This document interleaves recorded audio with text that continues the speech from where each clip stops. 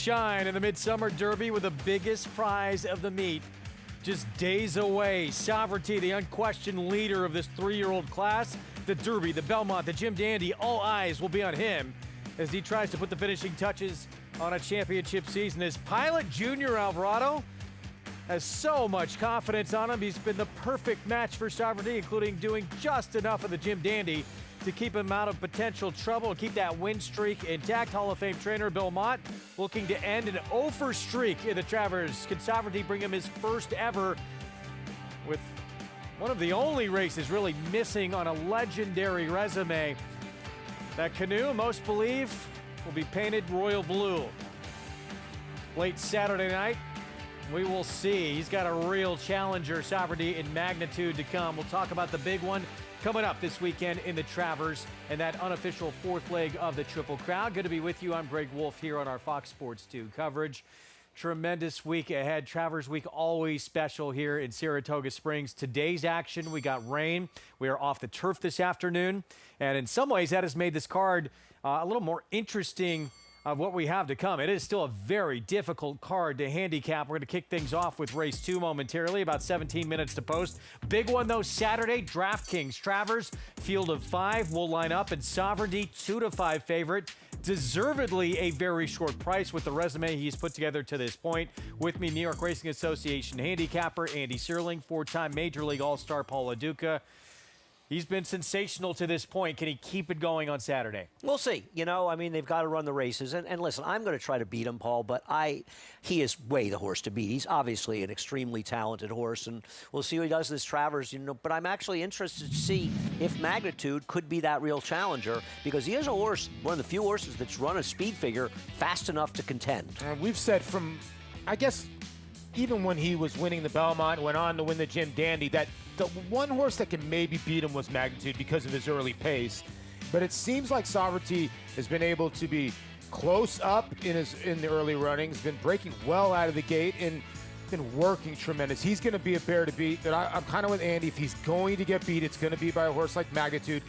But Ben Curtis is going to have to separate from this horse and try to beat this horse. He can't put this horse in play because this big old horse is just going to run you down. Just stink with Magnitude. He's the kind of horse that you got to let him roll. Yeah.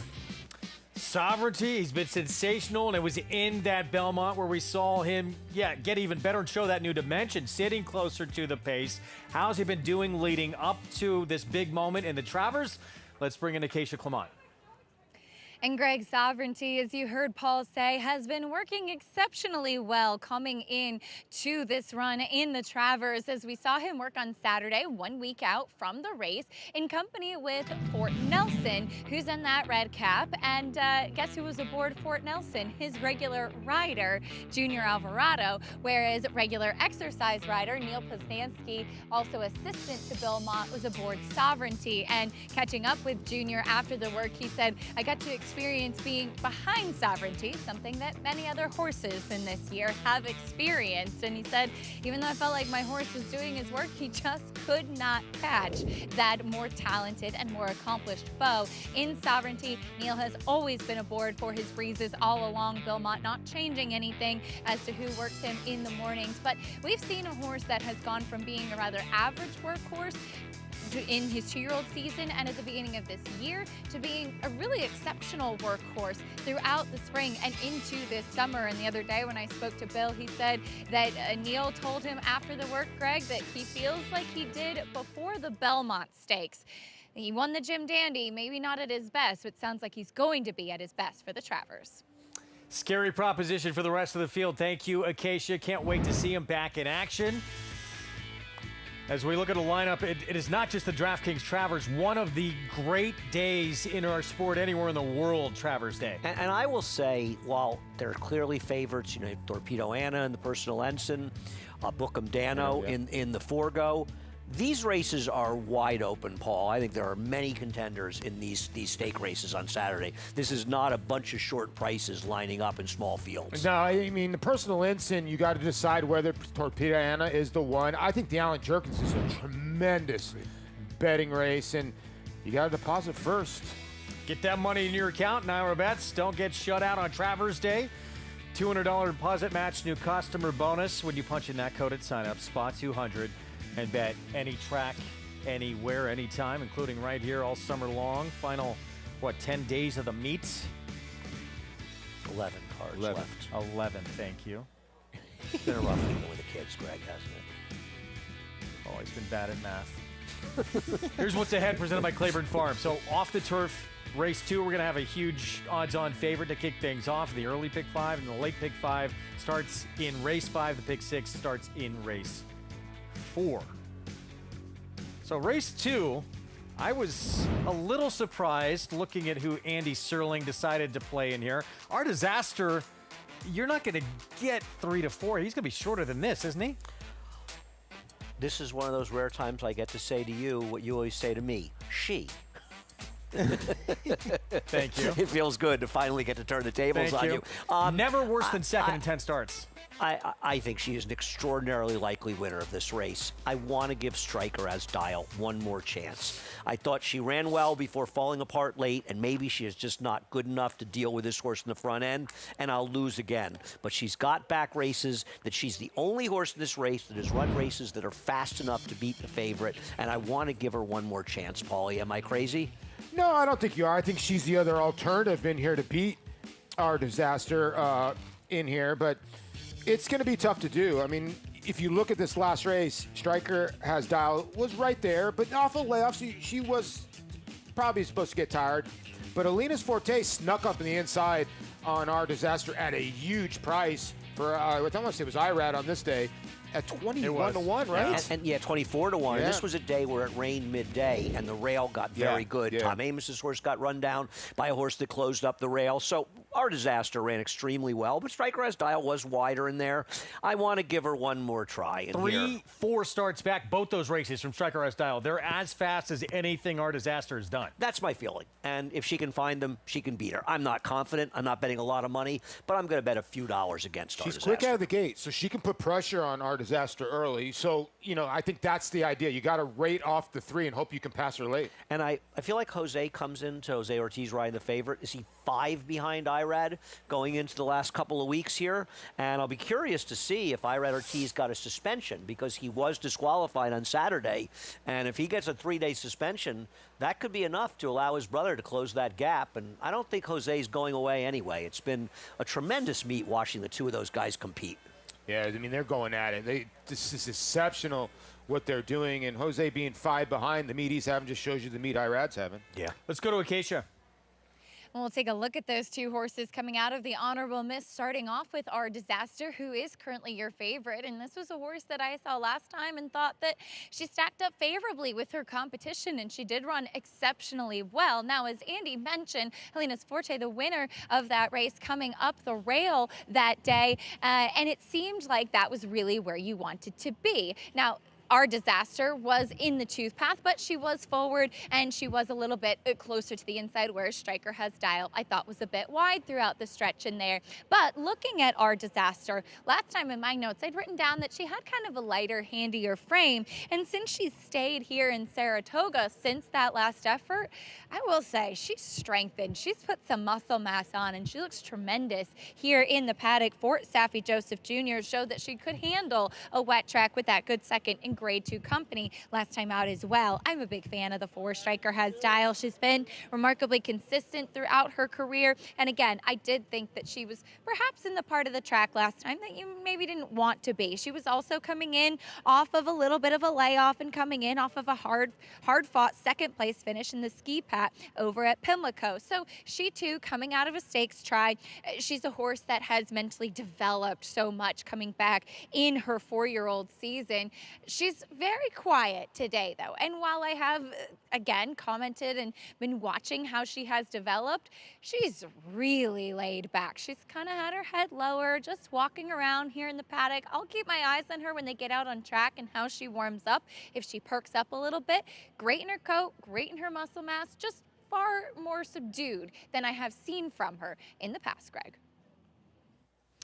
Thank you, Acacia. Pick 5 starts here. Their Striker has Dial. That is becoming more and more generous to see 6 to 1. I'm surprised, and the public, there may be a perception that she's not as good on a wet track, and I don't think that's a totally incorrect, even though she won a sloppy track. Her lower figures have been on wet tracks. I'm going to hope that's not the case, really, and we'll see what happens. I just think, even if she ends up going down to 7-2, I still think that's a reasonable price. I also don't think Patricia Ann is totally impossible. Did you find her to be completely out of it, Paulie? A little slow, but not that slow. Not that slow, Patricia Ann. I thought the 2 all class could be a horse that at least moves up on a wet surface, but her numbers, they can't touch the 3 or the 4. That last race was pretty good, wasn't it? It was decent, yeah. It was. No, I agree. I don't know where it came from, but it was pretty good. Jose Ortiz hopping aboard our disaster. And let's go back to last weekend. And this was one of the stories of the meet. Nitrogen making the move to the dirt for one of the most prestigious dirt races in the country, certainly for 3-year-old fillies. And she passed this test impressively. She did. It'll be really interesting to see what happens with these 3-year-old fillies going forward. The only race you'll still see them against their own age group is the Cotillion coming up in mid to late September at Parks, and we'll see who ends up going in there, because right now this division is wide open. Lacara, I know she didn't run well here, but she has 2 grade 1s. I think that Good Cheer is going to need to win a race. You know, she's going to need a big performance maybe to win the Eclipse at this point. But it's not, I mean, Nitrogen's good, but does she have huge credentials to be the leader of the division right now, Paulie? It's just tough to say because she's got such turf credentials that are great, but this might have stamped her here. I mean, this was a really good effort. That's a tough call because you're right. With Lacara's 2 grade 1s at the bank. Everyone in that group, they all need another big win, don't they? Yeah, Scottish Scottish Lassie, if she goes to Cotillion when they say they're pointing and she has a big win, then you've got a horse that ran a 99 buyer and won by a city block in the CCA Oaks. She can be the leader of the division, and I think at the end of the day, it probably gets settled in the Breeders' Cup Distaff. I don't know whether it's saying they're going to win the race, but if you finish second, you know, to an older horse in there, maybe that ends up being the horse that's champion if she has the other credentials. But it's pretty open right now. Seems that way. We know Scottish Lassie is going to the Cotillion. We'll find out who follows her there on that decision. Mark Cassie will be there. Pass. Mark will be there with somebody. Mark does not pass. Yeah. Mark runs. I wouldn't be surprised if Nitrogen runs. I won't be surprised if Lacara runs. So the post parade is coming up for race 2. I'll do odd numbers, Here's- Paul. Are you good with that? Phil Bowers, Rigney Racing's Lagadima, I believe is how you say it, with the Rat Ortiz Jr., the meet's leading rider. I guess if you're betting this horse, you're sort of hoping for some Phil Bauer magic. The problem I have, Paulie, is he doesn't have good numbers off of long layoffs, and she's never run a race fast enough to compete. Well, it was a good effort from this one last out, all class. Linda Rice, Dylan Davis, but this is a much tougher group. Yeah, she is 1-for-1 over a sloppy racetrack as well, but she's going to have to improve. The big favorite, deservedly so, Saffie Joseph Jr., Jose Ortiz, our disaster. I picked against her, but I am not against her. She's way the horse to beat. Striker has Dial. She has races that class up with the favorite, but not last start when they met. A filly by Dialed In, who's got some good efforts over wet surfaces. And outside, Patricia and Carlos Martinbarn. She's probably needs to get a little bit faster to win this race, but she's pretty good. She's second off a layoff, and she ran into Way the Risk last time, who ran one of the best races we saw here the entire meet. 5 minutes away, race 2. It starts in early pick 5. You can follow along, get all the stats on the horses, trainers, jockeys with free Equibase past performances. Get yours now at NYRIT.com/TV schedule and follow along. Good luck to everyone playing this afternoon. 1-2 favorite with the 3R disaster, but let's stick with this 5 here, Patricia Ann, and go back to her win 2 starts back. This was her second in a row, and this came at Aqueduct at 7 furlongs. Yeah, and this was a race off a layoff 3 races back. No, this is 2 races back, second off a layoff. She won off the layoff.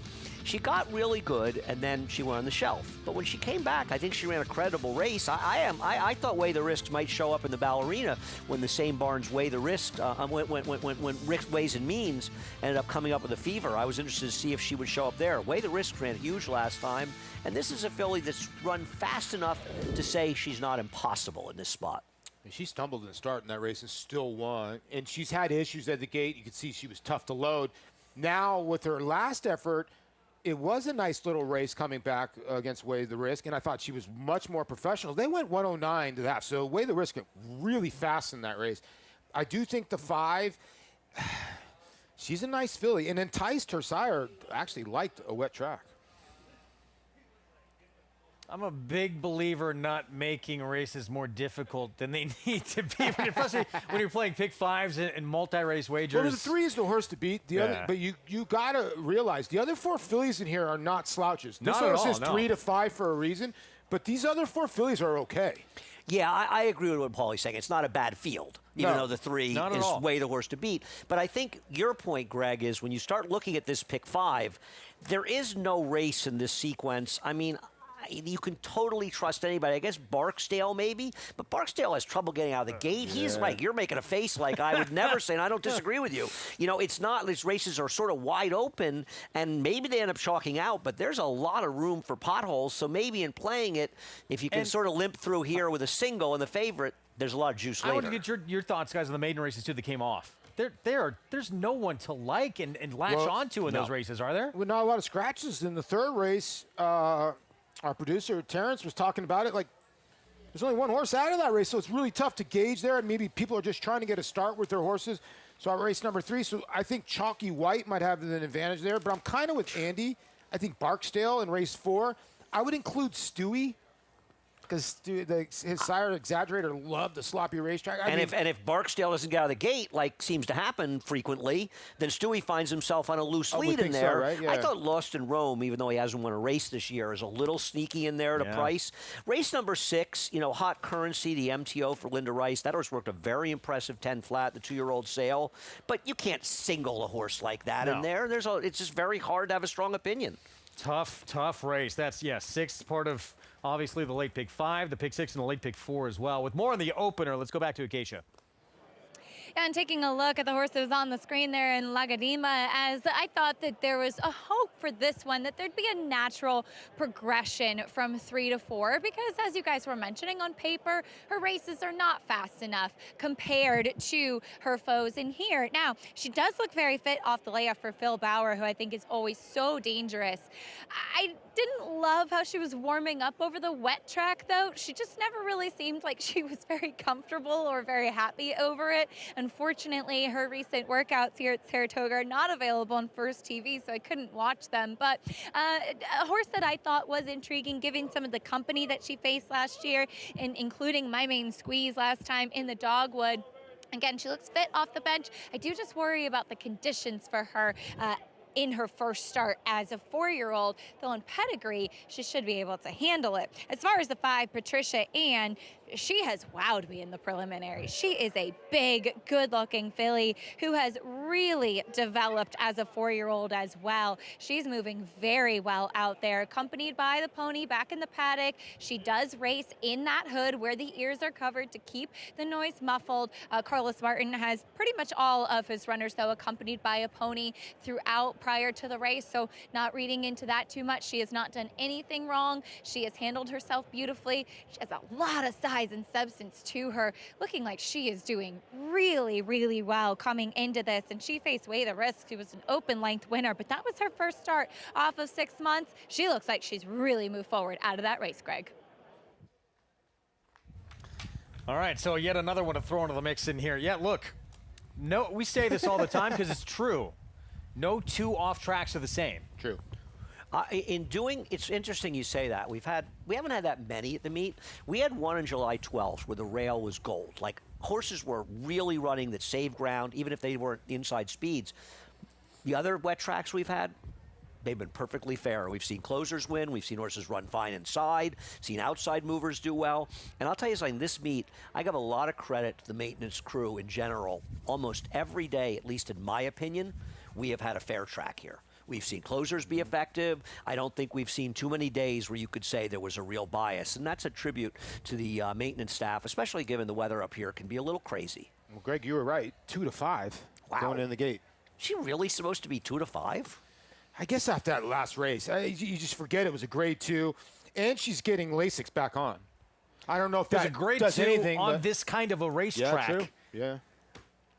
I thought so, but as you guys said, one of it's these a other good fillies field. could jump up. Yeah. We'll see. But deserving favorite, our disaster, coming out of grade 2 company. Let's kick off this Wednesday card of Travers Week with Frank Miramonti. Thanks, Greg. We're just waiting on Patricia Ann. She's right up to the gate.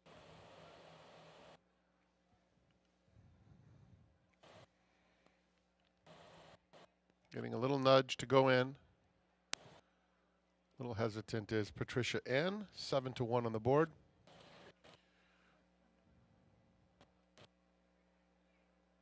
They're in the gate.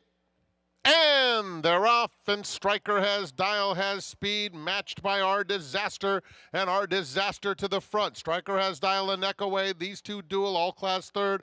Patricia Ann is fourth. Legadima the Gray at the back of the field, some 6 lengths off front running Our Disaster, who heads to the half-mile pole in front of Striker has Dial. 3 back, all class, is racing by herself in third. Then it's Patricia Ann. Legadima at the back, 21-4 for heavily favored Our Disaster, who's able to get a length and a half in front of Striker has Dial past the 3/8 pole. With all class a close up third, only 2.5 or so off the lead. Gap of 5, Patricia Ann and Legadima. They have a 1/4 mile to run. Our Disaster in front. Pursued throughout by Striker has Dial, and all class coming through along the inside, heading to the 8th pole. Our Disaster shaken up, 2-length lead. On the inside, all class just keeps coming and trying very hard to bridge this gap. It's Our Disaster, all class. Our Disaster a length, all class is just that. Our Disaster just a little too strong and wins under Jose Ortiz. All class was second, then Striker has Dial. Legadima picked it up late. Our Disaster odds on with the win. There was never really a moment where he felt, though, this was in the bag until late. No, I actually thought I had a shot with Striker as Dial in the turn. She just sort of got blown away in the stretch, same she did last time. All class ran another good race. Yeah. She's in terrific form, but this filly's just too good for these, Paulie. Yeah, she was too good. And it looked like Jose was kind of like baiting Dylan. You could tell Dylan kind of didn't want to go up the rail, but he was forced, and I thought the two ran a courageous race. They were out in the middle of the racetrack for a reason, I guess, and this horse did win at 2-5. You know, in watching wet tracks, a lot of times riders stay off the rail, and especially your Jose Ortiz riding a 2-5 shot. The last thing you want to do is drop down on the inside, and turns out the rail wasn't good, and that's why you lost the race. So I think they stay off, and intentionally, I think sometimes it gives the impression that the rail is bad. Based on what we saw here, Paulie, there's nothing wrong with being inside. Well, you see the start of this race, the 4 did go after the 3. The 3 was just quicker than her. Too good for her. She is quick early. 2 wins now and a half-length defeat in Grade 2 company in her last 3 starts. Number 44 of the meet for Jose Ortiz. Now just 4 back of his older brother. Yeah, 4 back and 97 total, somewhere in that area. What are they at now? They almost had 100. 48-44. So 92 total. That's crazy. Wow. Our Disaster with the win, 6 for 11 with 5 runner-ups. Pretty consistent filly for Saffie Joseph Jr. Well, she's never been in a race where she didn't show up. One thing you can always say, anytime you see slew on any kind of sire line, that means the horse is going to like a wet track. This is the daughter of Awesome Slew out of a Gotcha Gold mare. Of course, I think it's the name Slew makes them like a wet track. for some reason, they all like the Well, wet he didn't track. say awesome, so he just said slew. So, yeah, anything Yeah, with slew. Sami Any Slew, slew. Seattle Slew, anything with Slew. Slew Tizzy. Top challengers to sovereignty. Well, Magnitude, serious challenger. Missed the Triple Crown with an ankle chip. He is back as good as ever. Strategic focus. Can he bounce back off that Curlin defeat?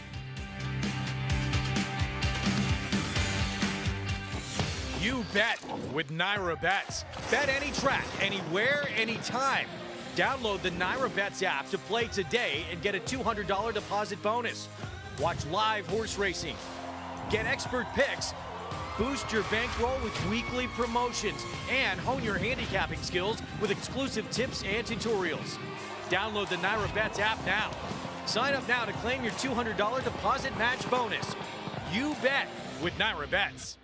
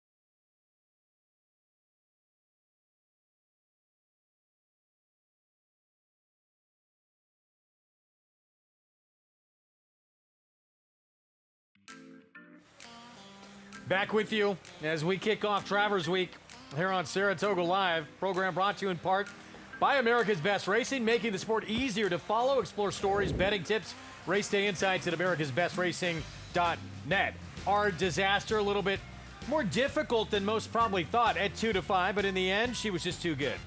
She's a very, very nice filly. I mean, she's never run a bad race, Paulie. Every time she runs well. Yeah, Greg said it. 6 wins, 5 seconds, and 11 starts. Never out of the exacta. 109 flat. Winter Circle lead-in brought to you by the Fasig-Tipton November sale, the world's premier breeding stock event. Nominate your star today. $2.80 for the win all class at 10-1. Winds up second. Striker has Dial. Completes that trifecta. Let's go to the Winter Circle with Acacia.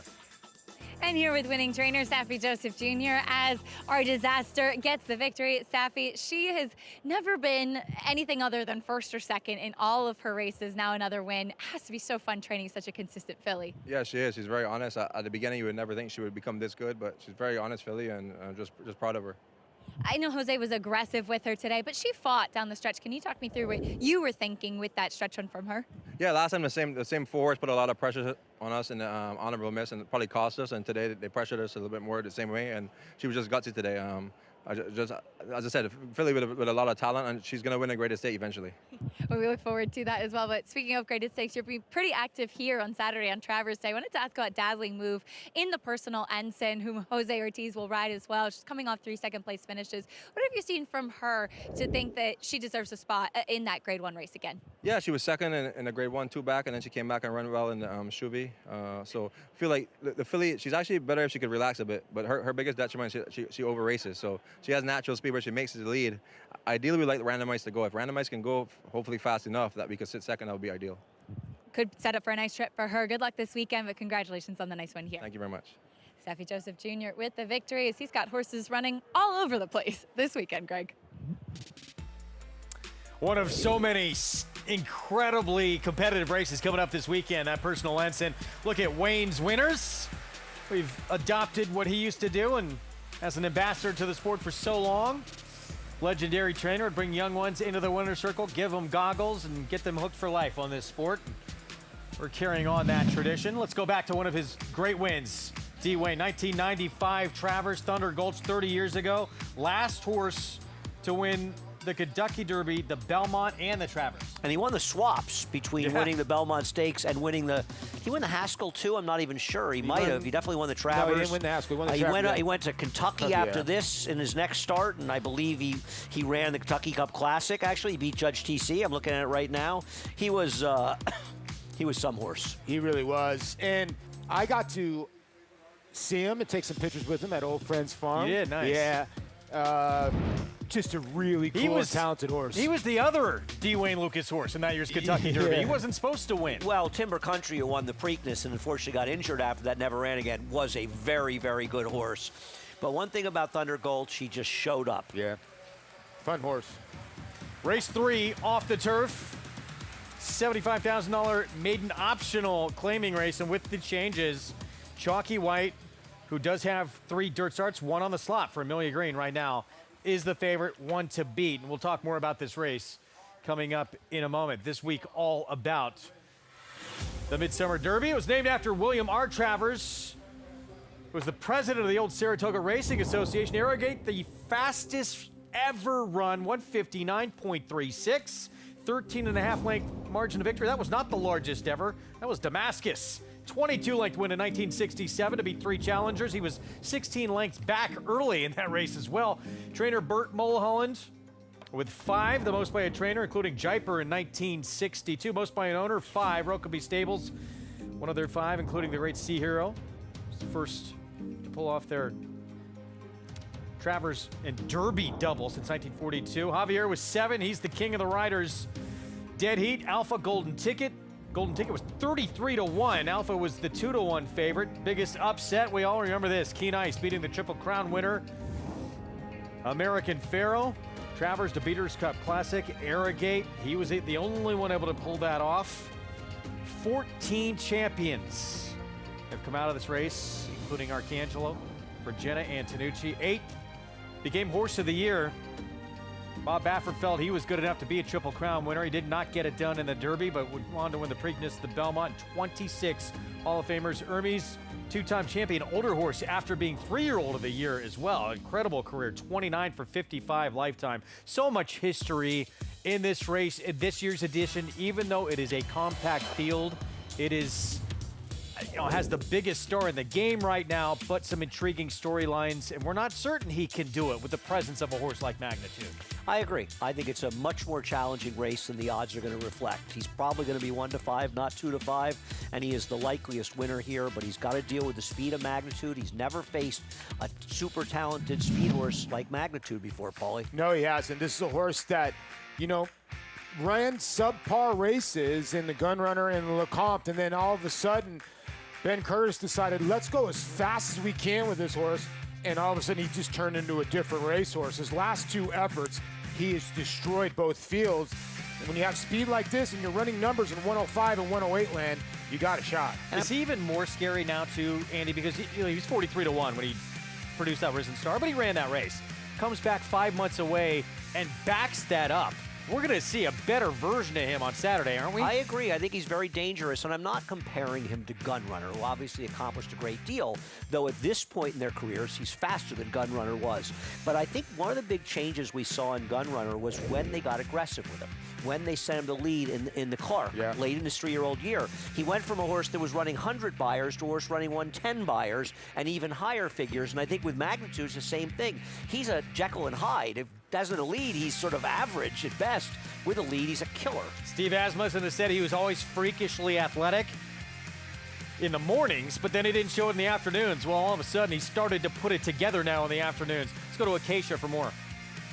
I'm really excited to see Magnitude come here. I think when they've started to use his speed more in the afternoons as well, that's when you've seen the jump up in those buyer speed figures. And with his recent performances, he worked on Sunday on the 17th, solo work here at Saratoga, where he did go 50-1, a maintenance work, but he was doing it so easily. A horse that, as I said, I am really excited to see what he can do, and he will add a very interesting layer to this group of 3-year-olds. Because of his speed, Sovereignty has been able to be closing from off of it, has been a little bit closer, but this will be the first time facing a horse with such deadly early speed like Magnitude does have, and we'll see if he still can run him down. He's a horse, Magnitude, that yes, has maybe arguably been winning against softer company recently, but he has the tactics that could turn the tables. As we take a look at Strategic Focus, who worked on Saturday going 101-2 in his most recent workout for Chad Brown.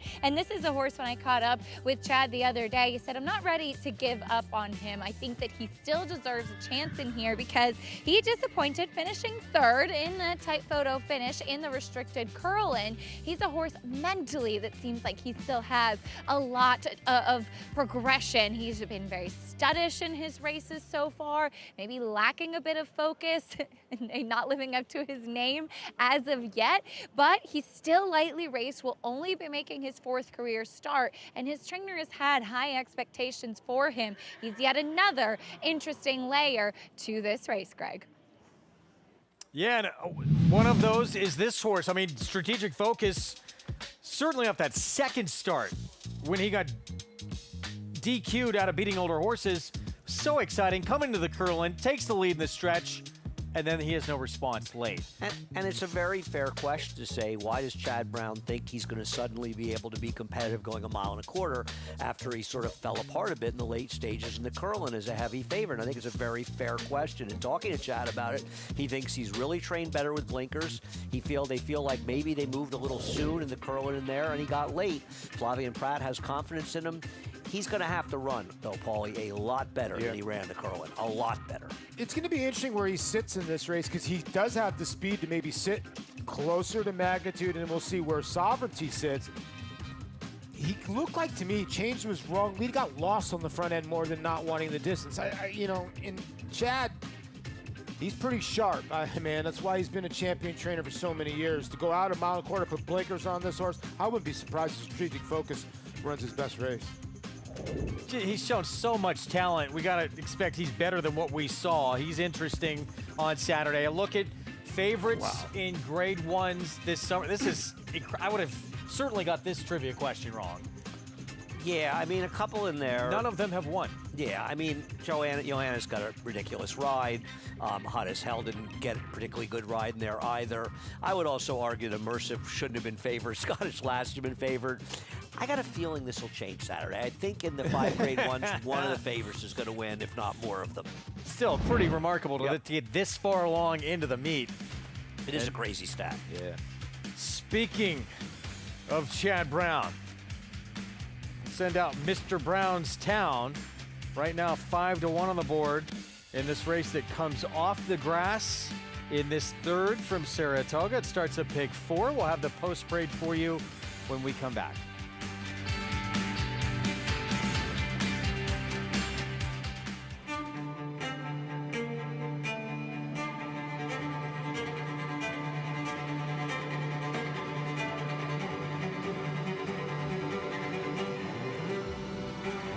Top of the stretch, an obliteration.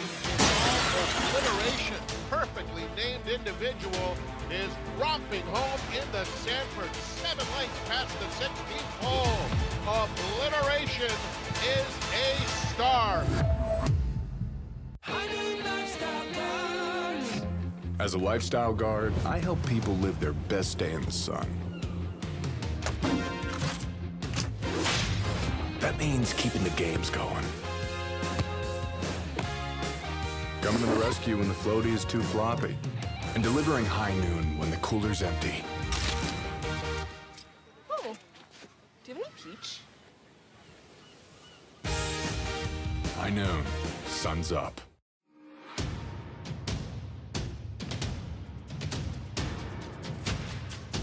Drain the Clock will win and win by as much as he wants. Drain the Clock will bound home the winner. Drain the Clock, Jackie's Warrior, drain the clock by a head. And 70, I'd had to get down $270,000.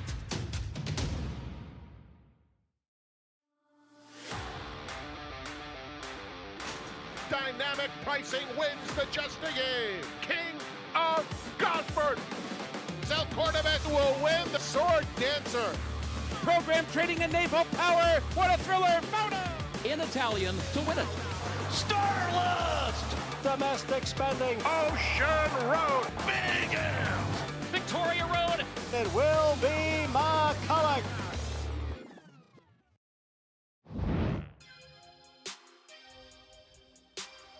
Back with you on our Fox Sports 2 coverage. You're watching Saratoga Live, brought to you in part by legendary Claiborne Farm.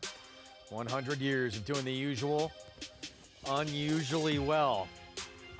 Race 3,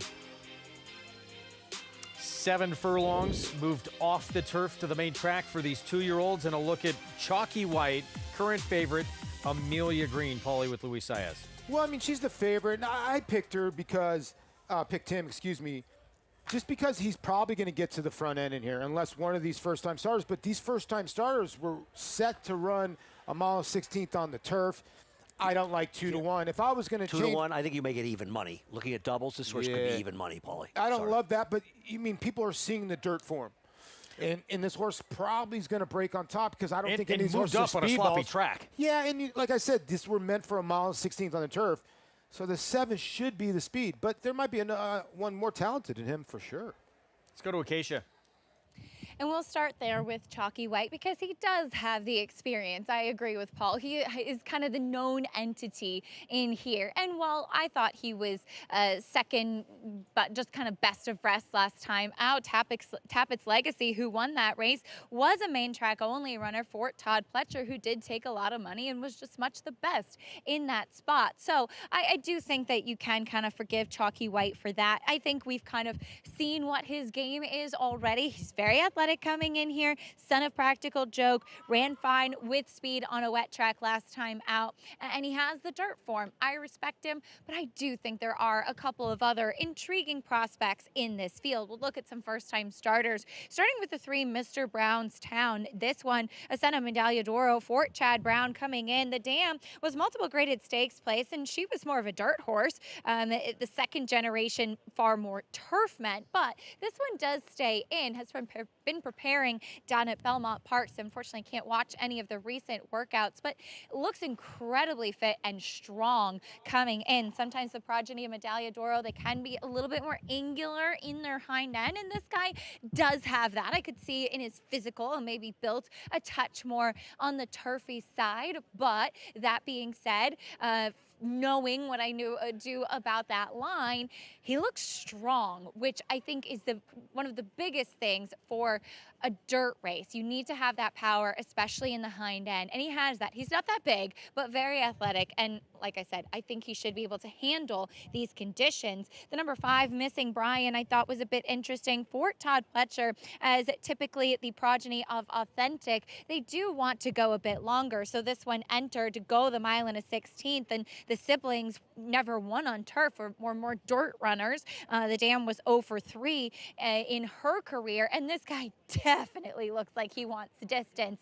I do think that he actually could handle the turf. He has a little bit of a flatter hoof and slacker pastern to him, but very flat back, which really will indicate one that wants distance. So debuting at 7 furlongs might just be a starting point for him. But Todd's other horse, the number 8, Lexington Pike, son of Lexitonian, the dam did win on the dirt, was 0 for 1 on the grass, but this one went 10-2 with the OBS March sale. Was really hard ass throughout, hanging on that left lead. He's settled once the tack is on, but very vocal, very green in the paddock when first coming in, which you just really don't expect from a Todd Pletcher runner.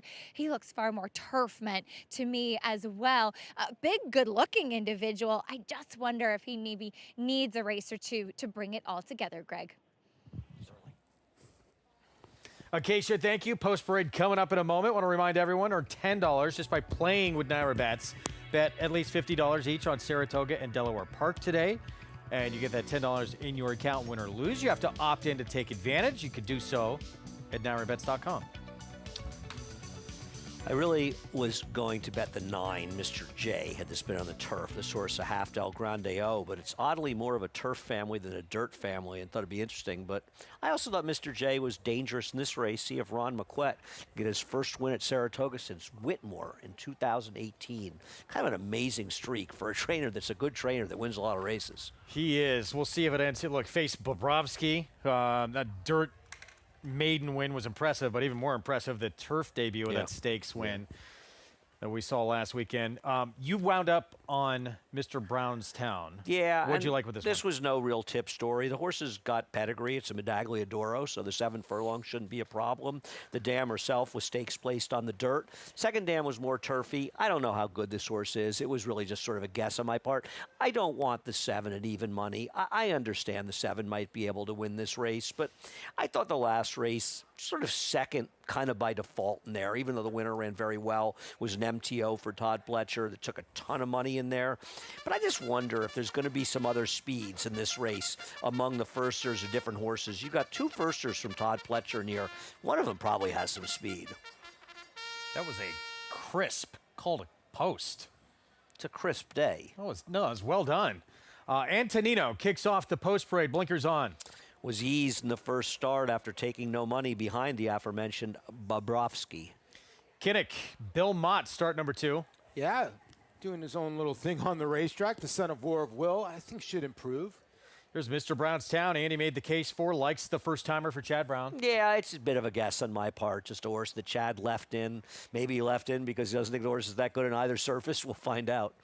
First of 2 for Todd Pletcher. Here's Missing Brian. I want to find out who Brian is, that this horse is obviously named for. Going out for our friends at Donegal Racing. Could be very dangerous. Jimmy Ryerson Barn, dirt debut for Joinder. Yeah, it's son of Connect in here is probably the one outsider. It was 70-1 last time out. We might look back and say 9-5 was pretty generous on the Well, 7. especially when he ends up going off around even money by post time. We'll see what happens. I'm playing against, but can certainly wire the field. Rearing up, Saez. Good job staying on there. Here's Lexington Pike, the other Pletcher runner. Yeah, sent a Lexingtonian. Lexingtonian's 1 for 9 with his first time stars. Byred Ortiz gets aboard. And not as famous as the doctor, but Mr. J. Ron Moquette, start number 2. Yeah, I think this horse is a little bit interesting. Didn't think ran that badly. Kind of had a bit of a trip first time out. Against a horse who came back and won a stakes race, albeit moving to grass for Dale Romans in Bobrovsky. 5-1 from that outside slot with Javier Castellano. Pick 4 starts here. Third from Saratoga when we come back. And Travers Week from Saratoga.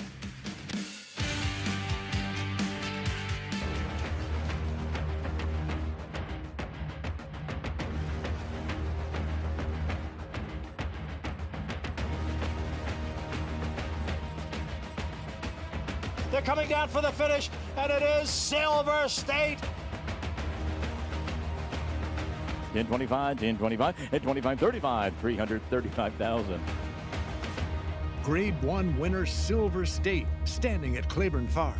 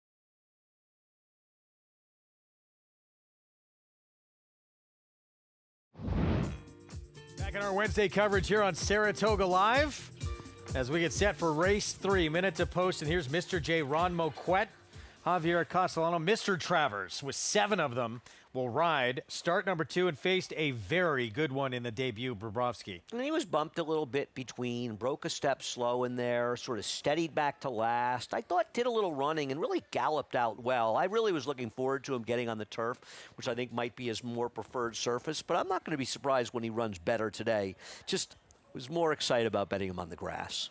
I think he gets a better draw, too, getting the outside. Getting the inside, he was a little antsy. He had trained, actually, at Ellis Park, brought him up here. And so now with the work and a race over here, maybe he'll be a little bit better. 5-1 currently. Start number 2 coming up with more on Mr. J. Let's go to Acacia.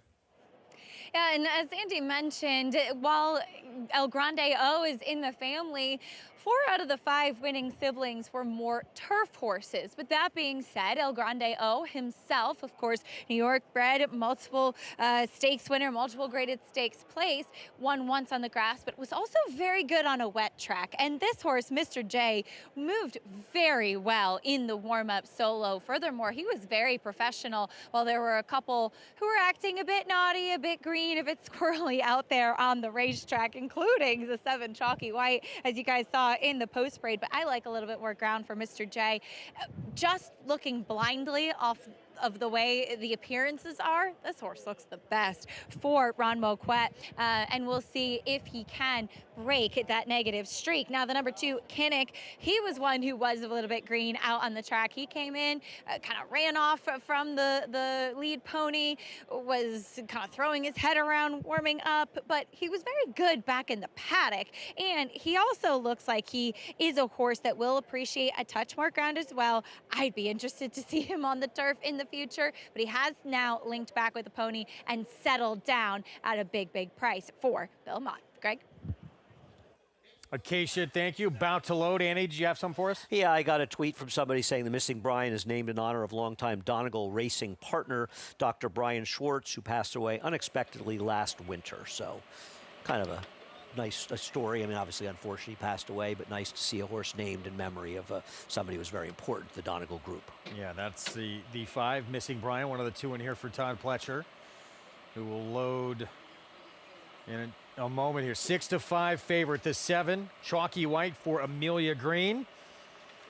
It's the 3rd on this Wednesday card. Let's go to Frank Miramonti. Last one to load will be Mr. J to the outside. Right up to the gate and in. They're in the gate and they're off. Joinder had a very alert beginning. Here's Kinnick. Antonino along the inside is 3rd in the early going. And here's Chalky White. So Chalky White and Kinnick are dueling through the opening stages. Antonino is down at the rail, and then it's Lexington Pike in 4th with 3 lengths to make up. Mr. Brownstown and Mr. J widest of all with 4 to come. Behind them comes Joinder, and it is a long, long way to missing Brian. They're heading to the half-mile pole. Antonino comes through to take the lead. The opening quarter went in 23 1/5 seconds. Chalky White on the outside, and Kinnick fights on in between those 2, heading to the 3/8 pole. Mr. Brownstown is 5 lengths off the lead, getting a little nudge and responding.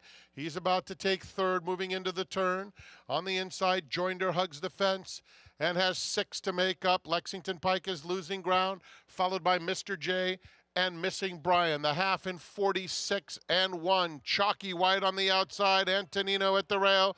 These 2 have been doing battle throughout. Joinder is finishing with interest. Mr. Brownstown in the center of the track has Chalky White, gets the upper hand with 1 furlong to go, splashing clear by 4 lengths.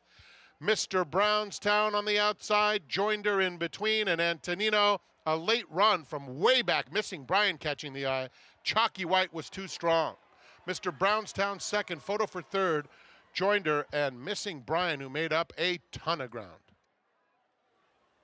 Chalky White battling up front with another horse and then just pulls clear of this group to win easily and break his maiden career start number 4. Not a perfect trip, but he was much the best, Paulie. Yeah, he was. The 5 kind of got left in the gate, missing Brian, who ran on. There you see Amelia Green with the winner and Chalky White.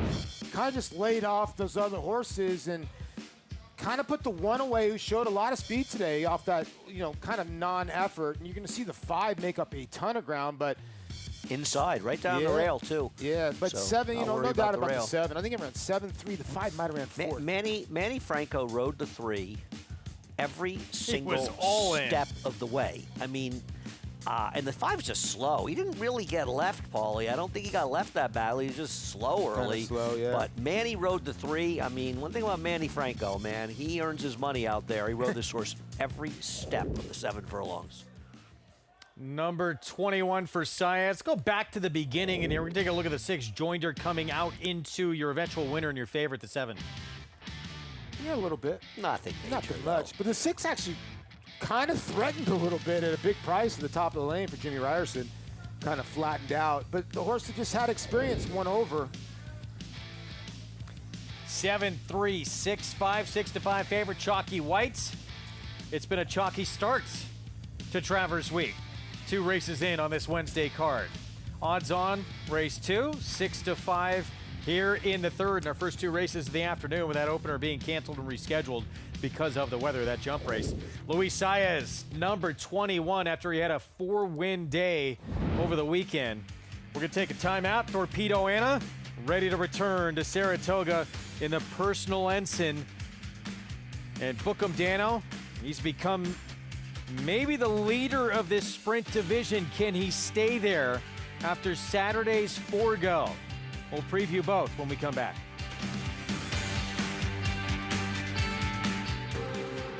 But it's all Pinehurst. Grade 1 winner at 2. Very impressive in the runaway Delmar Venturini. Graded stakes winner at 3. Pinehurst so gutsy. The highest earning son of twirling candy. Pinehurst lasted home to win it for the United States. Bred on the same cross as Gunrunner.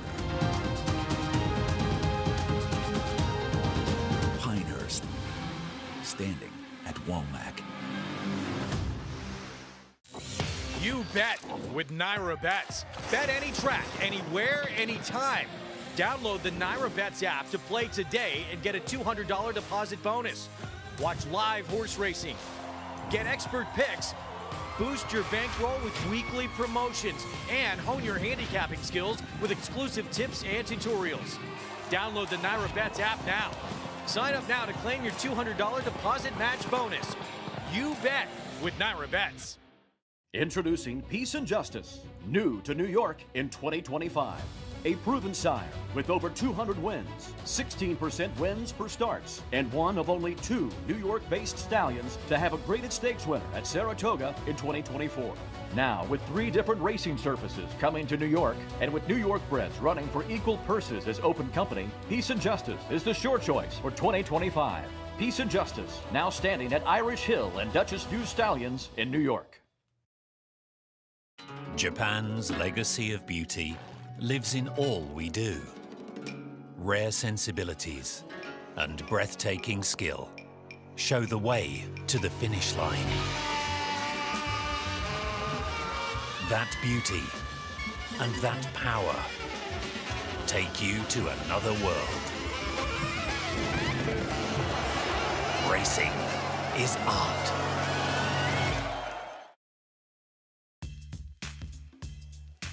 Back with you on our Fox Sports 2 coverage here on Saratoga Live. It's brought to you by Mohegan Sun. All in for Mohegan. Race 3 in the books. Chalky White, too good. Breaks his maiden career start, number 4 for a trainer on the rise. New face, Amelia Green. We're all expecting big things from her. Obviously tough to win at this meet, but she's got a lot more wins to come in her future. Let's go to Acacia. And here with Amelia as Chalky White gets the victory. His 4th start, Amelia, and Luis Saez put him in the right spot, but I'm sure that dirt form really gave you a little bit of added confidence for him today. Yeah, for sure. Obviously, we've been trying to get him on the grass a couple of times now, and I still think I would like to eventually get him on the grass, but he's running very well on the dirt, and I thought Louis rode him great today not to go to the lead, with those 2 long shots going to the lead, and set a perfect trip, and yeah, all credit to Louis, he rode him great. Yeah, I was going to ask him, he does look like a horse that would appreciate the turf. He definitely does, he's built like it, and like I said, I'm trying to get him on it, but if they rain off and he runs like that, then I'm not going to complain. Gives you some options as well. And this one for Arundel Farm, who I know have sent you some 2-year-olds and some nice horses as well. Talk a little bit about building the business and getting these wins up here this summer, especially with a couple of nice 2-year-olds. Yeah, absolutely. Arundel have been great, supporting me very early on in my career. I'm very thankful to them for the opportunity. And yeah, like you say, they have a nice group of 2-year-olds that they either breed or buy young, and they're running well. Now, towards the end of the meet, thankfully, we started to win a couple of races. We started off a little slow, but now I'm happy with how the 2-year-olds are running. Well, well done. You certainly have options with this horse going forward, too. Congratulations. Thank you very much. Amelia Green and Chalky White on the turf, on the dirt. This horse seems to handle it. Greg? Spent time under Todd Pletcher, and he knew the deal was that she'd stay with him a little bit longer to learn final few pointers before moving on her own and learn those lessons well. So we move on to race 4. 6 furlongs, starter optional claiming field starts the pick 6. And Barksdale, probably going to be favored by post time. Yeah, I think he will be favored. And, you know, with him, you'll at least know early if you're not dead. Yeah, true. Because he's a horse that can get left. He got left last time. He's done it before. If he breaks, he's a rocket ship. But if he gets left, Stewie could be on a clone lead here. Talk about the Pick Six more coming up in a moment. Saturday, Torpedo Anna, the champ, reigning horse of the year, back. And I've never experienced, she has been so divisive for a lot of people in terms, because she just keeps on winning. But she has You're not. her biggest fan. Well, look, I'm a big fan, but yeah, she hasn't gotten a whole lot faster this year, but she continues to win, except for that one race where Ken McPeak said I probably did bring her back a little bit too soon. This is far and away the toughest field she's faced, though, this year, even including the La Troyenne, where she ran so badly in there. And listen, she got it done in the Fleur-de-Lis. This is a tougher bunch, but this was a good effort by her and probably her best effort so far this year. There have been sort of mixed messages about her workouts. Two back, apparently not great. Her last workout, apparently very good. She's going to be the favorite and the horse to beat wherever she runs, but for my money, I'm going to try to beat her in this race. But listen, it's cool to see her back, and hopefully she can someday find that form that was brilliant, I thought, before going through the Travers last year, Paulie. Yeah, she was brilliant. I mean, she gave fierceness all she could handle, all you could handle in the Travers last year. She's 3 for 4 this year, and everybody's kind of knocking her. She's 5 for 5 at the distance. She loves it up here in Saratoga. I'm with Andy. This is by far the toughest field she's facing. I think she's going to face some pace. I love that she draws the outside, though. Yeah, her 3 wins, she's won pretty easily, too. She hasn't had to do a whole lot more. Maybe she does reach down and find more. Randomized, meanwhile, will have the inside post. She is quick, and that's a perfect post position for her because that first turn comes up almost immediately at a mile and an eighth. And we saw in the last race the Molly Pitcher, the randomized of old, the kind of horse that won the Alabama, the horse that beat Idiomatic in last year's Phipps. There's other speed in here. If she's able to control, even in a fast pace, she can wire this field. She's training very well coming in the race, and I expect a good effort. It just depends on how much pace you get in the race, because there are some other speed horses in here. Yeah, you got Dazzling Move right to her outside. That's pretty quick. I wonder what Bernie takes charge. Bernie takes charge the 5. Darth Vader. That's why I think Raging Sea is going to sit a great trip near the other Chad Brown mare. Awful last I know time. she was awful, Andy. I can't forgive her. But I do think that she gets just a better pace, like she did 2 back or 3 back. She's going to have to run. And look at Randomized, got $1.7 million in her bank. She's no slouch. Meanwhile, the Forgo, 7/8 of a mile, $500,000, is the New Jersey bred right now the clear-cut leader of this division. Yeah, I mean, I think it has to be considered, given how well he's run this year. I mean, even his one loss, I thought he ran a super race in the Churchill Downs, and he was very fast last time. He is a deserving favorite and the horse to beat. Yeah, this is, you look at this field, he's the horse to beat, Greg. You got Bishop's Bay, who's very talented. Most Wanted, the 1, has been running great. Mulligan finally gets kind of the outside to Bookham Dano. Will that help him out instead of Bookham Dano getting to the outside of him? I feel like Bookham Dano won this race despite there not being much pace and Mulligan having kind of the run of the race. Now you've got a race that has more speed in it, so I think it works even better for Bookham Dano. No disrespect to Mulligan, who won this race extremely impressively last year. Bookham Dano's just been better. He has. He's had his number each of the last 2 starts. And, you know, Derek Ryan has talked about Paco Lopez, who rides him the way he wants him to be ridden. Fits him like a glove. He's ridden him extremely well. And I just feel such an affinity for this horse because we've been watching him since so early in his career and watching him as a 2-year-old when he was a relative unknown. And I think we're the ones that kind of said, you know, this horse is maybe better than a lot of people think he is. This last start, though, Paulie, I mean, this was next level for him. Is he that good? He's getting good. He's getting really good. And you could tell that Derek Ryan has the utmost confidence in him. But when you get him to a 111 Byerland, you stop the clock in 108 change, you're running. I don't care what racetrack it is. And right now, if they ran the Breeders' Cup Sprint, he would be the favorite. I agree. I've talked to the connections quite a bit and talking about what races they want to point to. And I said there's no sprint race that shouldn't be on the table for this horse. Yeah. I mean, he belongs in any sprint race run in this country. And I'd love to see this horse get the Breeders' Cup. He's going to be fun to watch. Yeah. Best race he has ever run last time out. He's handled Mulligan each of the last Saratoga. 2 starts. And now you look at that lineup, and even though that True North couple back said grade 3, that felt like a grade 1. That was a loaded group. What a lineup on Saturday, punctuated by that DraftKings Travers. Do not miss out on the action. You could be part of it. DraftKings Travers, Saturday afternoon, one of the great cards in our sport all year long. Saturday, August 23rd. Get your tickets now. And be on site for the coverage at NYRA.com. Bill Mott, legend, Hall of Famer, has never won a Travers. 0 for 12 of the Travers with 13 starters, but he's never had a chance like this before. Sovereignty, the Kentucky Derby Belmont Stakes winner, out of the Jim Dandy as well, and now gearing up to be even better than he was just a couple of weeks ago, back at 1.25 miles. Stay with us. Connect, a grade 1 winning millionaire, making his mark as a sire. With Rattle and Roll, a grade 1 winning 2-year-old. Graded stakes winners Whitwaters ran. Implicated, Apple Picker, and Forever After All. Connect, a proven sire in the making. Standing at Lanes End Farm.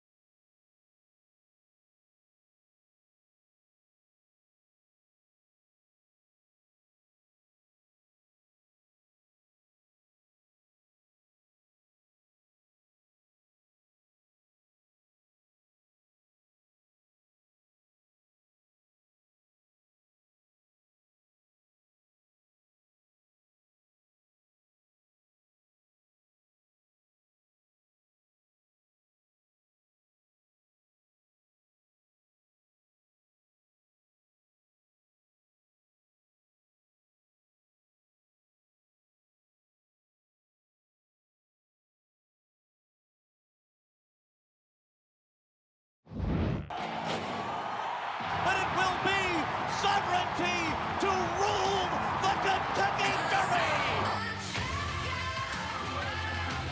Sovereignty goes right by journalism once again, leaving absolutely no doubt who the best 3-year-old in the world is. But it's Sovereignty and Junior Alvarado still on top.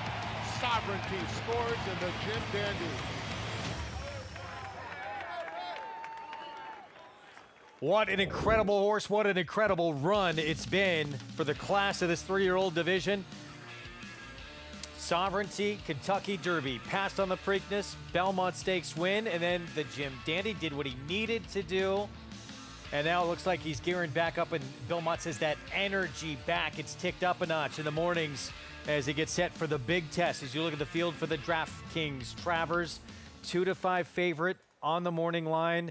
And if he shows up with his A race, are you still wondering, Magnitude, maybe he has that race to match him. I mean, Magnitude's race in the Risen Star was fast enough to beat or basically contend with Sovereignty's race in the Belmont. There's a big difference between winning the Risen Star and winning the Iowa Derby and beating winning a a mile like and a quarter for the Sovereignty and first winning time. a mile and a quarter. But I respect Steve Asmussen. I respect Magnitude, and I think it's a more competitive race than the odds may suggest.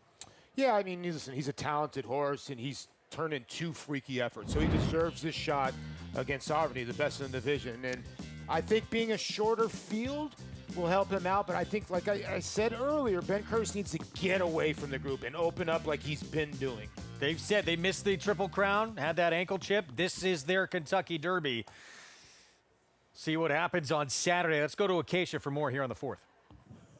I wanted to start things off with the number 4, Barksdale, who I do think on the drop-in class and looking at his form is arguably the best horse in this race. His Achilles heel, though, is the break. And I had kind of joked with his trainer, Will Walden. I said, what's the key to getting him out of the gate? He said, if I knew, I would tell you. But he did remind me that there was a delay at the start of that last race. And Barksdale had been loaded early, and then another horse had acted up. They'd had to back out the whole field and reload them. And Dylan Davis, who was aboard that day, had said that he felt like he was bright and alert when he first got in the gate. And then with that delay and having to back out and reload, it kind of completely took the wind out of his sails. And he is a horse that typically is very laid back. And while he's not the tallest, there's a lot of length to his frame. I think he probably takes up a lot of space in the gate, and maybe combining, I should say, his size with his laid back demeanor, and given what he had to experience with that delay last time out, it was just a kind of all things together for him to break slowly. But he has had the habit of doing exactly that. He looks tremendous in here. If he can get out cleanly, I think he's very much the horse to beat. Now, the 3, Stewie, coming in off of a win for Jamie Begg last time out, and I thought it was a very nice effort showing that he could rate a little bit off the pace. If Barksdale breaks, he should be in front, thinking that Stewie would be kind of sitting just off of him. Now, that being said, that was a restricted first-level allowance against New York Bred Company. He's stepping into open today. He's stepping up to the next level. So he really does have to take a step forward. But it was a valiant effort, and it did show some tenacity from him and a different running style. He's a horse that really has come along well, too, for Jamie Begg, who's only run 4 horses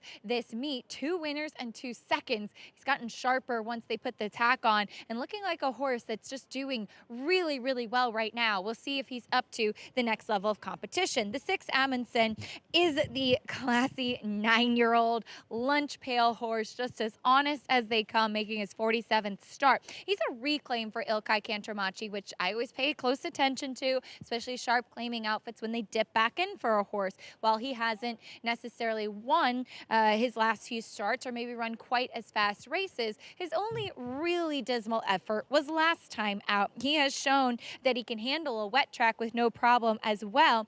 I will say, off the claim and looking at him here, his weight looks tremendous. So far, his energy looks very good. I'll keep an eye on him throughout, but looking like he's doing well back into the Kantermachi barn. We'll see if he can find some of those former fast races, or if Father Time has caught up to him a bit, Greg.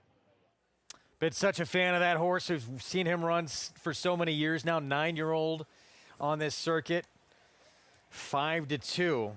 And a horse who's still pretty good at that advanced age. He's won over $840,000 in his career. I don't want to count him out, and he is a tremendous old veteran at 9 years old. His last race was bad, and it worries me. But 2, 3, 4 starts back, those were all good enough to win, weren't they? I don't think 2 back was, but I think 3 and 4 back were. I don't know. I just can't bet him. I just can't bet him off his last race. Let's go back to this one. Here's Stewie. Jamie Begg, Ricardo Santana Jr., he just won at Saratoga in a New York bred first-level allowance on July 26th. Yeah, it was a good effort, and he just got up. He was so wide in this race, but he got up in the shadow of the wire at about 3.5 to 1. He was a tepid favorite that day. And he's kind of horse that's always gone to the front end, and this is the first time he really passed horses. He got an absolutely perfect trip, but he did something, as you say, he's never done before. He was able to pass horses. It probably helped that I bet the horse inside him at 9 or 10 to 1 that he was able to get the win. It was a frustrating loss, to say the least, but he showed a new dimension. He is going to be tough to beat if the 4 gets left. because he's going to find himself on a lone lead. Now, if the 4 breaks, it's a different story. And keep in mind, he got a pace to run at last time, a contentious pace. If the 4 breaks, he's not going to get the contentious pace to run at. He's going to have to outrun Barksdale and hold off any closers. I'm against him, but I could see the path to victory for him. I think Lost in Rome is the interesting other horse who's 7-1 right now, the 5. You know, he was wide against a good rail 2 races back, and I thought ran a race that's a little better than it looks, and he broke slowly last time and then got eliminated around the 5/16 pole. I think Lost in Rome might be a little sneaky in here. And I know you kind of agree with me, Greg. I do too. I think this is a very wide open race, and everyone loves Barksdale. I'm not so sure about his form coming in. I know he's faced a ton better. It's a huge drop, but I'll say this: he ain't trustworthy. One of the better named horses in here, out of by street sense, I should say. And if you have not seen The Wire, I did spend a summer here at Saratoga a few years back, where I watched the entire run of The Wire. And Avon Barksdale, sure that's the name here. I'm watching when I get back to New York. So I good. cannot believe Homicide You've Life on the not Streets. seen it? No, Homicide Life on the Streets was like my favorite TV show ever. I'm jealous that you're going to get to watch it. And you don't know what happens. It's so good.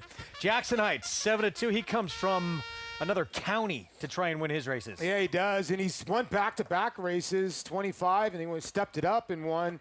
You're right, he needs pace in front of him. Here is Stewie. We showed you that win last start.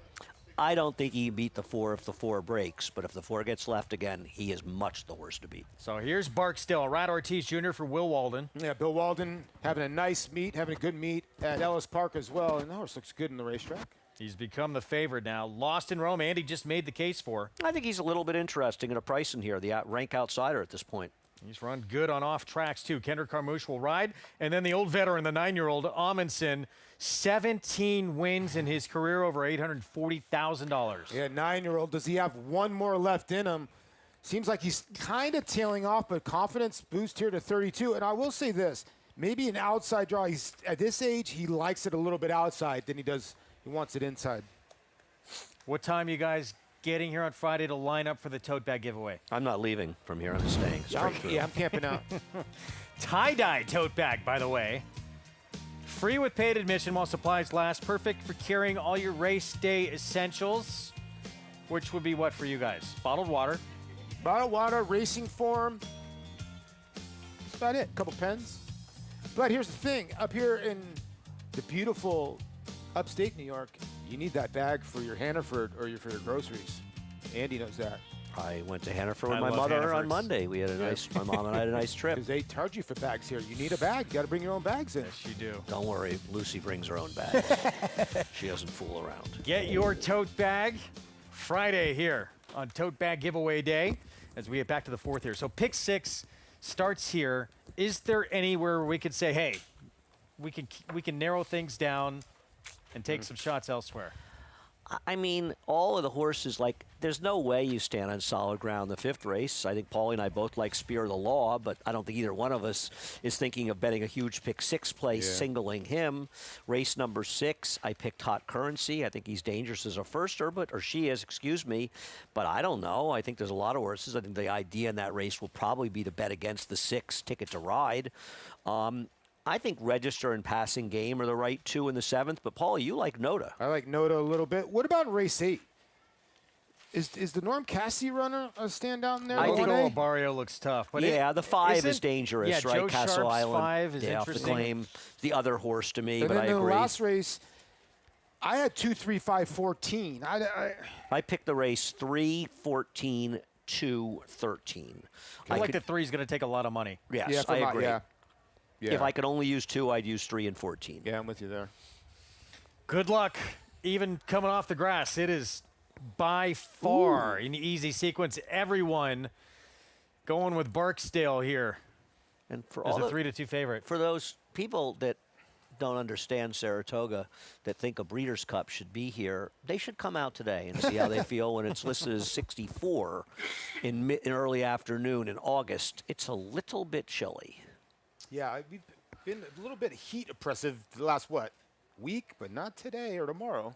They had the heat on in the racing office, and I went in there, and I said, it's just depressing that we have the heat on in August. Third but off the they're layoff for Barksdale. Big drop in class, but with some others in this group. Let's go back to Acacia. And Barksdale getting a big warm-up out there under Irado Ortiz, as we'll check in with the number 5, Lost in Rome, who Andy was talking about in the trip that he had last time out. He is a horse with some back class as well. This is the 8-year-old, not quite the elder statesman, in here with the 9-year-old Amundsen in the field, but an 8-year-old who is making start number 67 and has also been very consistent, getting that big Kendrick Carmouche warm-up. He's been circling him. He's kept him moving, as he did break slowly last time out and then did have to check. He used to be able to kind of put himself into the race a little bit more, and while Kendrick always does give a big warm-up, the intention that he's showing with the circles and keeping moving constantly, a lot of jogging, leads me to believe that he really wants to try to get out of the gate a little bit better and put this horse into the race a bit more. Moving well, it looks great coming in here for some lower profile connections, who I think certainly have him in the right spot. The 2 Jackson Heights, you saw him just getting a saddle adjustment on there. He is a little bit more of a narrow withered type of horse, and looked like they just needed to tighten the girth a bit, as Manny Franco didn't even jump off. But he's won his last 2 races. There was a time, if you had ever told me that Jackson Heights was going to win going 6 and 7 furlongs, I would have said that you're crazy. So he's already shown he can handle this distance. He's been doing very well, and lately, by his standards, he's actually been breaking better. He had a great warm-up, and he looks fantastic coming in here. He is one that typically comes from very far off of it, but like I said, for his standards, being only 10 lengths back from the field is actually pretty good. So we'll see where Manny can have him positioned in here today, as he's kind of the now horse trying to make it 3 in a row, Greg. 9-2 right now. He is going to come from, again, another zip code to try and win this race. Is there enough speed to set it up for him? I don't think there is. He's a horse that's gotten 2 extremely fast paces in his last 2 races. He is a cool horse, and people get excited by these horses, Paulie, that come from way, way back. Yeah. I just don't know if he's good enough, nor do I think he's going to get enough pace. That's the issue. In a small field, if the 4 doesn't break, then the 2's completely left out, because the 3 goes to the front end. He has to hope the 3 and the 4 both duel, and he's got to also pass the 6, who's going to be in front of him. And I don't think if the 4 breaks, you're going to see Ricardo Santana be super aggressive with Stewie, because he showed last time he could sit off of the field, and I think he'll just realize, like, if the 4 breaks, I think the feeling is, if he runs his race, Barksdale, I don't know if I can beat him, but I don't want to burn my horse out trying to beat him, because then I'll just set it up for somebody else. Sure. So Stewie's best chance to win, obviously, is the 4 getting left, and that's a real possibility. None of those scenarios bode well for Jackson Heights. I'm with you. I think the 9-year-old on the outside is a better proposition, and I don't really like Amundsen. See, I think Lost in Rome, who Jackson Heights beat 2 back, Jackson Heights beat him because Lost in Rome, and it was no fault of the rider, I think it was Manny that day, he just moved too soon, as it turned out, into a race that collapsed at the end. I think Amundsen has the races. That last start, too, didn't get the kind of break he wanted, but we'll see. I don't want to count him out. He's the old pro. I suppose anything's possible. I just can't play him off his last race, but I hear Pick you. 6 starts here, and it's Barksdale the 4, the favorite. 7-5 here for Will Walden. Irado Ortiz Jr. looking for his 49th winner of this meet. Good luck at the pick 6. Let's go to Frank Miramonti for the call. Lost in Rome coming up. And Amundsen, the 9-year-old. They're in the gate. And they're off. They broke in a line. Stewie is out alertly, challenged immediately by Barksdale. Barksdale intent on getting to the front. Amundsen comes away in 3rd, already 3.5 off them. Then Lost in Rome and Jackson Heights. Irado Ortiz Jr. has Barksdale opening up 1.5 lengths. Stewie will angle to his outside and keep in close attendance to this pace. Then it's Lost in Rome, dueling with Amundsen, 7 off them now. And 3 clear of Jackson Heights, 22-1 for Barksdale, who rounds the far turn in charge. Less than 3/8 of a mile to go. 2 lengths back, Stewie has to get after him in 2nd. It's another 3 back to Amundsen, now a clear 3rd, and Lost in Rome is 4, top of the stretch for Barksdale. Barksdale has a 2.5 length lead. Stewie, Amundsen in 3rd, inside the furlong pole, and Barksdale still in complete command. 4 lengths now with a 16th to go. Stewie trying his best, and now just simply trying to get into that second place, as it will be Barksdale. Stewie does hold second, then Loston Roman Amundsen. Barksdale with the win. I don't know if I've ever seen a race over this early. It was. I mean, Stewie gave futile chase, but Andy, we called it. Like, the 4 went to the front end, but broke. And Andy, we talked about it. When this horse broke on the button, the race was over. Right, and, I give a lot of credit to Ricardo Santano. I think, the old Migliori, getting your position going forward. He worked enough to make sure that the winner, Barksdale, had to run a little bit early. But after that, he knew I can't really run with him. Yeah. It's going to be it'd be the death of my chance to be second even. He finished second in doing so, and he just kind of hoped Barksdale wouldn't run. And he did, Barksdale. But we talked about this beforehand. I don't think that anything happened in this race that we didn't think was likely to happen, as long as the 4 broke. And once the 4 broke, the race was kind of over, right? It was a clean break for all, to be honest with you. And Barksdale just broke out of there nicely. And you can see the start again. It's him and Stewie out of the gate. And once he clears Stewie, the race is over. It's over. It's over. He went only a little bit slower than the winner of the first race today, and she's a stakes quality filly. I mean, I know he's a male, but this horse ran today. Not a shock. Probably got claimed, too. Yeah, I would think so. Was the lone horse in? Well, the 6 and him were the only 2 horses in for the claim, too. 4-3. 5-6, 6-5 on Barksdale. And 4 wins now from 14 career starts. Huge drop in class, and that's what you get. And thankfully for Irad now, he's back to that 5-win lead over his brother. And if you don't think these guys are competitive, you're nuts. You didn't watch Card Talk then. Right. Or you haven't watched these guys ride for the last 10 years either. The fact that they're going to get to 100 wins, they're at 93 right now. Not even close, right? And they get 120 wins. That's crazy. Right. Easily get to 120 wins. Amazing. 4 was claimed. We'll move to a new barn, but not before giving these connections a win on the way out. Yeah. Big win. Listen, you drop a horse for 32, your object is to win the race if you lose the horse, and that's exactly what happened today. Well, once again, number 49, for that man right there leading the way here at the meet, Arad Ortiz Jr., teaming up with Cypress Creek Equine, Will Walden, dominant victory. It's our time. The most dominant 2-year-old performance we've seen in some time here in upstate New York for our colleague, Tom Amos. What is next for this sensational 2-year-old who won by more than 17 lengths? Stay with us. It's America's original sport. And no one covers it better than America'sBestRacing.net. From the sport to the lifestyle, the best races, horses, and destination venues, cocktails, gambling, fashion, and more. America'sBestRacing.net is a sport for you.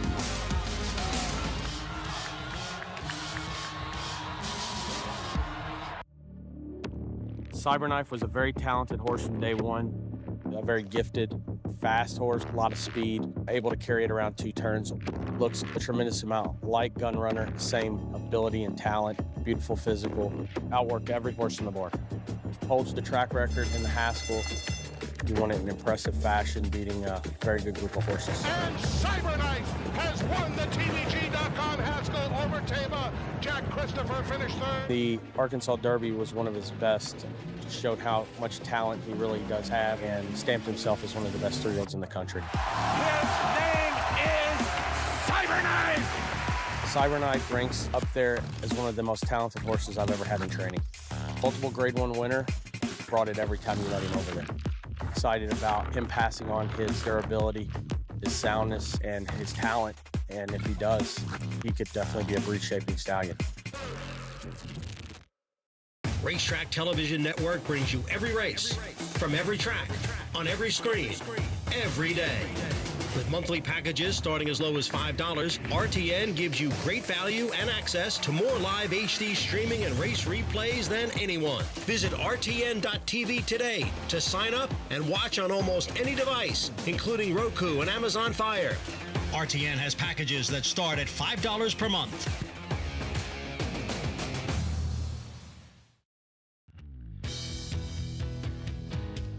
Welcome back to Saratoga Live. You can check out nybreds.com for more information on the New York Thoroughbred Breeding and Development Fund.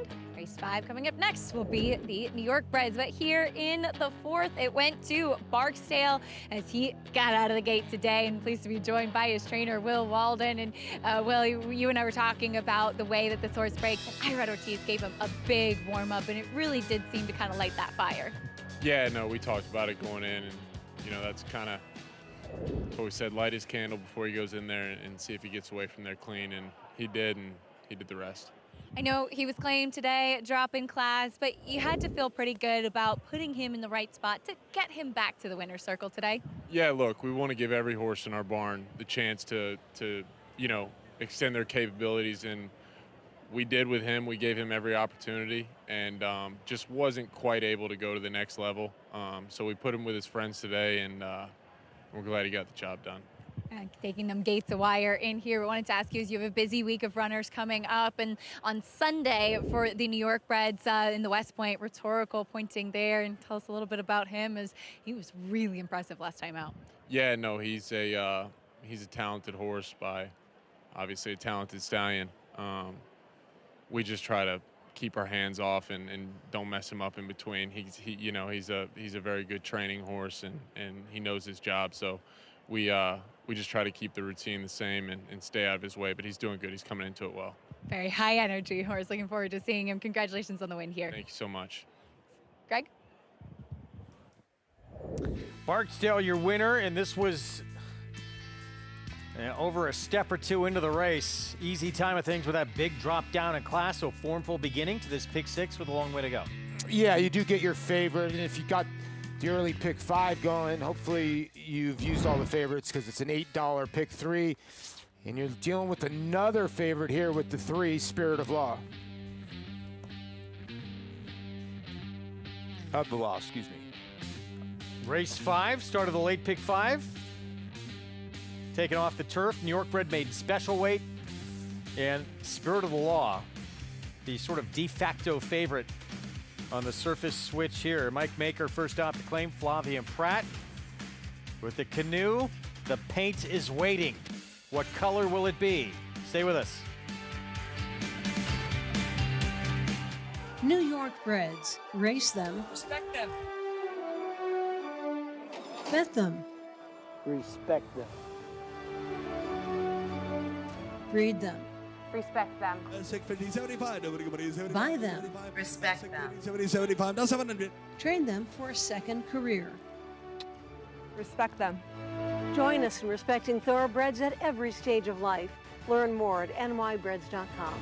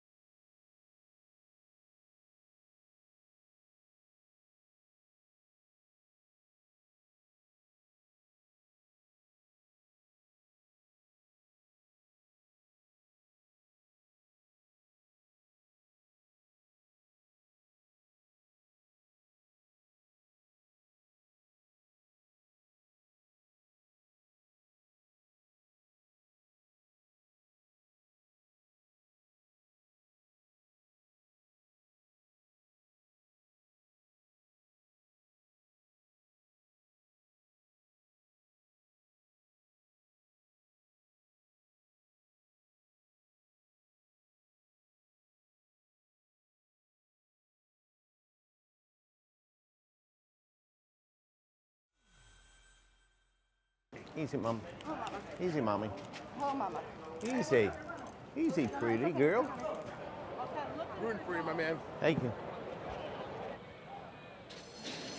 And they're off in the Alabama, presented by Keeneland Sales. And Nitrogen, looming large with a quarter of a mile to go, takes the lead away from Lacara as Good Cheer angles to the center of the racetrack. Then Margie's Intention, they're coming to the 8th pole. Come on, and Mommy. It's Nitrogen in front by 2. Good Cheer is trying Come to on, run her down. These are the 2. Come on, Nitrogen Nike. still full of run with a 16th to go. Come on, She's Nike. shifting about, but maintaining the lead while going wide. Good Cheer opts to go inside. Nitrogen and Jose Ortiz to win the Alabama, presented by Keeneland Sales. Yeah.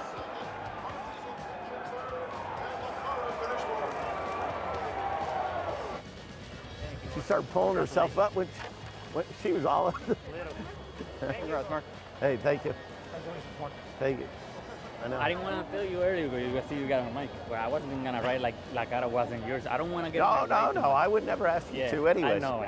I would never ask you that. I didn't want to get on her way. You noticed I didn't tell you anything. In the first turn, I went wide. I know. On the backside, I went wide. I don't want to bother, but I want to be close. Yeah, I knew. I'll tell you, I don't get nervous very often. I was nervous. I've been nervous for a few days. I think right now she's the champion. She's the leader of the 3-year-old filly division. So I have to figure out how not to screw that up. Well, you got her here. That's all that matters. Wow, did that work out well. Race that Mark Casse, dual Hall of Famer, had been watching since he was 8 years old, dreamed of winning. Actually had Wonder Gadet a few years ago. She wanted to tackle the boys in the Travers instead of going to the Alabama. Now gets that win and has a filly right in the mix for a championship. Absolutely. I mean, think of it's just wide open. It couldn't be any more wide open. No, it couldn't be. And he's got a knack with these fillies, doesn't he? Whether it's dirt, turf, I mean, the great Tepin, now Nitrogen, he's had some really nice fillies. Time for our bullet performance of the week. Wow. I'll have a bullet right now. Warm me up It's a little. our time. Tom Amoss, first time out. Not just winning by 17 3/4 lengths, first asking as a 2-year-old here at Saratoga, buyer figure in the mid-90s, but beating the most hyped 2-year-old on the grounds this summer in the process. Yeah, I think whose trainer might have learned a lesson about comparing a horse to Uncle Mo before the horse ever raced before. Tom didn't compare this one to Uncle Mo, but his performance on the track certainly was comparable, Paulie. Yeah, you know, listen, I got the call from Jason Worth, everybody. This thing's the next coming, this and that. The second-place finisher. Yeah, the second-place finisher. And I texted Greg Wolf, well, Tom Amoss stuffed that horse in a locker with this horse because this thing was unbelievable. 116 and change? If you 115 and change. If you didn't know which one was the super hyped one when they were going to the backstretch, you would have thought it was this one because this horse just ranged up outside of the heavy favorite and went by him like he was standing still. Second fastest 2-year-old we have seen run this year, behind Brant for Bob Baffert at Del Mar. By the way, our performance of the week, it's our time, brought to you by Bullet Bourbon. Let the doing do the talking with Bullet. The difference there is 6.5 furlongs compared to 5.5. I completely 100%. agree, and I was talking to a friend of mine who makes figures, and he said if this had been a 6-furlong race going by his split, he would have gotten a figure of close to 100. And this is a very talented horse, and I don't know. I know that everybody here agrees. We're all excited for Tom. Yeah. Can't wait to see what is next after that sensational performance. Right now, more on an organization right down the road from the racetrack.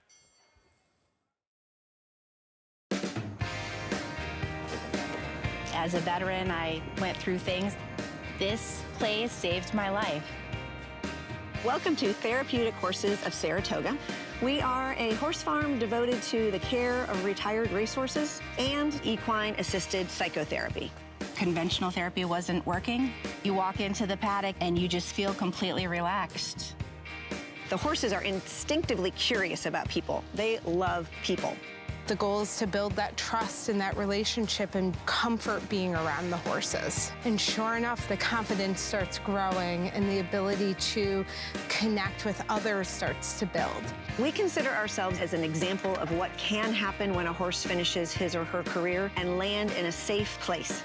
These horses have another purpose now. They're here to heal us. Together, the horses are helped and the humans are healed.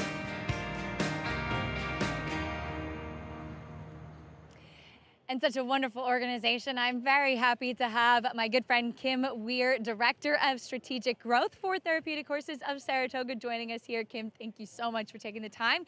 You have a special event coming up on Monday. Yes, Keisha, it's great to be here with you, and we are excited about this weekend, but we're also very excited about Monday, when we'll be hosting our second annual Pickle for the Ponies to celebrate the Therapeutic Horses of Saratoga and the Permanently Disabled Jockeys Fund. So a pickleball game with some celebrity participants I saw too. That's right. This is somewhat backed by popular demand because, boy, you know what? These jockeys are very, very competitive. So we have a lineup. We have 18 teams, and of the teams, 2 and 2 will be playing against jockeys and trainers. So we've got folks like Ramon Dominguez and John Kimmel and Dale and Tammy Romans, the whole crew, playing against fans from the public and friends of ours in the community. So it's a really great chance to be up close and personal with these amazing athletes. And I know Dale and Tammy Romans take their pickleball very seriously as well. Where can people find more information and how to participate? Yep, we would love to have people come out and join us. You'll learn everything you need at thsaratoga.org, which is our website. You'll see an events tab. People can come, just enjoy. We'll have ice cream for families to come out and have fun, but you can also sign up. We probably have 5 spots left if you'd like to play pickleball against your favorite jockey. So looking forward to it, Kim. Thank you so much, and thank you for all that you and the team does over at Therapeutic Horses of Saratoga. Thank you, Acacia. Greg? We all know Kim Weir here, what, you know, her passion for these horses and what they can do after their careers on the racetrack. And by the way, we just looked it up. Another great event down the road in October. The Bacon brothers are going to be playing there in a benefit concert. Could go and have 1 degree of separation from Kevin Bacon. Paulie, why are you not on that list? You're a celebrity. You're an athlete. Why are you not on that list? If Naja Thompson could be on that list, clearly you can do it, Paulie. I already told you guys I will never play pickleball at any level because I don't want to hurt anybody. Because I would hurt everybody out there. By the way, don't forget the Garnoff family, they make sweet pickles. I love sweet pickles. Eat them right out of the jar all day, but I get these are unbelievable. Okay. Look forward to that event coming up, all for a great cause. By the way, Race 5. Horses do like pickles, but they like pears and other stuff a little bit better. Okay. Yeah. We're rolling now. Spirit of Law. This was on turf. We're off the turf, obviously. Main track here, but looked pretty good, going 5.5 last time out on the lawn. Well, actually, this is going a mile and 16th of the turf, and I thought he hung like a chandelier, to be honest with you. At?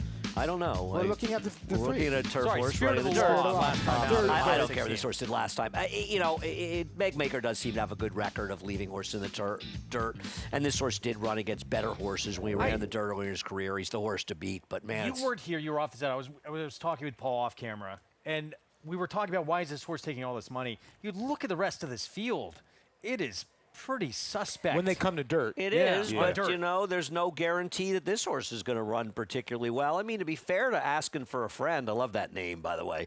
First time this horse ran was in the dirt, not in Mike Maker's barn, and lost to Sand Devil and Prince Valiant and Vakinda. Those horses can run a little bit. So ran against better horses. The horse on the outside, Will Power. Rand's being kind, though. Yeah, I agree. We came out of the gate. But if you look at the rest of these horses, more turf meant, but I don't know. Maybe that horse can handle it. I don't have it. I bet they pick the 3, but Paulie, I don't know. Yeah, I put my bankroll. I'm $100 to win on the 3 in here. I didn't think this horse would be 7 to 5. Who do you think you are, Jonathan Kinchin? Yeah, but here's the thing. When you look at the 2, 29 buyer on the dirt. You look at the 4, 45 buyer. 5's never run on dirt. I think the 5's sneaky, by the way. 6 a 14 buyer, and the 8's never run. So when you look at this race, the 3 Spirit of Law is the horse to beat at 7 to 5. And that's I'm why. with Andy though a little bit. Even though the horse didn't run a lot debut, it was the first start, and it was a monster that won that race in Sand Devil. Yep. No, I picked the race. I picked the race 3-2-8. I was going to actually take the 7 if that horse stayed in. I'm looking forward to seeing Tizio on the turf, but I would have left that horse, breaking that horse on top. Here's the other part: is like look at the odds. The 2 was 44 to 1 on the dirt, first time out. Yeah, but Sand Devil was in there, and that was a salty field this horse was in. It was also for a different trainer, and no knock on Juan Bernardini. He's a trainer who's 3 for 61 this year, and now Mike Maker has this horse. I don't think that the 2 is impossible as the other horse here. Like the 6 here, 6 to 1. He's an English Channel on the bottom side of a tourist. I mean, if that horse beats me on the dirt, go ahead. I would not play. Yeah. Let's go to Acacia for more on this 5th. Well, let's take a look at the two for trainer Mike Maker in here, starting off with Spirit of the Law, who I do think looks much more like a turf horse, and I have always thought that, as he's been better on the turf and better on synthetic as well. But that being said, he is a horse that at the beginning of his career, when he was running on dirt, was running against far better horses than what he might be facing in what's a pretty wide open race with not a lot of dirt form to sink your teeth into. I will say that he has progressed. I haven't seen him in a couple of races, and he's always one that was far more angular in his hind end, maybe a little bit weaker on that top line. I think part of why he maybe did appreciate the turf a little bit more, and he has strengthened. He looks great first off the claim for Mike Maker. Like I said, I think he's a better turf horse, but he has shown that he can at least handle running a little bit on the turf in his first, or on the dirt, I should say, in his first couple of starts. Now, Mike Maker's other horse, the two Asking for a Friend, who is going to stretch out in distance. He's a horse that I wrote last time out that he was very switched off and prior to the race, just a horse that was acting maybe not necessarily like a sprinter. He did have a big warm up and that really kind of perked him up a bit. But I'm wondering with that demeanor, if that's in large part why they are thinking that maybe he can handle stretching out. Now, that being said, too, he also looks more like a turf horse. But yes, as Andy touched on in his debut dirt race, he faced the likes of Sand Devil and very talented runners, Prince Valiant, New York Bred Stakes winner as well. And then that was followed by a 6-month layoff. I would also say that he's physically built more like a sprinter, but again, he has that laid-back demeanor that could suggest that he will handle a bit longer. He's very fit. He's very strong. He looks okay to handle the main track. I just would prefer the conditions that he ran in last time out, but I think a vote of confidence that Mike does leave both of these in, Greg. Riders up, post parade coming up. Thank you, Acacia. 3-2 favorite, Spirit of the Law for Mike Maker. First 3 starts of the career did come on races meant for the dirt. You play this race, all the action. Late Pick 5 starts here by getting signed up right there. $200 deposit match sign up bonus for new members when you punch in that code at sign up. Spot 200 at NYRABets.com. Bet any track, anywhere, anytime. Can that man right there get number 50 of the meet here in this 5th race coming up? Got a good chance to, Paulie. 50? God. With sloppy. 10 days left, 50. He's still got a chance. It's gonna, I mean, what's the record? 66, Ramon Dominguez. That's so impressive what Part, Ramon part did. of me wants Ramon's record never to be beaten. I understand, yeah. I mean, I just am such a big fan of Ramon's. He was such a great rider. He's a great guy, too, but also, you know, is such a rider. And, you know, the truth is Irad was very successful, but Ramon, unfortunately, his injury, which is early retirement, you know, kept a rider in his prime. I mean, he was just, and this is no criticism of Irad's a great, great rider, but, man, could Ramon ride.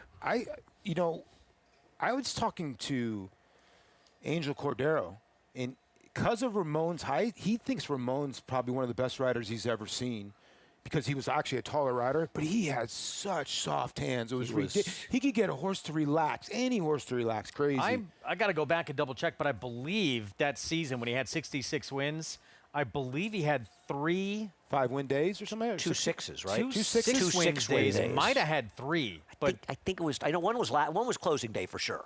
He had a closing day 6. I want to say he had another 6 and a couple 5. I mean, that's crazy. Incredible. He was, you know, those years, there were years where he won all those races, and Rajiv still won like 300 races when Rajiv was the second leading rider in New York, and Ramon won like 400-something races. Crazy. I mean, those two, listen, both of them were exceptional How about, riders. Rad, 10 years running, he's had over 300 victories plus. Irad he's just a great rider. He's got a great agent, but he's a great rider. The freaking nature. I mean, it's just hard to do what he's doing, and he stayed healthy. Here he is. Can he get number 50 on Asking for a Friend? Dirt debut, faced a good one named Sand Devil. Yeah, another one out of the Mike Maker barn. The other one that's second choice right now. Spirit of the Law, the favorite at 7-5. Yeah, I've picked him. I'm a chocolatey weasel along with Paulie, and I just feel like his dirt races are the best races of anybody on the dirt, but who knows? Klimt Master has not hit the board on any surface in 13 starts. Yeah, now facing maiden special weight. Zeus Lightning, the follow-up to Grease Lightning. Go Grease Lightning Go. I don't know. Total wild card. Never been on the dirt. Well, taking a little bit Who of money knows? considering Haute Couture, Chris Engelhart barn. Yeah, State Bred 30 was this horse's debut, and I'm with was you, bet a Paulie. little bit. I don't want this horse. This horse taking some money. I don't get it. And it a little bit makes you think, well, on a field like this, why not take the new face? But again, this was meant for the grass. You know, Acacia had some nice things to say, though, about this horse that her husband Miguel trains. And they were kind of looking forward to running on the turf, but left in. And there is enough dirt pedigree to say this horse could handle it. Doesn't have to be much, right? No, I don't think this race is getting a 73 buyer. Yeah. By War of Will. And Joel Rosario will ride in those West Point Thoroughbred Silks. And War of Will, a rare horse that is a Grade 1 winner on turf and dirt. Yeah, dirt, yeah. Preakness winner. Maker's Mark Mile, I want to say, on the grass. I think that's exactly right. Yeah. It's like Catholic Boy, Greg Wilf's favorite horse. You love Catholic Boy. Poor Analyze It. Poor Greg. Both two graded stakes Analyze races. It, Greg. Analyze It, rolls by Catholic Boy, puts him away, and then somehow miraculously re-rallies, runs him down. That's the wins are beat. ridiculous. You know, And then goes on to win the Travers. Everybody has a crazy beat that costs them money that sort of haunts them forever. Analyze It losing to Catholic. Well, at least in this case, he lost to a good horse, you know. Yeah. But man, twice. Yep. Twice he went by him. He went by him one time by a length and a half. Crazy. Catholic Boy had some kind of heart for Jonathan Thomas. Travers was pretty good. Yes, up yeah, there. really good. Who was Mendelssohn was the runner-up that I was year. going to say, who was the runner-up? You got it before I asked the question. Impressive. All right, I'm just very glad. I'll be going in the dunk tank for best, the backstretch employee services team. I'll be going in the dunk tank on Friday for them, for charity. Really? I'm just glad it's Friday where it's supposed to get up to 80. Because if it was 80, today, wait a minute. I wouldn't have done it. I know it's going to be a long. Whenever you're there, it's a long line. It is. What time do I need to line up? I don't know exactly what time it is. Nobody's told me anything. I'm hoping they cancel it. I'm going to tell you right now. I'm 63 years old. This is my swan song. Okay. I'm getting. My mom I said to did me, dunk you once a few years ago. You did. Paulie did too. Again, Paulie did too. like everybody going up My there good firing friends, Paul bullets. and All you Greg. got to do is just hit the little Shut up, target. Paulie. Shut up. And didn't keep quiet over there, Jason LaDuca. Worth try and dunk you last year? Jason, I've never seen anybody throw more poorly than Jason. Looked like me throwing. That's how bad he was. And he said to me afterwards, he said, I can't throw softballs. So he ran up and pushed the button. He's had a few injuries over the years, too. I think it was the softballs over there. I lost but, my arm to second base trying to throw out Ichiro. He's out there throwing the ball 108 miles an hour. I said, what are you doing? The first year I did it was a number of years ago. All but one person dunked me that threw the balls, including you guys. The person that failed to dunk me was angry. He hated me. Here I am sitting up there trying to raise money for charity, and I get, I'm an obnoxious guy, and I understand I rub some people the wrong way, and that's fine.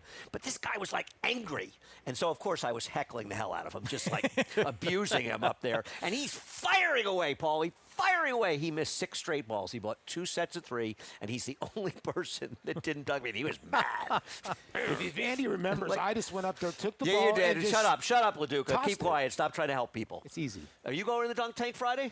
She asked me For to go to the dunk charity. tank. I kind of committed, Come on, so I don't know Paulie. what's going Come on. on. Be a man. Get in that dunk tank. You know what? Wolfie's not man Let me enough. ask Acacia. Acacia, I'll wear my tights in the dunk tank. I support it, Paul. You always said you were going to come to yoga and bar class with me up here. I'm waiting for it. Let's go. But Paul, I know he's game. As we'll take a look at a couple of horses here trackside. The first-time starter in the number 8, Will Powered. As Andy mentioned, this was a horse that, speaking to my husband earlier, my husband Miguel, he said he was very excited to run him on the turf. He's a little bit of an unknown running on the main track, but as he looked through the pedigree, this was one who did have a pedigree full of horses and the siblings that were better on turf, but they were largely sired by far more turf stallions, the likes of Temple City in there as well. There was one sibling who was a 2-time dirt winner, that one by Flatter. So I think a little bit of more of the sire influence. Dreaming of Kara is in the family, multiple stakes winner. She went on the grass and on the dirt as well. More of Will, I think his progeny can kind of go either way. He does have a little bit more of a turfy kind of hoof to him, but that being said, he's incredibly fit coming in, and he's really strong, which is something that you always wonder about when they're turf men. Are they going to be strong enough behind? And he does look like he is. Now, the number 5, Zeus Lightning, as you guys mentioned, is taking some attention. He caught my eye in the paddock is he's not overly turf looking, and he is a big, good looking individual. Is out of a Kitten's Joy mare. There's more turf in the family. The dam was all turf. The best of the siblings, more turf.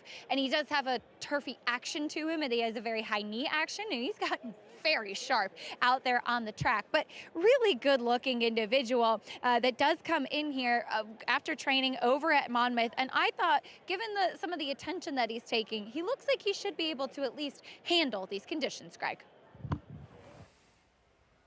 All right, we see what we get. 9-1, Zeus Lightning. Lane Luzzy rides for trainer Tom Clark. First time on dirt coming up. Even money, though. Do you want even money on anyone in this field? No. No. But we've all picked the horse, so I guess we have no choice. Listen, it is what it is. And it's been chalky so far. We'll see if that trend continues. It may continue here. It seems like nobody can be a crazy short price the next race, right? I'm looking at doubles. It looks like the 6 is favored over the 12. The 6 being Ticket to Ride, who I will be shocked if he wins. She wins coming off the turf. I don't like her at all. We'll see what happens later. Yeah, 6, 7, 12 look like they're getting played. And 11 and 13. Do you like Register in race number 7 at all? Yes. Jackie but comes although out. I use Noda, I'm throwing in Register. Well, you like Noda. Yeah, but I'm throwing in Register in there. I'm going to single. I singled Loco Barrio for Norm Cass to get in the way outside. I get it. So I get it. And do you have anybody have any interest in the Ray Handel filly in the last, the 6? Ray does. Horse apparently is working pretty Okay, strong right? in the morning. Yeah. First time starter. Certainly possible. Race that was scheduled for the turf and came off. And I think we've been fortunate so far with the rain, and I think there's a good chance that we'll be okay to go on the turf tomorrow because we really haven't gotten any rain since then. There's supposed to be some drizzle, but nothing huge at all. It's mostly stayed south of us. That's a good thing. We needed the rain. Obviously, I agree. Don't want to take the races off the turf. No, but listen, we've had very little rain. Yeah. We had that storm last week that knocked us off the second half of the card, but we really have not had much rain so far since the first weekend. No. 4 to 5 now. Wow. Spirit of the Law. I didn't think this horse would be 4 to 5. No, I did not either. Mike Maker set for the late pick 5. Let's go upstairs. Frank Miramonte, the call. Spirit of the Law, Mike Maker with the top 2 choices and the 2 inside posts. Klimt Master is in. Zeus Lightning. Oak Couture. And Will Powered will complete the line. They're in the gate.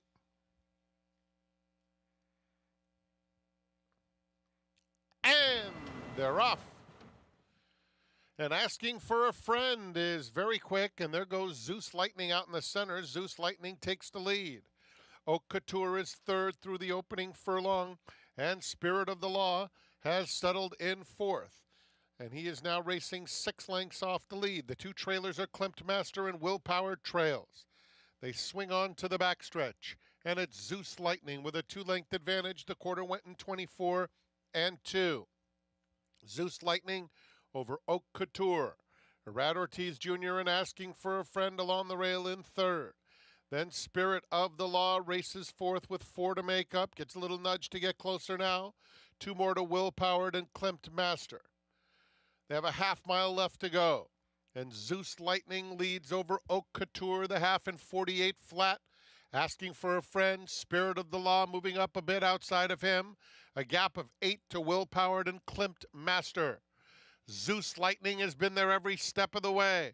Leads at 3/4 of a length. Manny Franco getting all over Oak Couture to try and engage.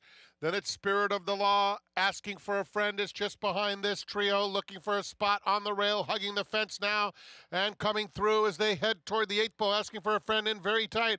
In the meantime, Spirit of the Law has powered up to take the lead. Oak Couture running a good race. Zeus Lightning drops back inside the 8th pole. Asking for a Friend on the inside. Spirit of the Law and Oak Couture on the outside. Spirit of the Law is just in front. Spirit of the Law prevails.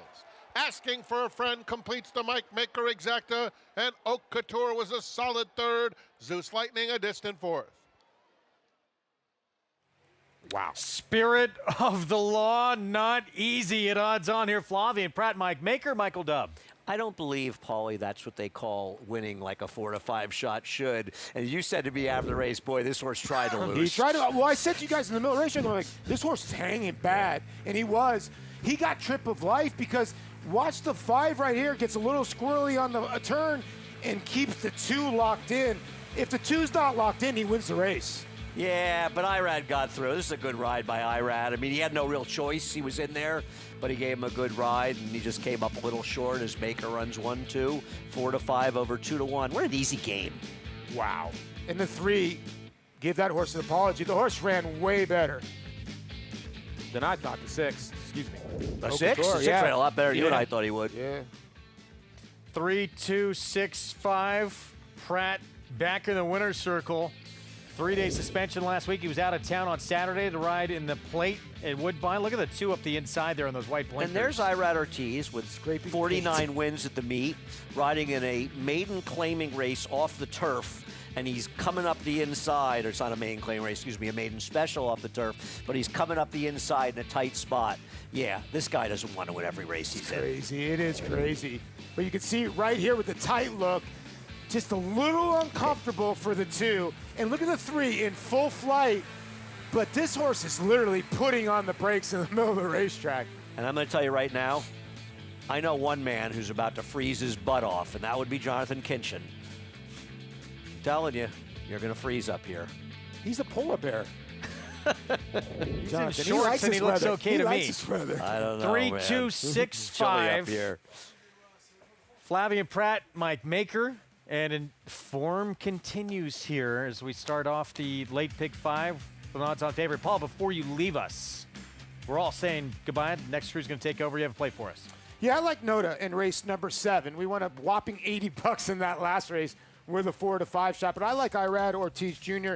and Noda in that race. I just think it's a kind of race where the 1 will be the favorite in their register. Or the 2 passing game. But I like Noda for John Terranova, second start of the year, and Irad looking for another one on the card today. Enjoyed it, you guys. It was a pleasure. Fun. Next crew set to take over after a timeout. Late pick 5 underway. Odds on favorite gets it done 4 to 5. Spirit of the Law 3, 2, 6, 5. Flavien Prat aboard for the victory for Mike Maker, Lafitte, J.K. and Company. Take over after a break.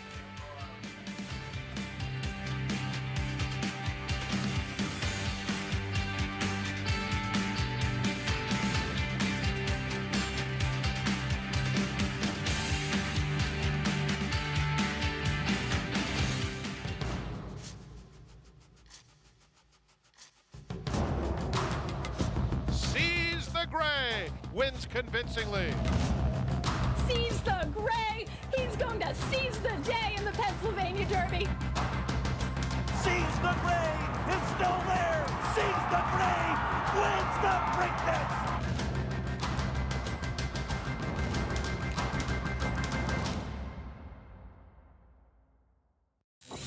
You bet with Naira Bets. Bet any track, anywhere, anytime.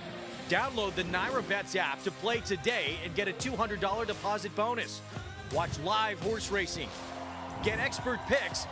Boost your bankroll with weekly promotions and hone your handicapping skills with exclusive tips and tutorials. Download the Naira Bets app now. Sign up now to claim your $200 deposit match bonus. You bet with Naira Bets. McMahon of Saratoga Thoroughbreds, home to 4-time leading New York sire Central Banker, sire of champion New York bred Bank Frenzy. Bank Frenzy, a hard-fought winner of the Commentator. And multiple stakes winner Sunday Girl. Clear winner in the John Hettinger Sunday Girl. Also standing into mischief's Grade 1 Sun Provocateur. And top young stallion Solomini, sire of Mike Lee Stakes winner Doc Sullivan. At McMahon of Saratoga Thoroughbreds, celebrating over 50 years of equine excellence. Get into the game with Bond Racing Stable. When you partner with Bond Racing Stable, the Bond team does all the work and you enjoy the experience. As a partner, you can watch morning workouts, come to the paddock for saddling, and cheer your horse down the stretch. Bond Racing Stable offers more than 30 New York-bred weanlings, yearlings, and 2-year-olds in a partnership program that gets you to the winner's circle. Whether on your own or with friends and family, make Bond Racing Stable your racing partners. Go to jamesbondracing.com today.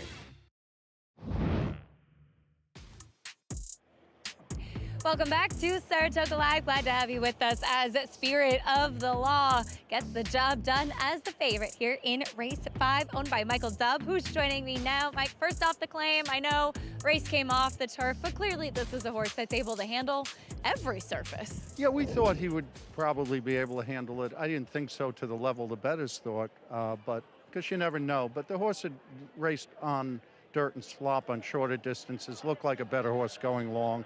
So we were like, let's give it a try. It certainly paid off with the win today. We wanted to ask you about Bishop's Bay coming up in the Forgo this weekend on Saturday. Your co-owner. Horse has been in really good form recently. Yeah, I mean, he's been beaten up on grade 2 and grade 3 horses.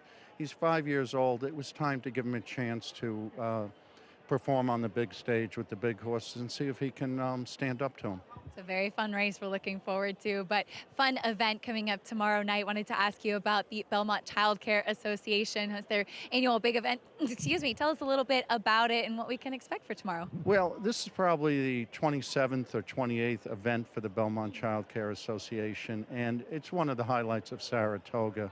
It's always well attended, and people on the backside really come together to support the people who work on the backstretch and, more importantly, their children. So it's not only just a fundraiser, but it's really a get-together of people saying, hey, let's do the right thing here, and feeling good about it. Are a big family in the world of racing and certainly have to support all of those involved. Well, looking forward to the event tomorrow night, and congratulations here. Thank you so much. Appreciate it. Owner Michael Dubb with the win. Spirit of the Law getting the victory here in race number 5. Let's take a look at the prices. As Mike touched on, the bettors very confident in this one. 4 to 5, $3.70 winner as Mike Maker runs 1-2, asking for a friend up the rail, checking in second. So we turn the page though, get ready for our Spencer Farm 2-year-old race of the day. New York bred, maiden special weight for the 2-year-old fillies. It's off the turf, and the number 6, Ticket to Ride, currently 3-2 on the board, as this is a horse who debuted on the dirt in the Astoria, then tried New York bred maiden special weight on the turf in her subsequent start. Now with Safi Joseph, we'll see what she can do getting back to the main track, as she is your heavy favorite now off a private purchase. Ricardo Santana will be aboard. We'll get a chance to welcome in the next crew. Talk a little bit more about what's coming up. It's Travers week. Stay with us. Saratoga Live continues. Lafitte Pinkai and everybody else coming up after this. Number 1 is Mo Donegal by Uncle Mo. And they're off in the Remsen. As they come on for the finish, and it's going to be tight here in the Remsen. Mo Donegal. Mo Donegal bearing down on the outside. It's Mo Donegal and early voting, and it is Mo Donegal to win the Wood Memorial. And it will be Mo Donegal to win the Test of the Champion, the Belmont Stakes.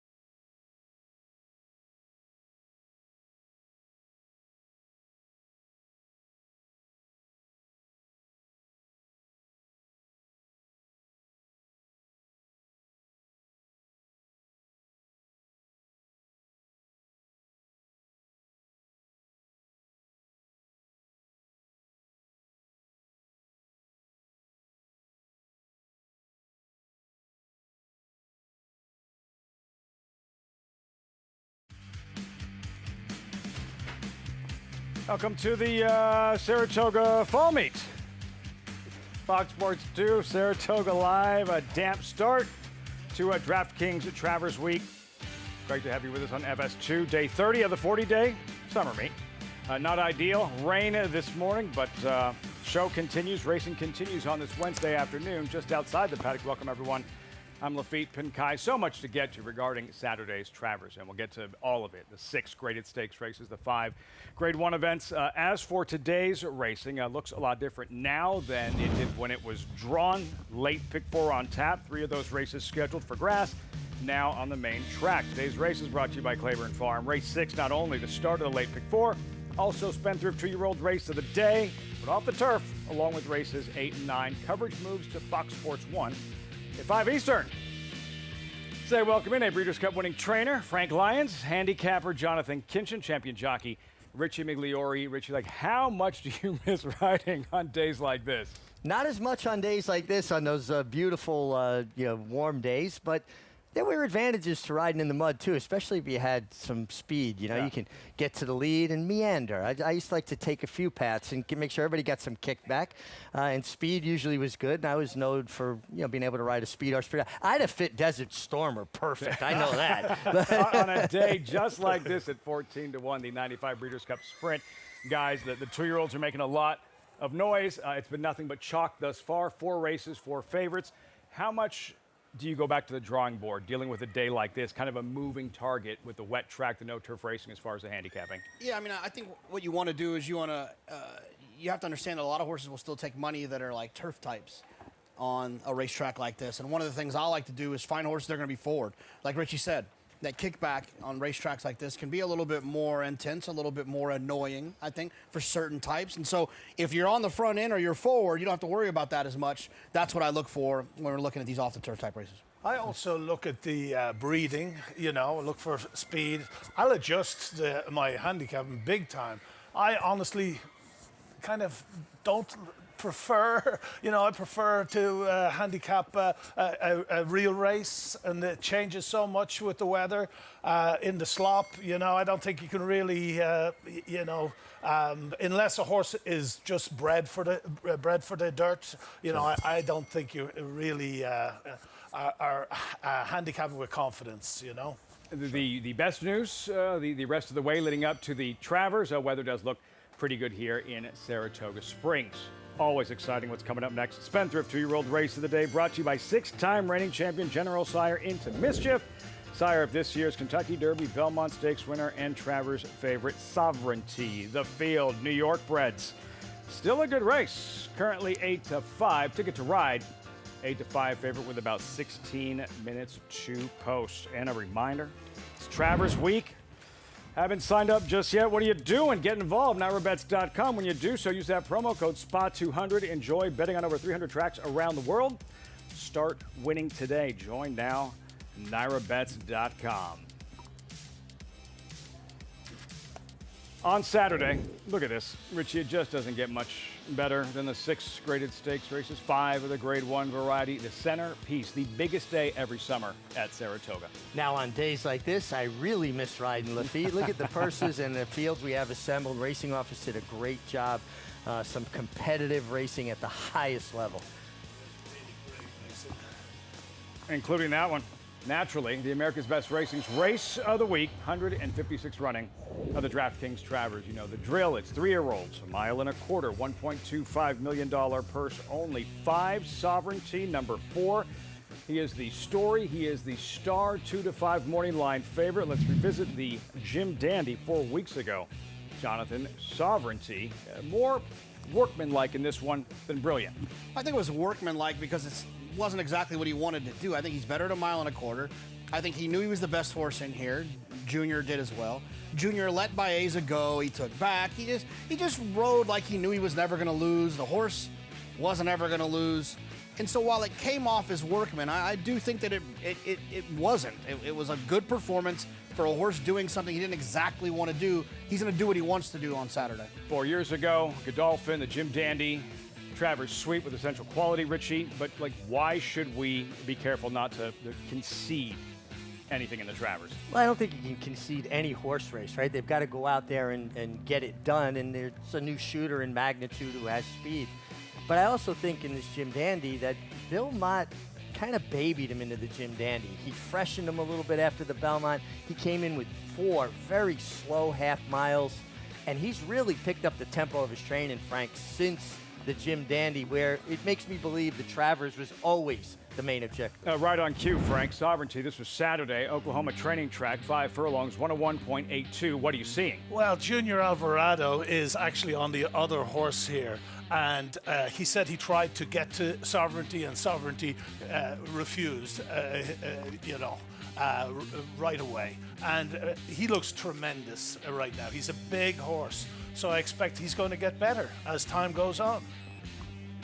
As always, thanks to our friends at First TV. Richie Bill Mott with a particular horse. Could you expand on his ability to target a date and hit that date with a particular horse just right? Well, Bill Mott's a trainer that develops a horse for a career and over time. And I think he's probably working backwards from certain goals. And I think, obviously, the Travers being the main summer goal, he worked backwards from there. So how do I get there in best order? Well, I want to do enough with him that he's good for the Jim Dandy, but I want him at his best for the Travers, and even more so, even better going in the fall, the Breeders' Cup Classic.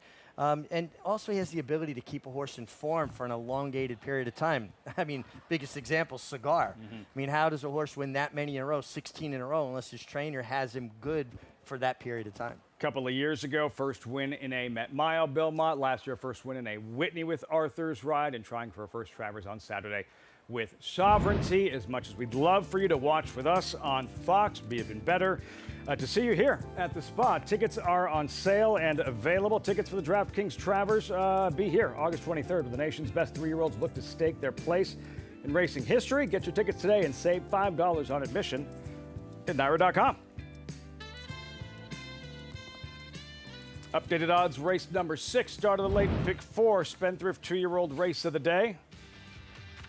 And a live look at Ticket to Ride, the current favorite, 9-5 with about 12 minutes to post. And we welcome in Maggie Wolfendale, standing by with the Spendthrift race of the day, 2-year-old paddock report. Maggie, start with Celtic Dawn, the first time starter drawn inside. What are you seeing here in the paddock? Yeah, well, this, Lafitte, is a group mostly composed of horses that might be a bit better on the turf. But we'll take a look at some of the first-time starters that we don't know necessarily if they're better on the turf or opposed to the main track that they get here today. And taking a look at number 1, Celtic Dawn, actually worked quite well 2 back when out of the gate. Javier Castellano was up for that workout and broke well on the outside of an unraced mate and pulled ahead slightly in the end. And I always find that promising with horses that do that on the dirt that are, maybe a little bit more intended for the turf, because it shows that they can handle. A lot of times those horses, when they get to the end of the workouts or a rider asks them a little bit, shakes the reins, and they kind of just fall apart a bit because they need that more firm surface underneath of them to kind of keep going. But she was able to keep steadily improving in the gallop out. She's a big filly. Now, I do wonder if, despite being a daughter of Honest Mischief, who is proficient with his sprinters on either surface, if she actually does want a little bit more ground with the bottom side of that pedigree in mind. Now, she's been accompanied by the pony, but that's typical for Carlos Martin. She also did have earplugs in. It looks as though they have taken them out since. Probably does need one for fitness, but I do find her intriguing. I'm going to watch her, like I said, with interest in this debut. Might need a different surface, might need a little bit more ground, but could potentially have some talent. Moving on to one that actually does have a little bit more dirt pedigree. That's number 7, Midtown Mischief. She too is a daughter of Honest Mischief, but looks more like a typical one of his progeny. They do tend to look like sprinters as well. This gal, though, is quite small. She doesn't look anything like her half-sister, who was Midtown Lights. Proficient runner, kind of sprint out to a mile on the main track for trainer Brad Cox. and she was kind of tall and lean looking, and this one is short and compact and stout. She might be quick, but she also might be distance limited. So the 5.5 furlongs here on the main track might be okay, but I don't want her going too much further than this. She is strong in her appearance. She's forward as well, but it just feels like Mike Maker, he can get him to win first time out, but it also just overall, I think they benefit from having a start. Moving on to the MTO first time starter, Hot Currency, number 12 for Linda Rice. She sold for $200,000 after working 10 flat. She was a bit erratic when asked by the rider and kind of doesn't have the most fluid way of going, at least over that synthetic track there at OBS, but she did look quite fast. I watched one of her workouts when she first came to and joined Linda's crew here in Saratoga. It was early on, so I didn't want to judge her too harshly on that. She wasn't nearly as good that day. And she looks as though she's kind of your typical Linda Rice first-time starter. I wanted to like her a lot here because you're dealing with horses that probably want a different surface, and she was entered for this one. She just doesn't look all that fit. She doesn't look all that together. It just has a bit more of that kind of baby look to her, a bit backwards, as we say. She might need to develop just across that top line, tuck up a bit more. She has been professional here in the paddock, but again, thinking that one might be needed. As she has clicked over to favoritism, as I said, you can never discount a horse entered for MTO. And then a horse that's a long shot in here that I know looks dreadful on paper. That's number 9, Bella Banker. Didn't improve with the switch to the turf. They were going to try it again here.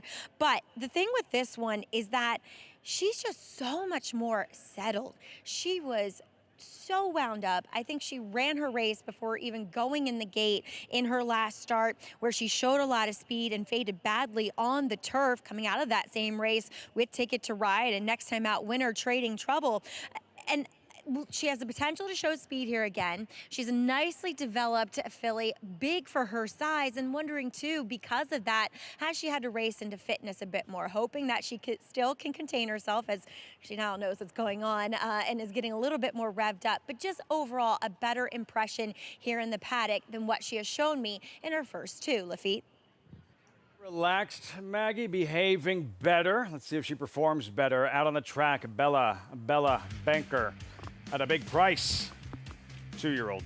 Spendthrift 2-year-old race of the day. Time for the late pick for Saratoga. Post time in 7 minutes. Riders up. You're watching Saratoga Live on Fox Sports 2.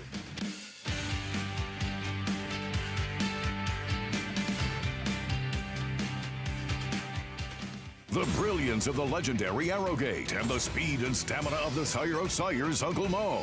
Introducing Petulante, the first son of Arrowgate to stand in New York after winning handily at first asking. Petulante! He's got a kick here, and he's going to prove much the best. He won or placed in all 7 of his lifetime starts, including the Grade 3 Salvatore Mile. Petulante, Nimbus class, Petulante! Petulante, now standing in New York. For information, visit IHDVStallions.com today. Dynamic pricing wins the Just a Game. King of Gosford.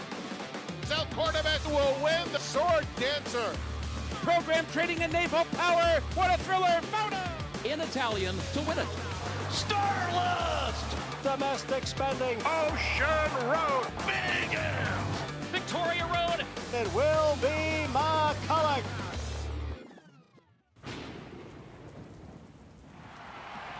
Elite Power for Frankie Dettori down the outside, but Elite Power sweeps down the outside of the 200, and Elite Power is moving clear and going to take the rear dirt sprint by a widening margin. Frankie Dettori for Belmont in the Jadmont colours that mean so much to this part of the world. Elite Power beating the second place Goodnight in third, running on Remake. The power of Jadmont. Racetrack Television Network brings you every race, from every track, on every screen, every day. With monthly packages starting as low as $5, RTN gives you great value and access to more live HD streaming and race replays than anyone. Visit RTN.tv today to sign up and watch on almost any device, including Roku and Amazon Fire.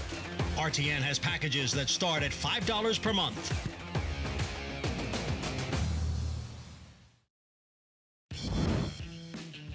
Back just in time. Fillies have left the paddock post-parade brewing. Coverage on Saratoga Live brought to you in part by Naira Bets. Bet any track, anywhere, anytime. Visit NairaBets.com or download the Naira Bets app to get started. There's Celtic Dawn at 8-1. The Daily Racing Form clock report's been good on this filly, and the mare did win on debut on dirt. 16-1, Kara's Dream Chaser. Yeah, it has some siblings that have won. This one didn't do much running on debut. Unified Identity number 5, owned and trained by Anthony Ferraro. Yeah, Anthony Ferraro trained over 2,300 winners so far in his career. This horse has worked on off racetracks up at Finger Lakes. Favorite, Ticket to Ride, make the rider, Ricardo Santana. This horse doesn't break particularly well. Not a great situation on a racetrack like this. Number 7, Midtown Mischief, Buck Butler's first time starting homebred. Buck Butler, New York Breeders' Breeder of the Year last year. I love the work pattern on this horse every 7 days like clockwork. Better behaved, Bella Bella Banker. Acting better is going to have to improve on what we've seen so far on the racetrack. Number 10, Signal Chat, 35-1. Not there. That's the 11 and Bank Street and Team Bookham Dano debuting filly. Yeah, good group there. Bookham Dano looking to catch lightning in a bottle again here. Forgo on Saturday. Arguably best sprinter in the business. Hot Currency. Arad Ortiz winds up on her. Yeah, I mean, one of the things you can notice here is that Irad was named on the 6th. You'd imagine that in the draw he gave preference to this horse if they drew in. That, to me, I don't usually play the musical jockeys game because it's a confusing game if you don't know what happened behind the scenes. But to me, that seems like Irad absolutely picked this one. That one garnered attention. You saw Quinn's Silent Roar, and there's the 10 in Signal Chat, the Saratoga Racing first-time starter. Yeah, first-time starter for a trainer that wins at an okay percentage, 12% throughout his career with first-time starters. New York bred freshman fillies, Spendthrift 2-year-old race of the day start a little 8, pick 4, and a heads-up Naira Bets members. To get involved on Wednesdays, earn $10 just by playing with Naira Bets. Bet at least $50 each on Saratoga and Delaware Park today. Get $10, win or lose. Opt in now at NairaBets.com.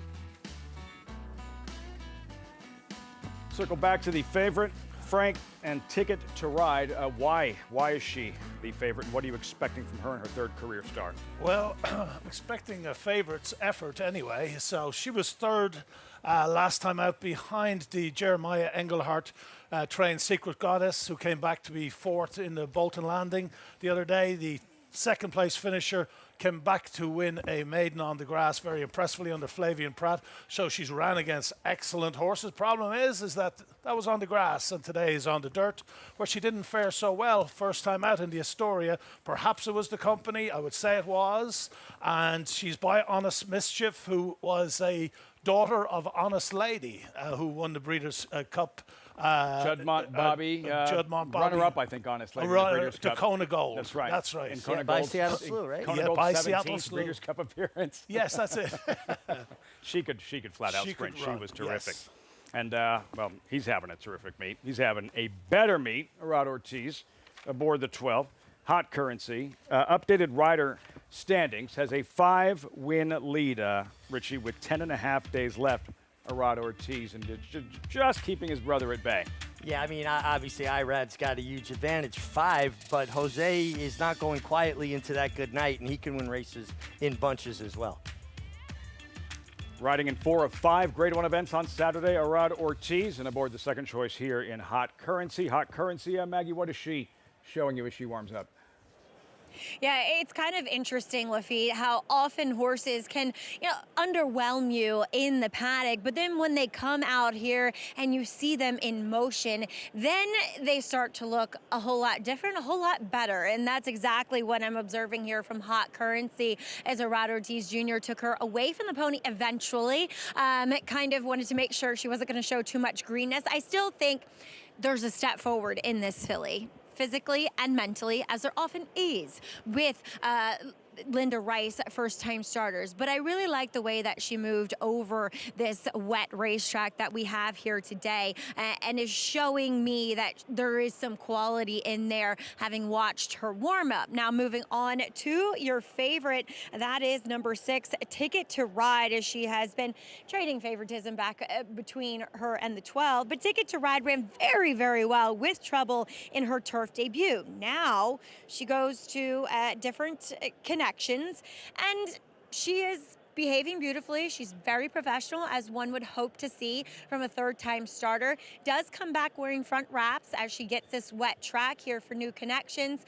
I have no problems with her. I just thought that, you know, taking her at a short price and not really knowing if she can perform as well on this main track, on this wet main track, as she can on the turf, doesn't really, you know, invoke confidence in one. Now, I've gone a little bit off kilter here, and I've taken the Derek Ryan first-time starter, number 11, Bank Street, daughter of Central Banker. I know we did enter her for the turf, but Central Banker, in my estimation, is better overall with his dirt runners.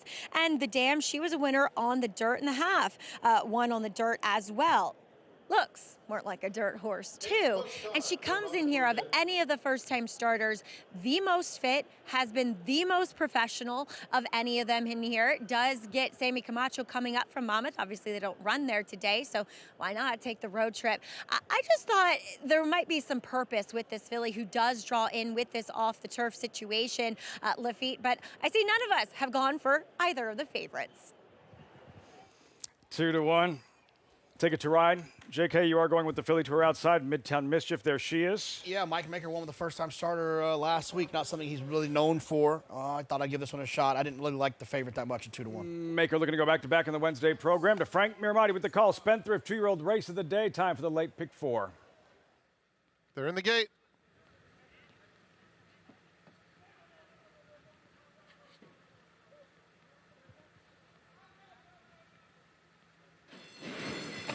And they're off. Bella Bello Banker is out very quickly, joined immediately by Hot Currency in the orange colors on the outside, and Hot Currency is now vying for the lead. Ticket to Ride has plenty of early gas too, as does Midtown Mischief, but it's Ticket to Ride who is the quickest. Celtic Dawn now just drops off the top pair and is racing in fourth. They're followed by Kara's Dream Chaser, who's 6 lengths off the lead. On the extreme outside, Quinn's Silent Roar is next. It's a gap of 4. Back to Bank Street, Unified Identity is next, and the distant trailer is Signal Chat. 22-2 for the opening quarter mile. And here's Midtown Mischief powering up to take command, immediately tackled by Hot Currency on the outside in second, and Celtic Dawn running a very big race, moving into second now, trying to get to Midtown Mischief. Midtown Mischief, Celtic Dawn lengthening stride, and this is an extremely professional performance by Celtic Dawn, who was ready to fire and did just that. Scores by 3.5 lengths. Hot Currency was second, Midtown Mischief third, Kara's Dream Chaser finished fourth. Blue Devil Racing Homebred rolls in her debut. Celtic Dawn, 7-1, I believe, at post time. Well done, Richie. A really nice effort here, and honestly, this was, thank the Daily Racing Form Clocker Report. They do such a good job, so thorough with their comments and the timing of these works. But she broke a step slow, rushed up, then sat the pocket professionally for a first-time starter, came out and finished well. It looked like the 12 was poised to make a big run. Hot Currency almost idled a little bit and then kicked on again to get second. Then the other first-time starter, Midtown Mischief, she did all the dirty work, didn't she? She put the favorite away. Absolutely. Yeah, and like you said, Javier sat there in that comfortable position on a sloppy racetrack with a first-time starter. Carlos Martin had this horse ready to run first time out. Maybe Carlos has another come dancing on his hands here. He'd be very excited about this one. Same owner, too. Same owner, that's right. Grade 1 winner, 112.72, 6-1. Celtic Dawn, the first-time starter from the inside post. Go back to the start. What'd you notice here, Richie? Yeah, I mean, she didn't break very, very sharp. She broke okay, and then, of course, what do young horses do? They flow to empty space like water, path of least resistance. All the riders on the outside, they come out of the gate hollering, yelling, right, wanting to inspire their horse to go forward, and she said, it might be a little safer away from these guys, and she ducked in a step. Frank, as a trainer, just what an encouraging effort. Not just the win, but as Richie mentioned, sitting in behind the leaders and taking some kickback and kind of, it took a brush up the backstretch as well.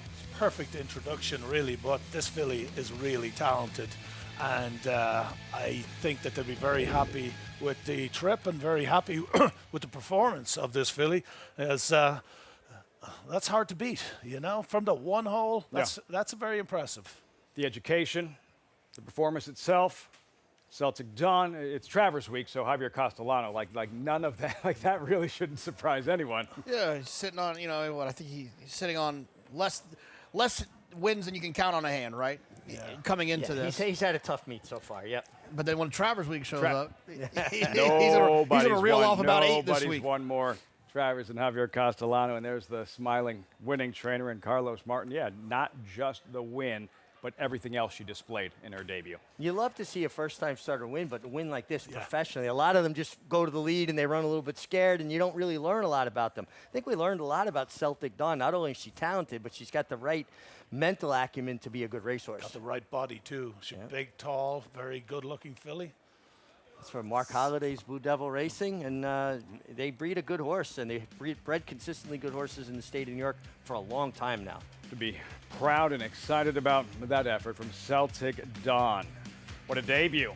Right to the winner's circle, results, reaction. When we come back, Celtic Dawn, the 7-time Travers winning rider, goes to work. Celtic Dawn responds, results when we come back.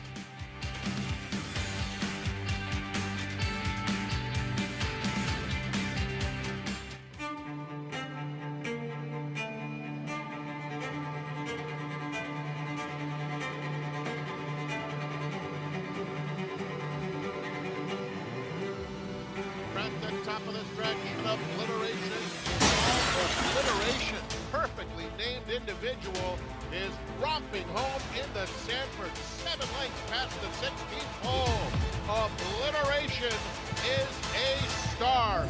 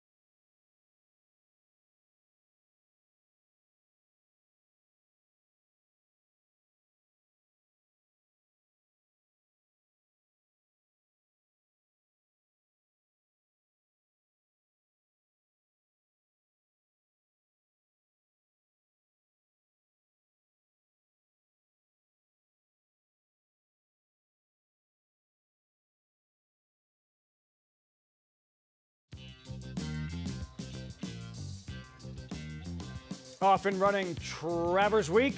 New turf racing this afternoon. Just watched the Spendthrift 2-year-old race of the day, Celtic Dawn. Richie zeroing in on this one with a tip of the cap to the clockers, giving you a hint, a breadcrumb or two. Yeah, the Daily Racing Form Clocker Report is just tremendous, and it really kind of pointed this filly out. And the fact that the dam, the mother of this horse, won on debut on dirt, I'd like to see that precocity in a family. I love to see the precocity. I love to look through pedigrees and see how they did first time out when betting first time starter. The rest of the foals, I mean. Fastest New York bred filly of all on this afternoon. Celtic Dawn, Spendthrift 2-year-old race of the day. In the books, we march forward. Race 7, started the late pick 3, $50,000 claimers here. Mile, Wilson, Shoot, Sloppy Track, Jonathan, and Noda. Even money 24 minutes out. What'd you come up with in this one? Yeah, I thought this one was hard. It felt like any of these horses could win. I thought Register was a little bit interesting for Dave Donk, a horse that ran 2 races back, ran pretty well. Didn't run all that great last time. Feels like he probably had some excuses in that off-the-turf race. Hoping we'll run a little bit better here. Rod Ortiz to ride. He's been the recipient of the Richie Ride of the Week, yes? A couple of weeks back? Yes, he was. It'd be criminal if he hadn't. Yeah, I mean, the hardest part is narrowing it down to one because there's a ride of the week every day. It's just a really good bunch of riders that put consistently good rides together. One of our favorite segments, not just because he's sitting right next to us, the Migs Ride of the Week.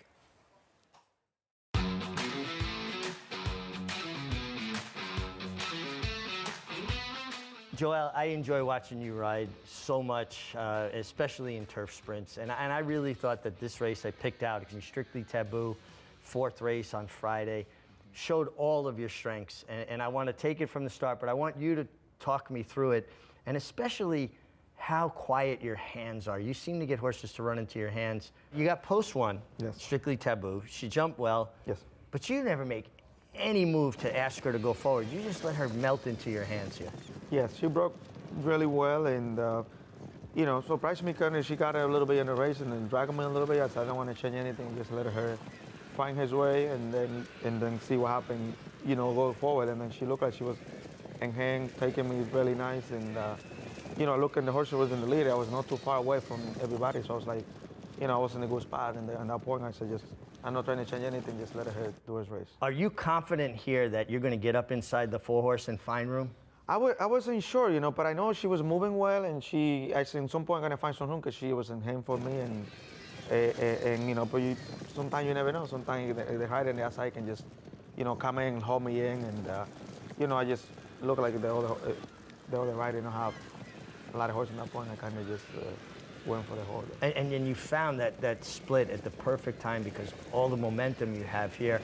And I love the fact, Joel, you use the riding crop maybe less than any top rider in the country, mostly hands and heels. You really get horses to run into your hands. Yeah, it's just, like I said, I like to, you know, I just let the horse, you know, when they're running for you and you know how to use the crop. And, you know, I feel like I tapping once and she respond. I said, just let me, you know, it looked like the race was going to be easy. It looked like she was moving really well for me.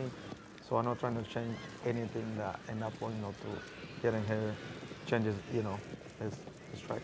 Well, to me, that was all of your immense skills on display. You've got great hands, smart, position, calm, and just a really strong finish. And for all those reasons, you're my Ride of the Week. Thank you very much. Okay. The highly coveted Richie Migliore Ride of the Week, presented by My Racehorse, be part of the legacy. A lot of smiling riders on that graphic, and Joel Rosario now joining the list, Richie. Like, he can do it all, we know that, but his ability in a turf sprint, it's uncanny. It really is, and he doesn't change his style just because it's a turf sprint. And that race was a perfect example with Strictly Taboo. Breaks, jump off into his hands. He doesn't worry about hustling them to get up into the fray position, and he lets them get comfortable, and then he just produces them. And you can go back to Bobby's Kitten when he won the Breeders' Cup going 6.5 down the hill. He was in Pasadena when the rest of the field was in Arcadia, and then he let the horse run, and he gets up. He just is so calm, cool, and calculating. That's like a JK all-time favorite, Bobby's Kitten. Oh, my God, one of my favorite of all time. It's that one race where I had a bunch of friends that came to the track for like the first time. There's like 20 of us. And I was telling everyone, this horse can't lose, horse can't lose, horse can't lose, horse can't lose, horse can't lose. And then he won. And it's like they all thought I was brilliant. Well, you were. Well, just for that one little You got no nay never right at the wire that he picked off, and Frankie had to get right. That's right. Yeah. I know Joel since he was riding in Northern California when everyone was saying, "Will you see this kid when he comes down south? He's going to be a terrific rider." He sure turned out to be a terrific rider. Hall of Fame rider, phenom, Joel Rosario, 3 Grade 1 mounts on Saturday, DraftKings Travers Day. As our coverage continues on this Wednesday afternoon, look who's back, the horse of the year, back at the spot. Torpedo Anna, brilliant in last year's Acorn and Coaching Club American Oaks here. Valiant in defeat in the Travers, back in favorite in the Grade 1 Personal Instant.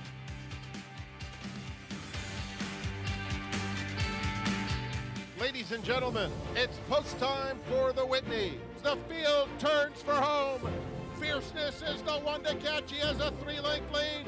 Sierra Leone down the center of the track is coming with powerful strides, and Highland Falls is in there too. But it's Sierra Leone who takes the lead from Alaska first. Highland Falls trying his best.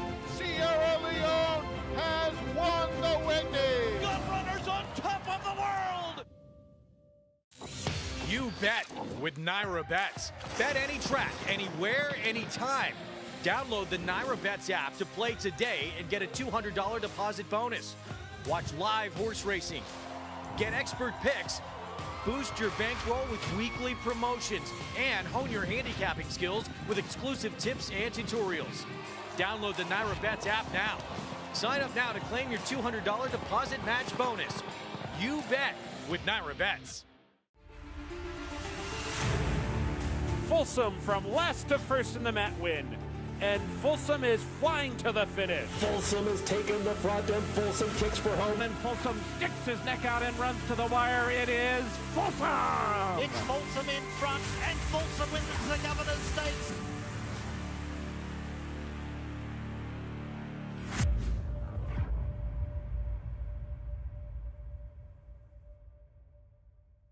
Grayson Jockey Club Research Foundation was formed in 1940 with a simple goal: to raise funds for research to enhance the health and soundness of horses. Since then, we've provided millions of dollars to hundreds of projects at universities around the world, leading to major advances in welfare. Our process of selecting and producing peer-reviewed research has become the trusted industry standard. And with your help, we'll be here for many years to come, supporting the health and wellness of all horses.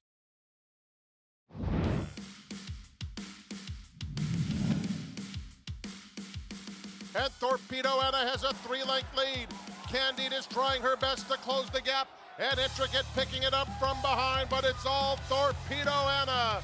The leader of the division is simply spectacular. The Coaching Club American Oaks she'll win for fun by 4.5 lengths. She didn't break that day, Frank. Didn't matter. At that point, pretty clear Torpedo Anna was ready for a new challenge. Well, this filly's been unbelievable, and she likes it here at Saratoga, and we'll see if the real Torpedo Anna shows up on Saturday. I think she's going to be in for a tough test. Well, you know she's going to be in for a tough test in this Grade 1 against Elders, and I think it's going to be as tough a test as she did in the Travers last year. Torpedo Anna from that CCA Oaks 4 weeks later. She nearly became the first filly to win the Travers since 1915. And yes, the Horse of the Year is back at Saratoga. 2 for 3 here. Take a look at the field for the Grade 1 Personal Ensign on Saturday. It is a Breeders' Cup Challenge event. Win and you're in for the Breeders' Cup Distaff Mile and an Eighth. Number 7, Torpedo Anna, 6-5 morning line favorite. This was her latest, Richie, as Anna rebounded in the Fleur-de-Lis at Churchill Downs. Yeah, she rebounded off of the only time she was off the board in her career in the previous start, and you know, she got it done, and I thought it was more workmanlike. I don't think it was the deepest field she's ever faced, but she did what she was supposed to do. I am encouraged that her last work for the Personal Ensign was her best work up here. I wasn't overall thrilled with how she looked. Her energy level wasn't the same to me, but I thought that was a return to more of the Torpedo Anna we want to see. Well, that's what the whole barn is saying, that she kind of lost a little bit. She had some cuts in her mouth, and Louis Rivera has been working her, and Danny, who is 75, by the way, is galloping her. Wow. Does a terrific job.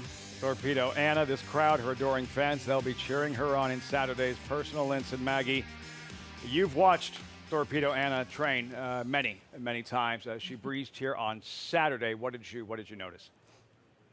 Yes, we did see her go the 48-1 by herself, as you heard the guy say, Luis Rivera in the irons. And look, she is a filly that throughout her career, I've kind of questioned maybe the way she's been traveling, her energy levels, so on and so forth. And you know, at times you saw it up here. I've seen it when I've seen her in fairgrounds or at Oaklawn. And at least this was a return to the good Torpedo Anna, which she seems to bring to the forefront on the cusp of her races. So this is very typical for her, typical for a lead up into. Let's not forget that that track over there on the Oklahoma can be a little bit on the slower side and deeper, and horses when they first, come here and get over it, struggle over it a bit. So it takes some getting used to say the least. Now, I wholeheartedly agree that this is the toughest task and toughest field of fillies and mares that she is going to take on to date. There's a lot of speed in here, but she does draw favorably to the outside, so she can watch things and how they unfurl with regular rider Brian Hernandez. And she's shown that she can come from off of it, that she is adaptable to whatever pace lays out in front of her. Lafitte? Maggie, there's so many different perspectives to look at her from Torpedo Anna. There's her last race, last couple of races. It's how she's training, JK. But like on paper, just speed figures, how do you compare Torpedo Anna, say, right now to the 3-year-old filly that wound up Horse of the Year a season ago? Well, I mean, she was never really that fast last year until the Travers. She ran that 111 Buyer in defeat where she was beaten by Fierceness. Then she went in the Breeders' Cup Distaff and ran 100. Every other race before that, she was running like high 90s. That's why I just was never willing to take her at what was always these short prices, because she just does not stand out into the category of like great fillies and what they used to run. The problem is, I think for others, or even the good thing for her, is there's no other horses in here that are all that fast either. They all just kind of run high 90s. But if you take that into consideration, taking a short price on her at 4 to 5 just seems silly, because she's just not that much faster than the rest of the horses she's racing against. I got a pedigree update. If she wins the Personal Ensign and McAfee wins the Travers, they're half brother and half sister. They're related to each other, half brother and half sister. What an update that would be. One half much more likely than the other, but still Yes, a good storyline yeah. going into the Grade 1 racing on Saturday. We can always hope. As for the competition, Leslie's Rose, the expensive Mandy Pope-owned filly trained by Todd Pletcher, Frank. This performance for her, a rebound effort as well in the Chuvie right here at Saratoga last month. Well, she won a Grade 1 when she won the Ashland as a 2-year-old, and then she kind of lost her way, and last time out really found her form when winning the Chuvie handicap, beating Dazzling Move, beating Raging Sea, and beating them easily. Leslie's Rose, what will she do in the Personal Ensign on Saturday with Torpedo Anna? And they randomized Darth Vader. JK randomized an Alabama winner here a couple of years ago. Darth Vader with a Grade 1 win earlier this season. Your thoughts on their chances Saturday and this effort? How good you think the Molly pitcher may have been? I'd love to own randomized. I'd love to own Darth Vader, but it feels like every time they win, it's very, very, very circumstantial. Everything goes their own way, and it's hard to try to take on a horse like Torpedo Anna with horses like that. I want horses that can overcome a little bit of adversity, that have a little bit of upside. To me, that's Leslie's Rose is one that can continue to improve. Those two, I just kind of know who they are, and I'm not quite sure they're good enough. The division getting very interesting, though. Now with like Nitrogen having won that Alabama, we'll see her against older fillies and mares in the Spinster, and all roads, of course, leading to the Breeders' Cup Distaff. Torpedo Anna, Horse of the Year, the favorite in Saturday's Grade 1 Personal Ensign. 7th race here, start of the late pick 3. Live look at the favorite Nota. $50,000 claimers, mile, sloppy track, Wilson Shoot. Maggie's still right behind us, and I don't think we're starting with the favorite. Maggie, Passing Game, number 2. What is he showing you for Linda Rice? I find these Linda Rice horses, Lafitte, quite interesting because, let's face it, she played the Kentucky claiming game pretty well, and then they changed the rule basically because of her, because she was taking these horses in Kentucky and then shipping them here and winning left, right, and center. So now, since they've changed the rules, she's had to basically leave them down there for a start. But let's face it, Linda Rice herself isn't down there, and she has her horses here. And I just think these horses are intriguing when they actually get to Linda, for Linda to actually see them with her own eyes, for her to lay her own hands on them. And Passing Game, I think, looks phenomenal here. Dappled head to toe, just great energy for the fact that he's not over the top or anything like that. He just looks happy, looks like a happy horse. And furthermore, I thought he ran against a decent field last time, in which we saw a bit of a price horse, Prince of Power, be able to wire the field, and that was over a sloppy sealed racetrack. So I can understand the hesitation and maybe wanting to take this horse yet again over a similar type of surface. But again, also, that is at Ellis Park. Saratoga can be different. And furthermore, he ran over a sloppy track in his debut, and he really didn't run that badly. Obviously, he has improved since then. So I'd be willing to give him another shot here. He did break well that day in that mile effort at Ellis, and then just kind of steadily lost ground. Look for him to at least be forwardly placed here, breaking more from the inside. Now on to your favorite Noda, who I have the world of respect for. And in his start back on June 28th, he was against the racetrack in a similar spot in which Stolen Base was able to jump out, get to the lead, save the ground.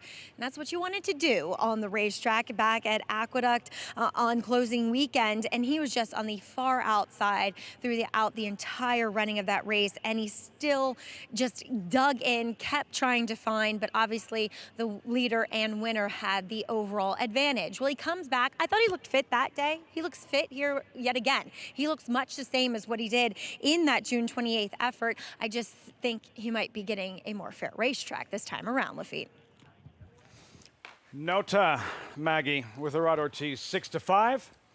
Post-parade brewing. In case you're going to come out and visit us this Travers weekend, specifically on Friday. We'll get here Travers Saturday early, obviously. We'll get here early Friday as well. It's not the Hawaiian shirt, but you get the tote bag giveaway, and all the great giveaways of the summer you can put all in one place now, Jonathan. I'm just going straight to the grocery store and getting some cereal. Put that bag. But no ice cream before it's dark sundown. Outside.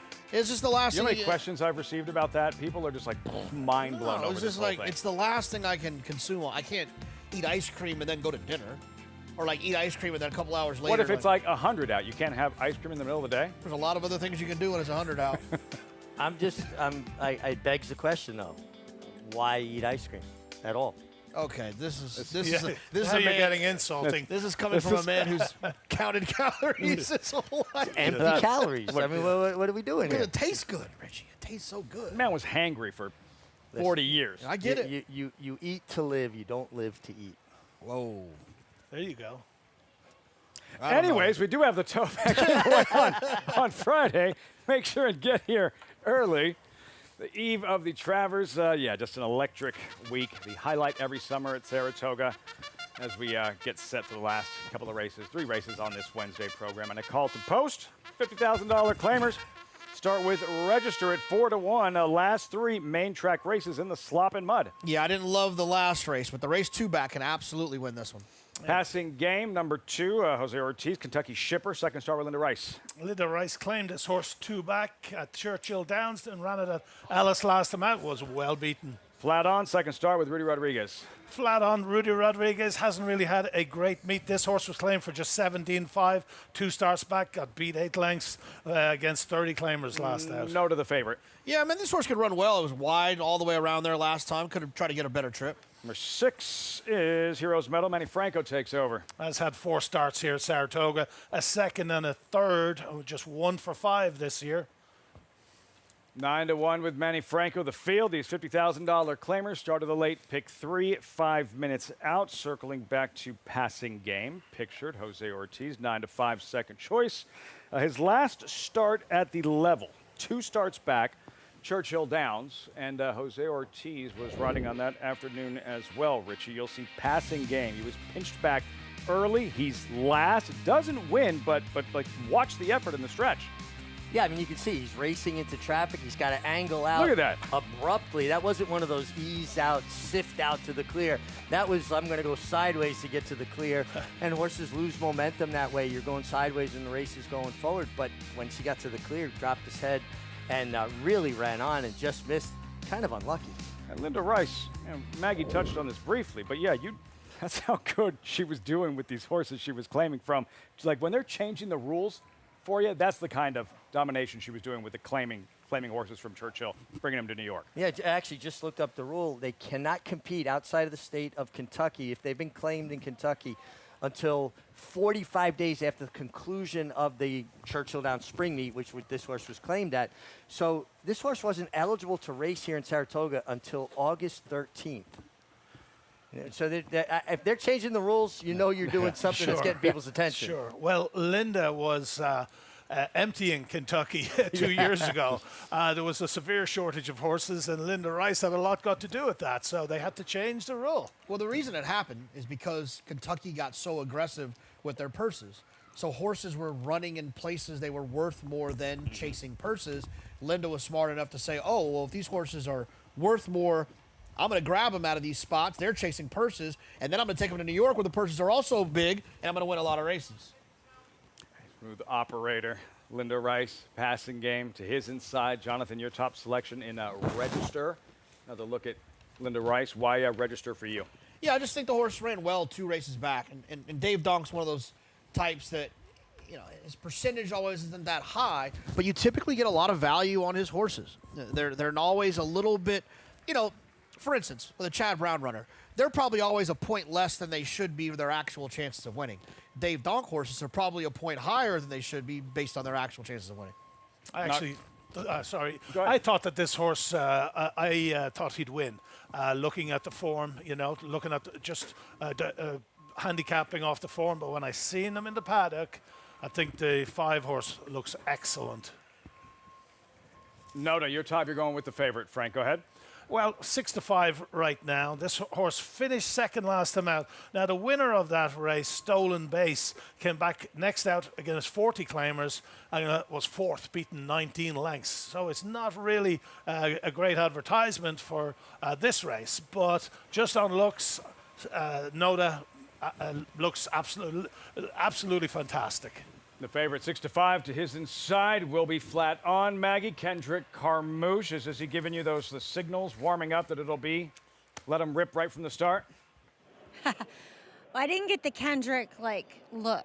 There's a look that Kendrick kind of signals sometimes, and he'll do it if he knows I'm interested in the horse, and then it gives me confidence. No, I didn't get any of those with this horse here with flat on, but a horse that has the potential to be forward in here and is definitely acting that way. Might be a little cheaper on paper. Look, Rudy picked him up for 17.5, and he's taking a step up after being well beaten for a non-3 for 30. Now, this is an interesting condition because most of these horses are non-3 life, which is part of the condition, but also non-winners of a race in a year. That's why Noda fits this condition as well. But looking at flat on, look, he was well beaten by Indy Magic last time, who was the favorite, who would come back and win again here at the meet with an 86. And then we saw Glint, who did drop in class after that effort, come back and win with a 78 buyer. So there's been some live horse. They're the only 2 actually to come out of the race, and they both have won. And I thought flat on, he veered in from the far outside post, going the mile last time. He pressed the pace. The other speed horse finished last, and at the end of the day, he was just second best. He is lively on the racetrack. He's moving incredibly well over this sloppy sealed racetrack, and his health and his weight just are top class. Like I said, he might not be a top-class horse when it comes to relative terms within this field, but there's a potential for this horse to be a bit of an upsetter here. So this is a more interesting race than I think just taking 6-5 on Noda, but then again, he ran well last time, and he could definitely step forward second off the bench. Guys? Lively on the track, Kendrick Carmouche, flat on, 8-1.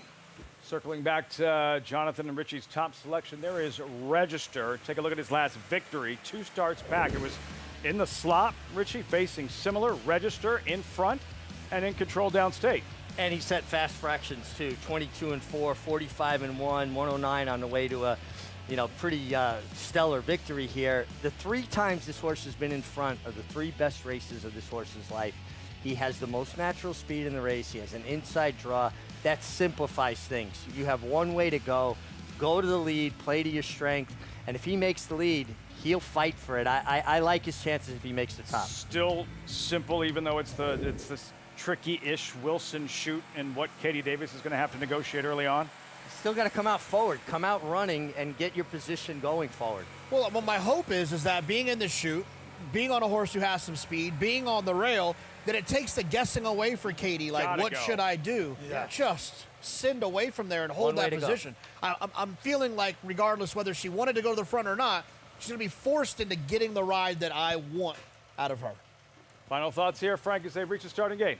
Well, I mean, they all look very good, and I agree with what Jonathan said, that Katie Davis is probably the main speed in this race. So I normally would be hesitant to go from the rail on a short price or a horse, but today I think there'll be no problem. Something to watch right from the start. Register, will he make the lead? There goes Nota, the favorite. Arad Ortiz, 5 clear of brother Jose in the chase for an Angel Cordero riding title. To Frank Miramati with the call. Race 7 from the Spa, live on Fox Sports 2. Heroes Medal to complete the line, going in. They're in the gate. And they're off. And it was a very even beginning. Register and Passing Game are the first 2 out of the gate, and just in behind them, Flat On, followed by Nota, who's 4th and just 3 lengths off them, and Heroes Medal is at the back of the field. Swinging on to the backstretch, it's Register just in front. Passing Game keeps the pressure on second, just a neck away, and it's a length and a half back to Nota in the clear, while 3rd. Flat On is 4th, but just 2 lengths off them, and now it's 6 or 7 back to Heroes Medal. The opening quarter went in 23 3/5 seconds for Register. Register now opens it up to almost a length on Passing Game, who's sticking right with that rival. In fact, Register is asked to kick on now with less than a half mile to go. The half went in 46 2. Passing Game looming alongside. 2 more lengths to Nota. Flat On is 4th. Has been on the inside throughout, but now 4 lengths off the new leader, Passing Game, and a half dozen back to Heroes Medal. Passing Game takes the lead with a 1/4 mile to go, cruising by Register. It's 4 lengths back to Flat On in 3rd. They're at the top of the stretch, and Register digging down deep, trying to get back on terms with Passing Game, but Passing Game has a 2-length advantage coming to the 16th pole. Register is 2nd. It's a long way to Flat On 3rd. Touchdown Valenti as Passing Game wins by 3.5. Register was 2nd. Flat On finished 3rd. Heroes Medal was 4th. A touchdown indeed. Passing Game. Owner Roddy Valenti, Jose Ortiz, Linda Rice team up once again. Set the perfect trip, just off a Register who got the trip that we wanted. Jonathan just came up second best, and Roddy Valenti gets it done. I was at my barber this morning, Dominic Filomena, who does Roddy's hair. He said Roddy was in yesterday. He's got a horse in. That should have been the tell for me right there. I was at the barber, and I saw the owner yesterday play.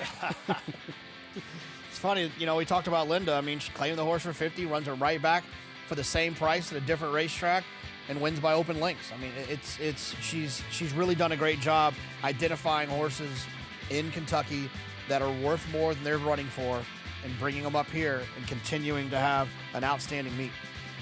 Well, she sure it didn't like the way he ran last time, out 7th by 19 in the slop, same as today, but today a different story as he looked all over the winner at the 5/16 pole.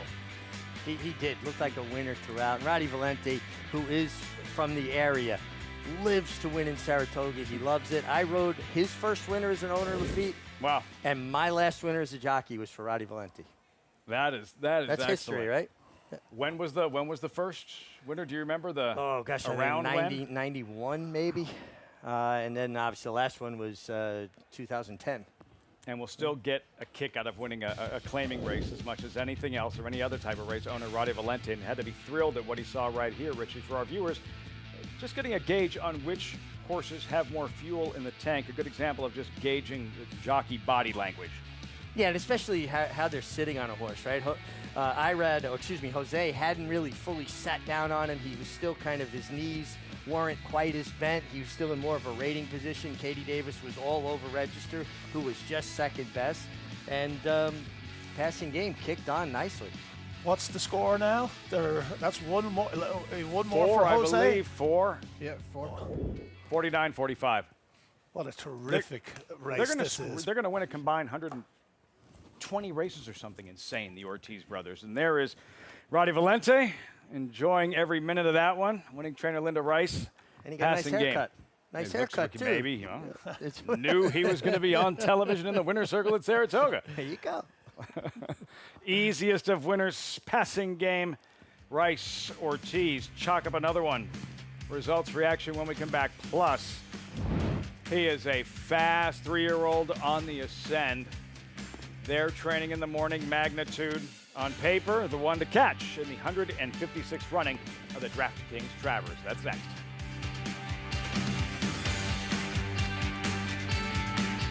Quality Road, proving Lane's End's tried and true stallion-making tradition. Quality Road has sired multiple Eclipse Award and Grade 1 winners, including champion 2-year-old colt Corniche, champion 2-year-old filly Caledonia Road, champion 3-year-old filly Abel Tasman, Grade 1 winner Bleecker Street, and classic winner National Treasure. He's a leader of his generation. Quality Road, a stallion that stands above the rest.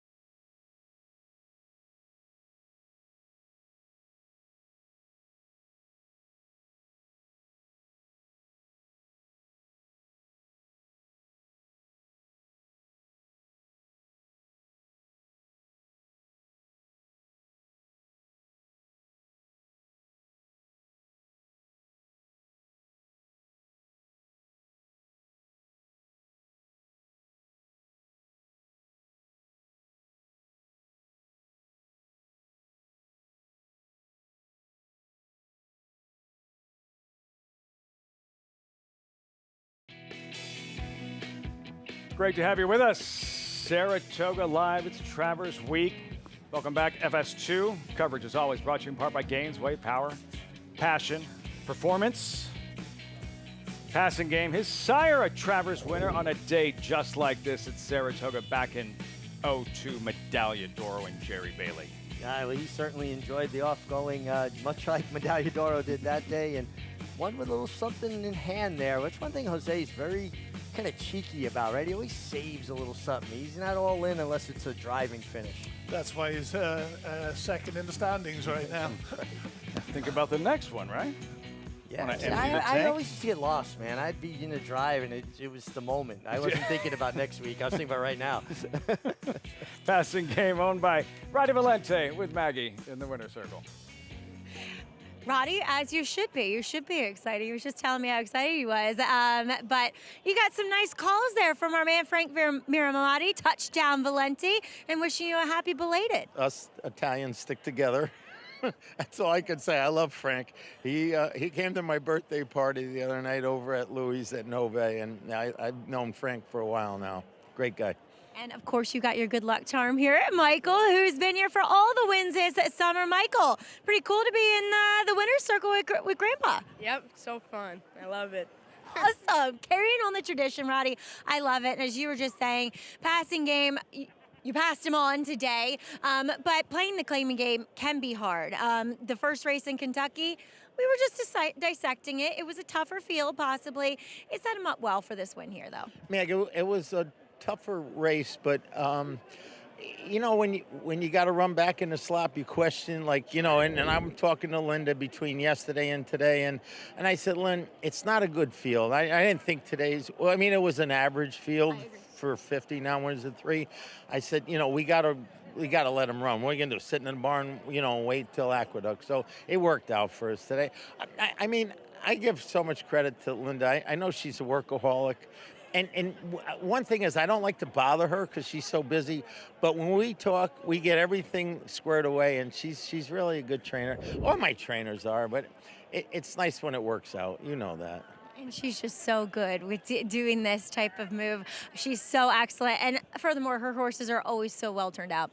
And did you see how good he? I mean, I thought he looked tremendous. I picked him because of that. I went over to the barn to see him the other day, and I said, "Oh my God, he looks so good."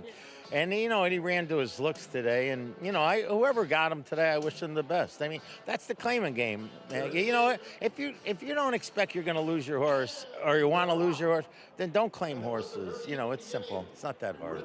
Well, here's to many more with Michael sharing it in the winner's circle, and congrats here, and happy belated birthday. Thank you, and my good luck charm. He's the best. He ain't going anywhere. Nowhere.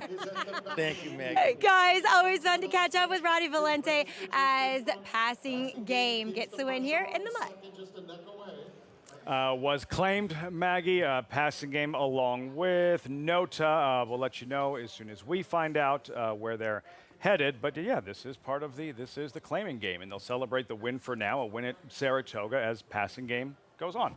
That's the business. And listen, Roddy runs his own business, very successful in that, and he understands it. You know, you put a horse in for a claiming tag, they're for sale for that price.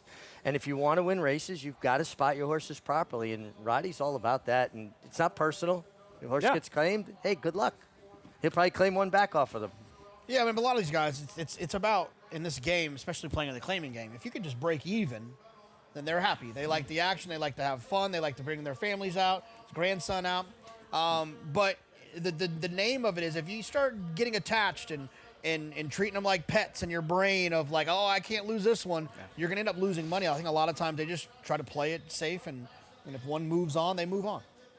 Easy win. Passing Game here in race number 7 at Saratoga. Late pick 5, what we've seen thus far. It was all favorites, Frank, in the first 4 races. Celtic Dawn, a little bit trickier to find in Passing Game at 5-10. Yeah, a pretty formful start to the pick 5, but we still have 2 races left. And I actually like a long shot in the last race. In the last race?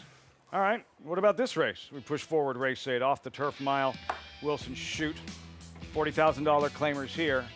Several defections. Loco Abario. Any getting by Loco Abario for you? No getting by Loco this Abario or Loca Abario. I think this horse has got the best form, run against the best horses, and will be very difficult to beat here. Agreed, gentlemen. Any creative ideas? No, I wish I did. I mean, this MTO, he's got his last 4 of his last 5 races, 6 of his last 8 races are better than anything else has been running lately. Yeah. All right, we'll have more on this 8th race coming up 18 minutes out, of course, on Saturday. Well, this weekend on the horizon, biggest day of the summer, featuring Saratoga's marquee event, DraftKings Travers on Fox. Saratoga Saturday. Sovereignty, one of the sport's biggest stages. Kentucky Derby winner, Belmont winner. He is the story. He is the one to beat. What will he do in the Midsummer Derby? Fox, Saratoga Saturday coverage begins 2:30 Eastern. Another look at the field. DraftKings Travers, $1.25 million purse. Number 4, Sovereignty, 2-5 morning line favorite. Number 1 is Magnitude, 2-1 second choice. Let's revisit the Iowa Derby, 4th of July weekend, Jonathan. Prairie Meadows and Magnitude off the bench. No rust as he wires the field. Well, he showed us how good he was early in his 3-year-old year before he got injured. And then he came back here and he basically duplicated that performance. The performance in the Risen Star was always questioned, I think, for a lot of people because it felt like it was bias aided. But when he showed up here and he ran the same area code of a figure and the way that he did it for a trainer in Steve Asmussen, you've got to have some trust that he actually is pretty darn good. He could continue to improve. And he's going to give Sovereignty one look at something he's never seen before, which is a very, very good speed horse that he's trying to run down. Frank, how much of a threat is Magnitude to Sovereignty? He's a big threat, and I think 2-1 is probably a little too low on him. I believe he'll be a higher price, and you are going to get a run for your money because he is going to be in front. And this is the graveyard of favorites, and the fact that no horse has been favourite has won blew a off grade his one. shoulders. Yeah, but I think Magnitude does have a big chance against Sovereignty. But Sovereignty, as Frank Miramati says, is probably the best 3-year-old in the world, and I hope that Sovereignty remains on the, like in the form that he has been in for the last 6 or 7 races, and I hope he wins. Richie, with Magnitude, with the 5-horse field in his style, as Jonathan mentioned, the speed he brings to the party, how does that complicate things for Junior Alvarado on Sovereignty? Well, he's got to be very aware of Magnitude and can't let him get too far away. And at the same time, he can't really change his horse's style, although Sovereignty has put himself more in the race the last 2 starts. Bracket Buster maybe keeps Magnitude a little bit honest, and he's drawn directly outside of him, right? Styles make fights. Styles make races. And the disparity in styles, which is what makes it interesting. You better respect Magnitude, though, because he is very, very talented with a lot of natural speed. I think Sovereignty is the best 3-year-old of a very good 3-year-old crop. Don't let this guy get away too far. But that is key, as you mentioned, his ability, Sovereignty, to be more tactical now. If he was winning his races from as far back as he was in the spring and in the Derby, then it gets really complicated. As More much of a ground as he might have to make up. Magnitude, how far can he carry his speed? Second choice drawn inside. Come and catch him if you can in the DraftKings Travers. Another glance at this loaded Travers Day schedule. It's the 6 graded stakes races, 5 of the Grade 1 variety. Live coverage on Fox. Fox Saratoga Saturday gets underway 2:30 Eastern. 2 races left on this Wednesday at Saratoga. Horses, as you can see, in the paddock, and all about that gelding in this one. Loco Abadio, odds on 4-5 favorite. We'll check in with Maggie. Riders up, post parade, post time in 15 minutes. Arabian Night has won the Pacific Classic. Jackie's Warrior, so fast. Win in your end, federal judge. And Charlatan is going to run them off their feet. Leads to win the Kentucky Derby. Obliteration is a star. Our shot gets the win. These 2 juveniles going at it. Logan's and Fortains. Journalism has won the Break the Stakes.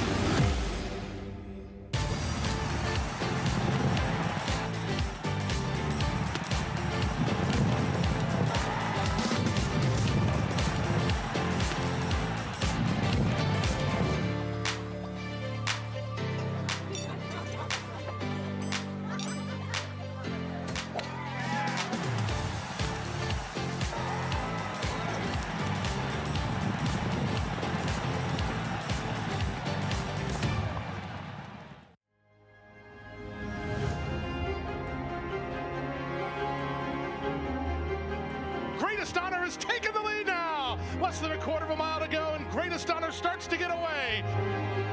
Greatest Honor, he's an easy winner in the Holy Bull. And here he comes now. Greatest Honor finding his best ride right when he needs to, and he's going to run down, drain the clock to win the Fountain of Youth.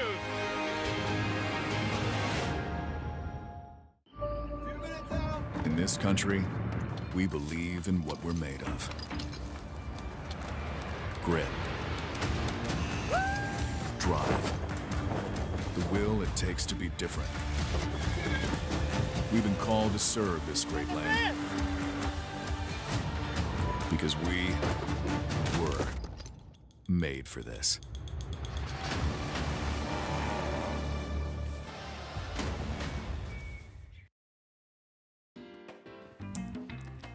Back live at Saratoga here on Fox Sports 2. Saratoga Live, as always, brought to you in part by Hill & Dale Atalapa.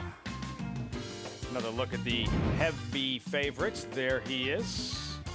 Loco Abadio, hot pink, Flying P stable colors. Most recent, Jonathan, last month right here, facing similar in a sprint. Flashed good speed and battled up top. In front, turning for home, and battle to the wire, going to come up about 3/4 of a length shy. Yeah, but he ran really well, and he was claimed that day by Flying P, moved to Norm Cassie. But like I said, this horse had run well for Will Walden. He ran well for the previous trainer. I like when horses that move barns have shown that they've run well for others. So you know that it's not something that was very specific to the trainer they were with. This horse has been very consistent. And Jay Provenzano, Flying P stable, he likes winning up here. It's important to him. Trying to win the meet title here is important. So I think a lot of times you'll see his horses be very meticulously spotted because he knows he's trying to get these wins. And I think Loco Abario was one of those who came in here as an MTO and wanted this race to come off the grass. Strictly the one to beat 4 to 5 Loco Abario. Maggie, the Castle Island, though, enough upside to give him a look today? Even. Well, at least make it difficult for Loco Abario on the front end as he's drawn more towards the inside. Number 5 in here, Castle Island, who will go first off the claim here for Joe Sharp. And maybe at the end of the day, he is the City of Light, so maybe Joe did want to try him on the turf, but also he's a City of Light. So I know he's only had one try on an off racetrack. That was a while ago. He deserves another one here because he looks like he should appreciate the going today. And furthermore, now I didn't see him in his last, which wasn't good. His race before that was really bad, and I did not like the way he looked whatsoever. He looked really kind of weak across his top line. You know, there was no muscle mass in his hind end. Well, that is not the case today. This guy has strengthened up significantly, again, since the last time I saw him, which was back in June. He looks better, best that I've seen him in his coat overall. And I think this is an interesting, entrant in here. Maybe not totally as a win candidate, but also he should give your favorite a little bit of a headache on the front end. As we'll move on to a horse that hasn't been on the main track in quite a while. That's number 8, Sky's Not Falling for Mike Trombetta. He got good a lot of, over a period of time on different surfaces, whether it was the synthetic or the turf. That's what he's bred to like. But I will say this guy won first time out way back when in 2020 when he was a 2-year-old on the dirt, actually sprinting, in fact. So at least he has that. I will say physically he looks a little more turf inclined. He's got a bigger foot on him, a little bit more of a slacker pastern. He's gotten a little hot here in the paddock as well, which I don't totally love to see because quite frankly, it's cold for mid-August. So we'll see what he does here, Lafitte. But like I said, getting back to Castle Island, I think he might be alive. Long shot. 9 to 1. See how he handles things. See how he handles the heavily backed favorite. Currently 4 to 5 on Loco Abario, the favorite for the Grade 1 Forgo Breeders' Cup Challenge event. Not for the Breeders' Cup Sprint, the Breeders' Cup Dirt Mile. We book him Dano coming in hot. JK and handling last year's Forgo winner Mulligan in his most recent, the Alfred G. Vanderbilt. Yeah, unfortunately, if Mulligan wasn't going to beat Bookham Dano today, I'm not sure he's going to beat him. Bookham Dano, I thought, was a little bit of a disadvantageous situation for him, considering the way the pace unfolded in here. But Mulligan ran well, but Bookham Dano ran better, and he feels like he's likely the best sprinter in the country. Well, Mulligan won this race, the Forgo, last year, but that was a lot easier Forgo than it is this year. But he still has a very good chance, and Bookham Dano, Derek Ryan's done a brilliant job with him with this New Jersey bred. In like 7 seconds, does he win the Forgo? Bookham Dano. Bookham Dano. See, Yeah. take the end. Told you he'd get it in time. Coverage continues on Fox Sports 1. Late double coming up from Saratoga. Saratoga Live over on FS1.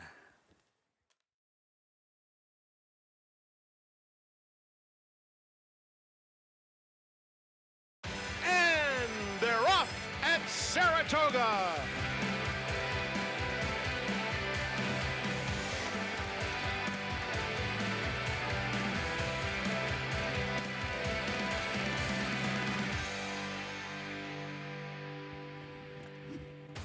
Overcast, lots of rain earlier today in Saratoga Springs. Welcome to our viewers on Fox Sports 1. This is Saratoga Live. It is Travers Week as the countdown continues to the 156th DraftKings Travers. All eyes on Sovereignty. We'll have more on that later in the broadcast alongside Breeders' Cup champion trainer Frank Lyons, handicapper Jonathan Kitchen, champion jockey Richie Migliori. I'm Lafitte Pinkai, guys. So yeah, the bad news, the weather earlier today, so no turf racing this afternoon. That's why you'll see this 8th race, just a handful of runners, several defections. The good news, the weather expected to be much better leading up through and right through the Travers Stakes. Let's meet the field, starting with the 4-5 favorite, Loco Abario, 4-5. Claimed last time out for 40,000, back in for 40,000, but he finished second, beaten 3/4 of a length by Otto the Conqueror, who won the Springboard Mile.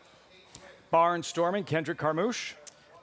Yeah, this horse's turf form's been terrific, but the dirt races leave a bit more to be desired. For our new FS1 audience, Maggie just told us on FS2 she gives Castle Island a puncher's chance. Well, 30-1 on the morning line, bet down to 5-1 right now. So it's not only Maggie thinks he's got a puncher's chance. Sky's not falling, aptly named gelding. Yeah, for the estate of Larry Johnson, Mike Trombetta knows how to win races, but this horse's turf form is much better than the dirt form. He's got this last win mid-June in the slot. And he was claimed last time out for 12.5. But trainer reclaimed this horse, finished second for 12.5, and he's in against 40 claimers. Big gain, make the rider Louis Saez finishing up the meet very strong. Yeah, Louis really kind of hit his stride, getting traction, getting good mounts. Big gain's going to have to improve from anything we've ever seen from before to handle this field, but he is entered for the main track, so he got what he desired. All came together for him off the turf on the main track. And a reminder, if you haven't signed up just yet, now's the time. It's Travers Week, the biggest day of the summer on Saturday. Get involved, NYRABets.com. Use that promo code SPOT200. Enjoy betting on over 300 tracks around the world. Start winning today. Join now, NYRABets.com. Another look at the odds-on favorite, Loco Abario, trained by Norm Cassie. Ricardo Santana in the saddle. JK, his most recent, late July, right here at this level, battling at the top of the stretch and going to battle valiantly to the wire. He did, and he did it for a different trainer than he's going to have today. Prior to that, he had Will Walden. Now he's with Norm Cassie. But the one thing I like about Loco Abario is that if you look through his past performances, you'll see good races for different trainers. I like a horse who can bring his racetrack with him no matter what barn he's coming out of. Both of you saw this as I asked you, do you have any creative suggestions maybe? Is there someone potentially ready in the role of a spoiler? You both felt this was strictly Loco Abario's race to lose. Yeah, sometimes it just boils down to when I look at a race, who would I want to ride? Well, the only one I'd want to ride in here is Loco Abario. Interesting, too, Ricardo Santana gets the mount today. He beat Loco Abario last time with Otto the Conqueror, Otto the Conqueror, excuse me. And I used to love that. Beat a horse and then subtly kind of wander by the barn. Man, anything ever comes out, I'd love to ride your horse. You're so game. Just lay a little groundwork, you know? Sure, other riders love that. Do you know that the Ortiz boys do that more than anybody? They are, although Steve Rushing has done an incredible job. Yep. They are incredible agents for themselves. Yeah. Absolutely. I have a friend who has a horse that ran well, and Irad called. There you go.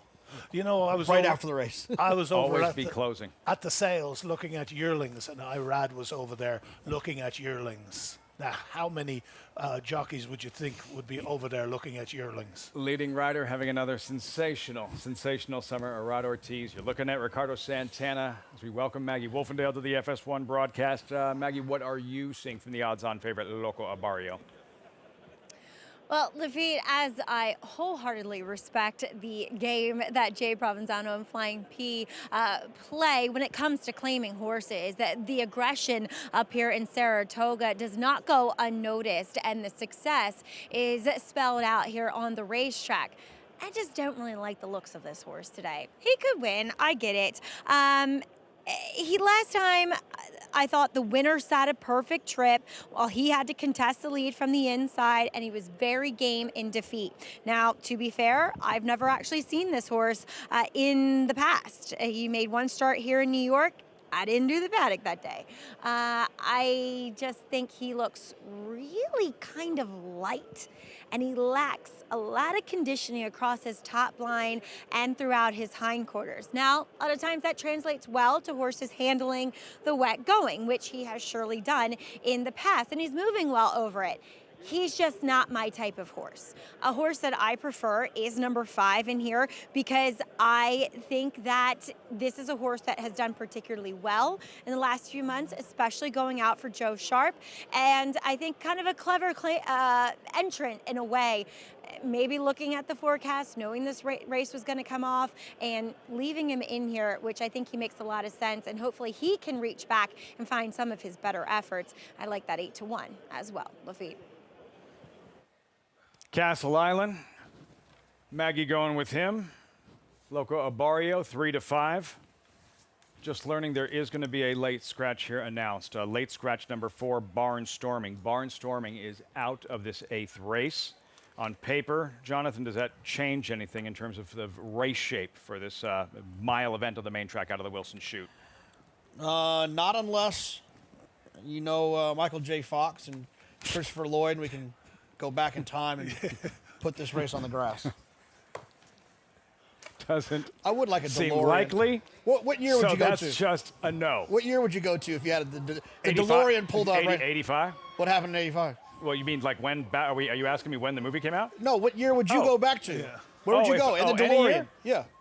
Yesterday, and I just like fire away at every racetrack knowing the results, because I'd have my sports almanac from Back to the Future too. 1975, and I would not get outbid for Seattle Slow. 1964, and I'd start it all over again. All over again, huh? Great sports almanac. Barnstorming out. Doesn't change a thing.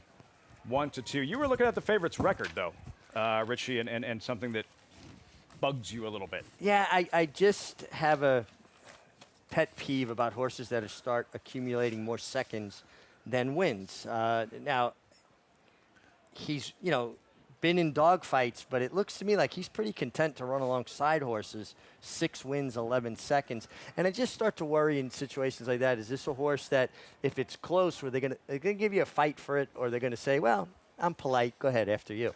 Yeah, well, at 1-2, you'd certainly hope he's not going to be in a fight. But Sure. if he is, you may be right. But I do think that it's probably more the company that he's been keeping than the ability of the horse, or the mental, ability of this horse. I agree with you. And I think he landed in a spot that he probably shouldn't be in that big a fight, right? That's it. Yeah. And he won't have any problem with the going here. He's had 3 starts, a win, a second, and a third. He's got, the outside draw. Yeah. So everything's in his favor here today. It's up to him to show his honesty. Jonathan, we were looking at Ricardo Santana aboard the favorite, Loco Abarrio. Like, we expect the Ortiz brothers to do Ortiz brothers things here at Saratoga. We expect them to put up the big numbers and likely finish up 1-2 in the rider standing. Expect big things from Flavia and Pratt, etc. But one of the bigger surprises this summer, and what a terrific summer Ricardo Santana has had to date. It's been sensational. Yeah, I mean, you don't expect guys that don't ride here full time. I know he moved his tack right before the meet, but haven't been here, established here, to just show up and win a bunch of races. Why are we so impressed with what Tyler Gaffalione did last year, winning all those races, spending all that time in Kentucky? Ricardo's the same way. And show up here and to be competing with these guys that are in New York all the time that have established business to win as many races as he can. I know that what Irad and Jose are doing is very impressive. It's very cool. It's very, you know, it's very it's Irad good. and Jose. It's not unexpected. Yeah. To me, what Ricardo's done this summer has been the most impressive based on where I think most people thought he would land on the board. Ricardo didn't really have a barn when he came here to Saratoga, where Irad and Jose have a choice, you know, of they ride so many live horses. He's been piecemealing it. Him and his agent, They've been doing DJ Campbell, have fantastic. done an amazing job. Aboard another live one here. Santana, Hot Pink of Flying Peace Stable, Loco Abario. 1-2 at post time. Frank Miramati with the call. Adderley Wilson shoot race 8 of 9 from Saratoga. In the gate. And they're off. And it's Castle Island and Loco Abario hooking up right out of the gate, and just behind them, he's got this, followed by Big Gain, 4 off the pace in 4th. Sky's Not Falling is at the back of the field. So they move on to the backstretch, and Castle Island will be the pace setter, leading the way by 1.5 lengths. Loco Abario is now 2.5 lengths behind. As He's Got This is down on the inside, right next to Big Gain, who is 4th. It's another 5 back to the trailer. Sky's Not Falling. 24-2 for Castle Island. Castle Island heading to the half-mile pole has expanded to lead by 3. Loco Abario. He's Got This is down on the inside, and Big Gain is in 4th. 4.5 or so off the leader. Sky's Not Falling is inching up inside of him and getting right into the race. So it's still Castle Island. Castle Island 2-length lead. Ricardo Santana Jr. trying to motivate Loco Abario to go after him.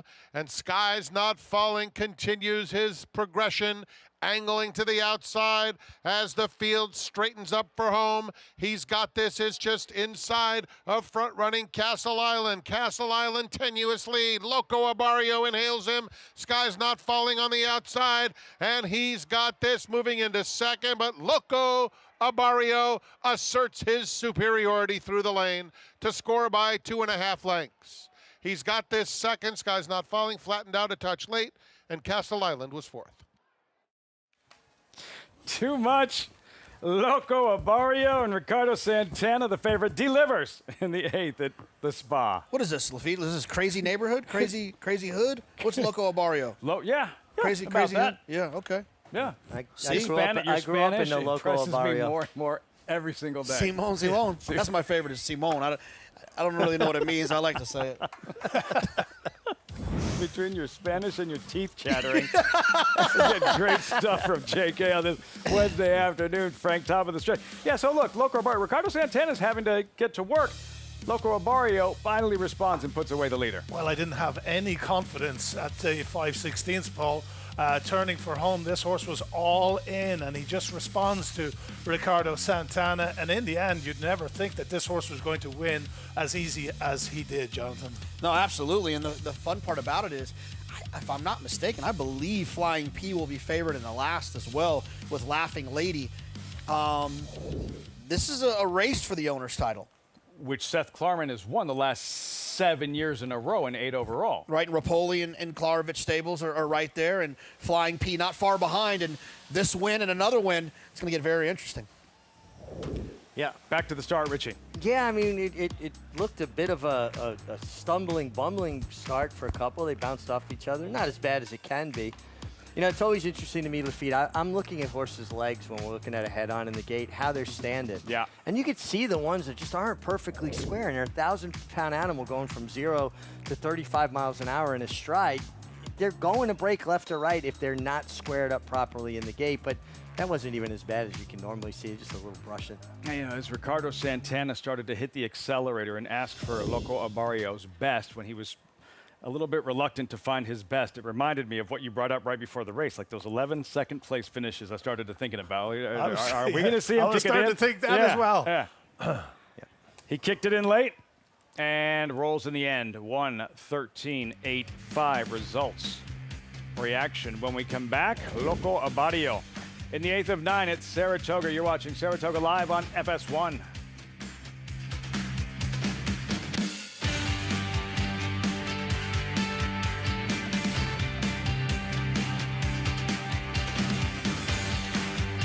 As they say, Book 'em, Dano. Prince of Monaco in between. It's going to get very close. Book 'em, Dano. if you can make it here, Book 'em, Dano in a thriller. Book 'em, Dano wears him down. Book 'em, Dano under a perfect ride from Paco Lopez to win the True North. you can make it anywhere. It's Book 'em, Dano in another stellar display, winning the Alfred G. Vanderbilt going away. Bucaro, proudly standing in New York at Iron Horse Stallions.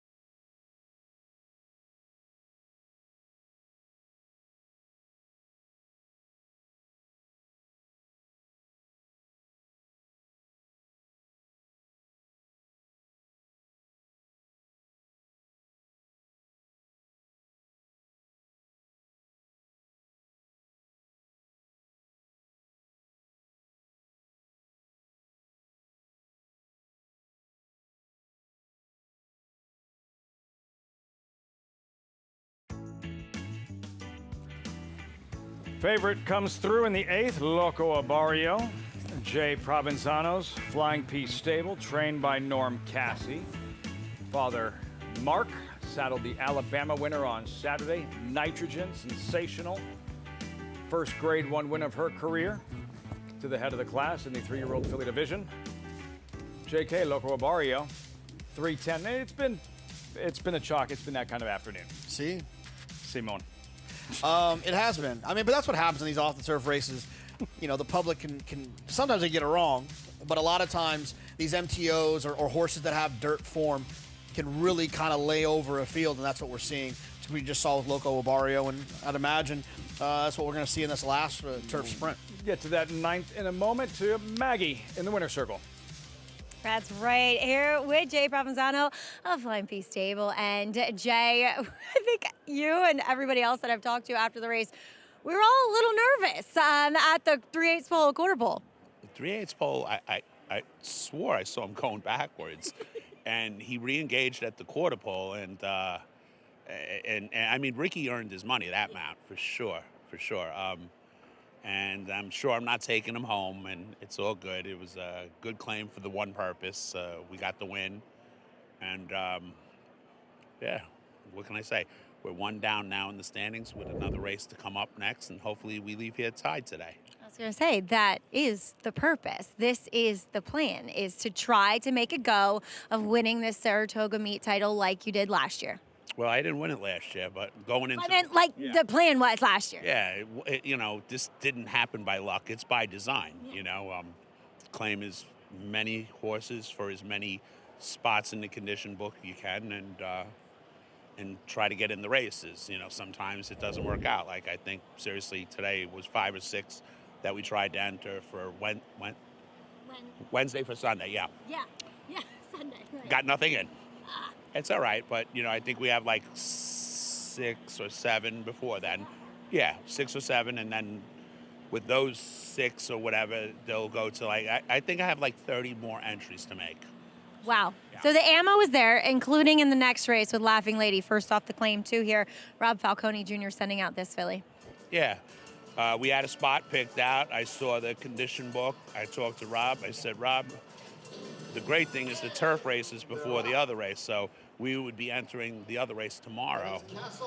So things happen to work out for once. The racing gods, they looked out. And maybe they're looking down a little extra because it's your anniversary. So happy anniversary to you and Donna. It is our anniversary today.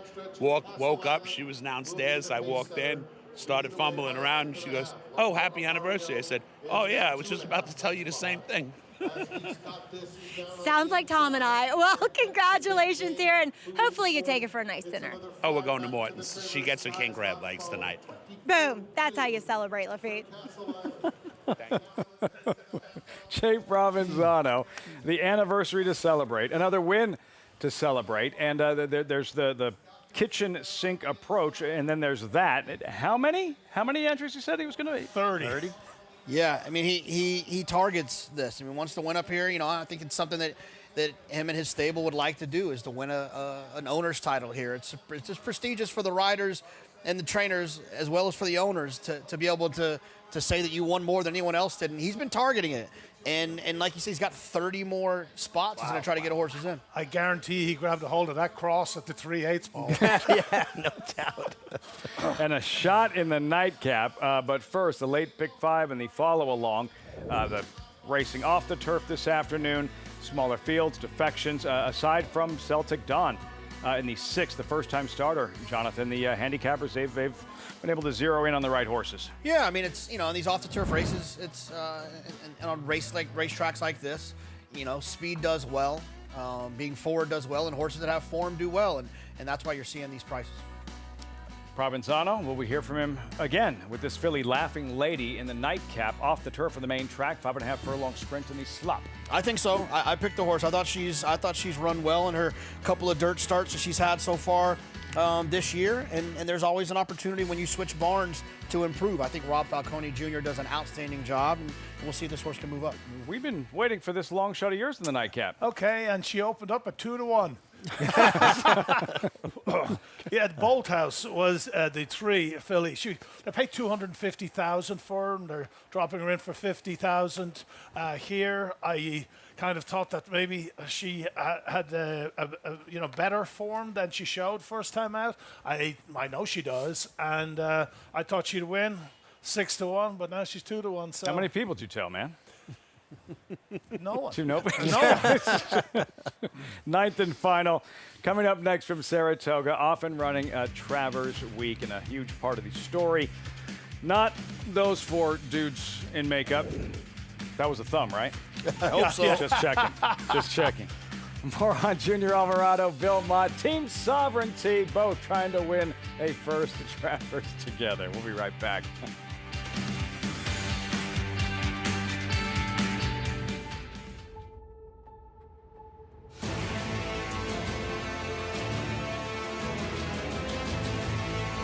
They come on for the finish in the Pilgrim Stakes. Annapolis by a head. It is Annapolis in front. It is Annapolis to win the Coolmore Turf Mile.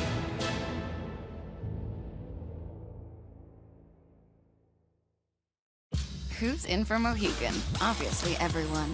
A cheers with friends, then it's off to the races. A moment of calm before the dark and stormy. One more dance floor. Who needs skill when you have style? And feeling like it's the best time ever? Smile. Apps and nightcaps? Yes. Then it's down for the thread count to start it all again tomorrow.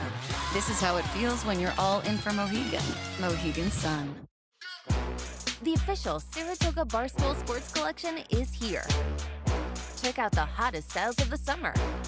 Shop this limited drop before it's gone. Get yours at shop.naira.com. Fox Saratoga Saturday. DraftKings Travers Day features 3 Breeders' Cup Challenge races. The Forgo, the Resorts World Casino Ballerina, and reigning horse of the year, Torpedo Anna in the Personal Ensign.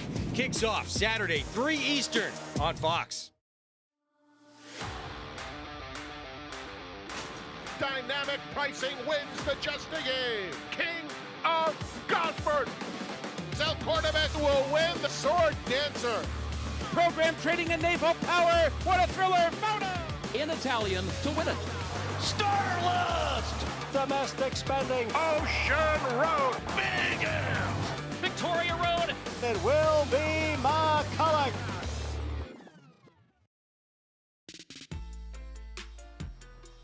Welcome back. Saratoga Live on FS1. Travers Canoe. Fierceness last year. Mike Rapoli. What color will the canoe be Sunday morning? Could it be Godolphin blue? Heavily favored Sovereignty. A big part of the story is the team, jockey and trainer Junior Alvarado and Bill Mott. Several marquee wins together over the years. And in recent years for Mott, a couple of firsts. It was Junior Alvarado riding his first ever win in the Met Mile, Cody's Wish. It was Alvarado riding Mott's first ever win in the Whitney last year in Arthur's Ride. Neither have ever won the Travers. They'll try on Saturday with Sovereignty. When I was growing up in Venezuela, you know, the only race we were able to watch was the Kentucky Derby. My dream just to ride in the Derby. I saw Junior riding in Chicago, and what we were looking for was a young rider with a lot of potential, and he fit the bill. Junior sort of became the stable rider. We run a lot of horses, and we can't always get the leading rider or the Eclipse Award winner for every horse we have, so it's nice to have a good, solid rider and somebody that you can work with. I've been working for him for over 13 years. I've never worked for a jockey that has been more professional than he has. When I first walked to Mr. Mott Barn, you know, I was just coming from Arlington and this Hall of Famer with, you know, those nice horses. I couldn't really process at that time that I was going to be able actually to get through it and be the main jockey. Olympiad gets the gold. The Grade 1 Whitney to Arthur's Ride. Just FYI and Junior Alvarado. Cody's Wish, and this beautiful racing story continues. They're off in the Kentucky Derby. I was watching from the box with Bill Mott, and we were so confident in this horse that we were relaxed. It's hard to believe, but it's true. He sits with me, win, lose, or draw. It doesn't seem to make any difference. He was the ultimate. I mean, I've won 3 derbies, but this one had so much more meaning because I did it for Bill Mott. Just to being able to celebrate with the team that I've been working for the past 13 years, you know, I don't think it gets better than that. You know, it was meant to be, and it's almost more like a family. When it comes to winning a Triple Crown race, a Belmont or whatever it is, I think we're going to be happy and jubilant no matter who we win it with. But it does make it a little special if it continues on with the team that you started out with. You want to stay with the girl that you brought to the dance. Many big dances together. Next up is that Travers, Richie, and their relationship, the faith that Mott has in Alvarado, and the confidence that must give him in these pressure-packed situations. It's so important for a trainer and rider to have that confidence in each other, have great communication. And when a trainer lets a rider know, you're my guy, you're on my team, you're not going to get replaced if something goes wrong. You're going to get better results from a rider because they're all very talented. It comes to confidence then. And a trainer instills that confidence in you. You're not riding at the half-mile pole with Bill Mott perched on your shoulder. You're free to react in the moment and allow your instincts, and that's a lot of what a rider does. It has to be instinctual. And so many trainers inhibit a rider from just doing their job. Don't micromanage. Trust in the rider. You guys get together, communicate on how you want things to go, but then allow him to come to the line of scrimmage and call an audible if he has to. I don't think Tom Brady went to the line of scrimmage worried about Bill Belichick as much as what was right in front of him, right? A terrific analogy. Yeah. And for Alvarado, it's been one clutch ride after the next, and specifically on Sovereignty. You look at the bio and what he's accomplished to this point. 5 of 8, Alvarado and Mott with Sovereignty on a roll from the Derby to the Belmont to the Jim Dandy, and now the heavily odds-on favorite, Frank, for the Travers. Well, I think where Bill Mott got so confident in Junior Alvarado was with Cody's Wish. And I think since Cody's Wish, Junior has cemented himself with Bill Mott and continues to bring terrific rides. And it always helps when you have Sovereignty to represent how you're going to ride. And so I think that Sovereignty will put on a great performance on Saturday. And I think that we'll look forward to the Breeders' Cup Classic, which is going to be a classic race. The best Breeders' Cup Classic I think we've ever seen. Out west at Del Mar, Jonathan, should Sovereignty win? And these questions can be tricky, but compared to the finest, the very best 3-year-olds over the last decade, in your opinion, where would that leave him? Well, he definitely stays in the conversation as one of the best we've seen. I think it's the longevity of it all, right? To be able to be that good on the first Saturday in May and then to be that good still in the Travers in late August at Saratoga, I think says a lot. So I think that, you know, if he can win, he's gonna start throwing himself into that conversation. I think a classic would put him into the mix of starting to say great. A Travers and a classic. Now you start talking about great. I think a Travers and a classic, he's horse of the year. I think a Travers, he's probably horse of the year already with just a Travers. So he's definitely going into that conversation. But you know, his body of work isn't done yet. So it's hard to say exactly where the ceiling is for him. I don't like to compare generations. I'd like to appreciate athletes, whether they're equine or human, for who they are in that moment. I don't want to get into the debate who was better, DiMaggio or Mantle, right? I think Sovereignty is very, very good. I do think, historically speaking, we'll look back on this 3-year-old crop as being a very, very strong, deep 3-year-old crop. And so far, he's shown to be the one that's the best. I think he has an opportunity to be in that conversation, though, over the last 20 years of being one of the better 3-year-olds we've seen. I guess it's like what tier is he in, Frank? And then in that very upper echelon, we've had 2 Triple Crown winners over the last decade, and American Pharoah and Justify. If he wins the Travers, does he belong with some of the very best we've seen over the last 10 years? Yes, he does. I mean, he has got a frame that is unequaled, I believe, and I think he's still going to get better. But let me ask you this. Say journalism wins the Breeders' Cup Classic and this horse is beats Sovereignty. Who would you say is the 3-year-old champion? It's a good question. The Breeders' Cup is supposed to be where championships are, in fact, decided. This fall, of course, out west at Del Mar, Maggie. But for right now, it is a conversation just regarding the Travers. For you, should he win on Saturday? Does he belong shoulder to shoulder, in your opinion, with the elite, the very best 3-year-olds we've seen in the last 10 years? It's an interesting conversation, and what the Breeders' Cup bears out, I think, ultimately will make Sovereignty placeable amongst those best that we've seen. But I decided to take a look at this kind of question in a different way, and I thought about who are the best 3-year-olds that we have seen in the past 10 years. You guys mentioning, obviously, the Triple Crown winners, of course, in American Pharoah and Justify, but also Arrogate should be in that conversation. What do those horses have in common? They're trained by Bob Baffert. That's what Bob Baffert does. He is arguably one of the best trainers of, winning classic races. While Bill Mott is hands down my favorite trainer of all time, we saw him win his first Kentucky Derby via DQ. So while he's won all sorts of races, cranking up 3-year-olds to have championship seasons and win classics isn't necessarily in his, immediate repertoire. It's not what he strives to do or what his program is all about. So the fact that this horse has proven superior whilst under Mott's tutelage, I think just says that possibly the best is yet to come. And I echo the sentiment that Sovereignty physically, of what Frank said, is just so much above everybody else. And I came into this 3-year-old season loving journalism, but Sovereignty, I think we'll see an excellent showing come this Saturday, but also we might see him prove to be best against the older generation too come this November. Guys? Nothing not to love about journalism. He's been awesome. Sovereignty's just been better.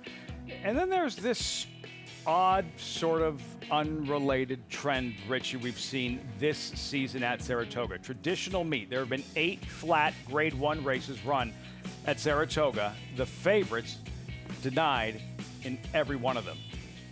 Has nothing to do with the Travers, but look at the names on those lists. All denied in Grade 1 races here.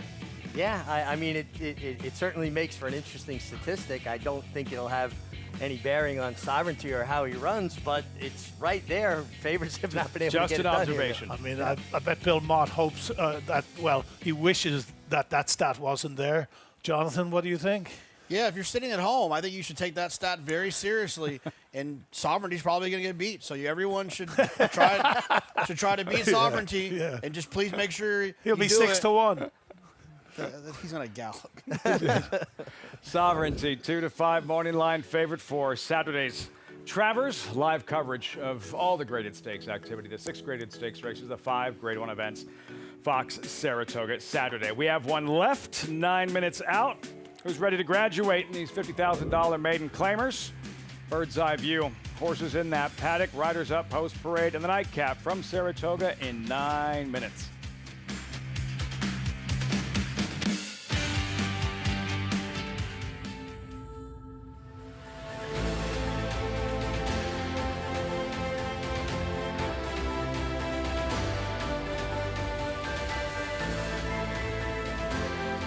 Olympiad gets the gold in the Jockey Club Gold Cup.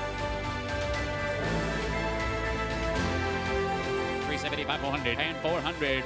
$400,000 in the back.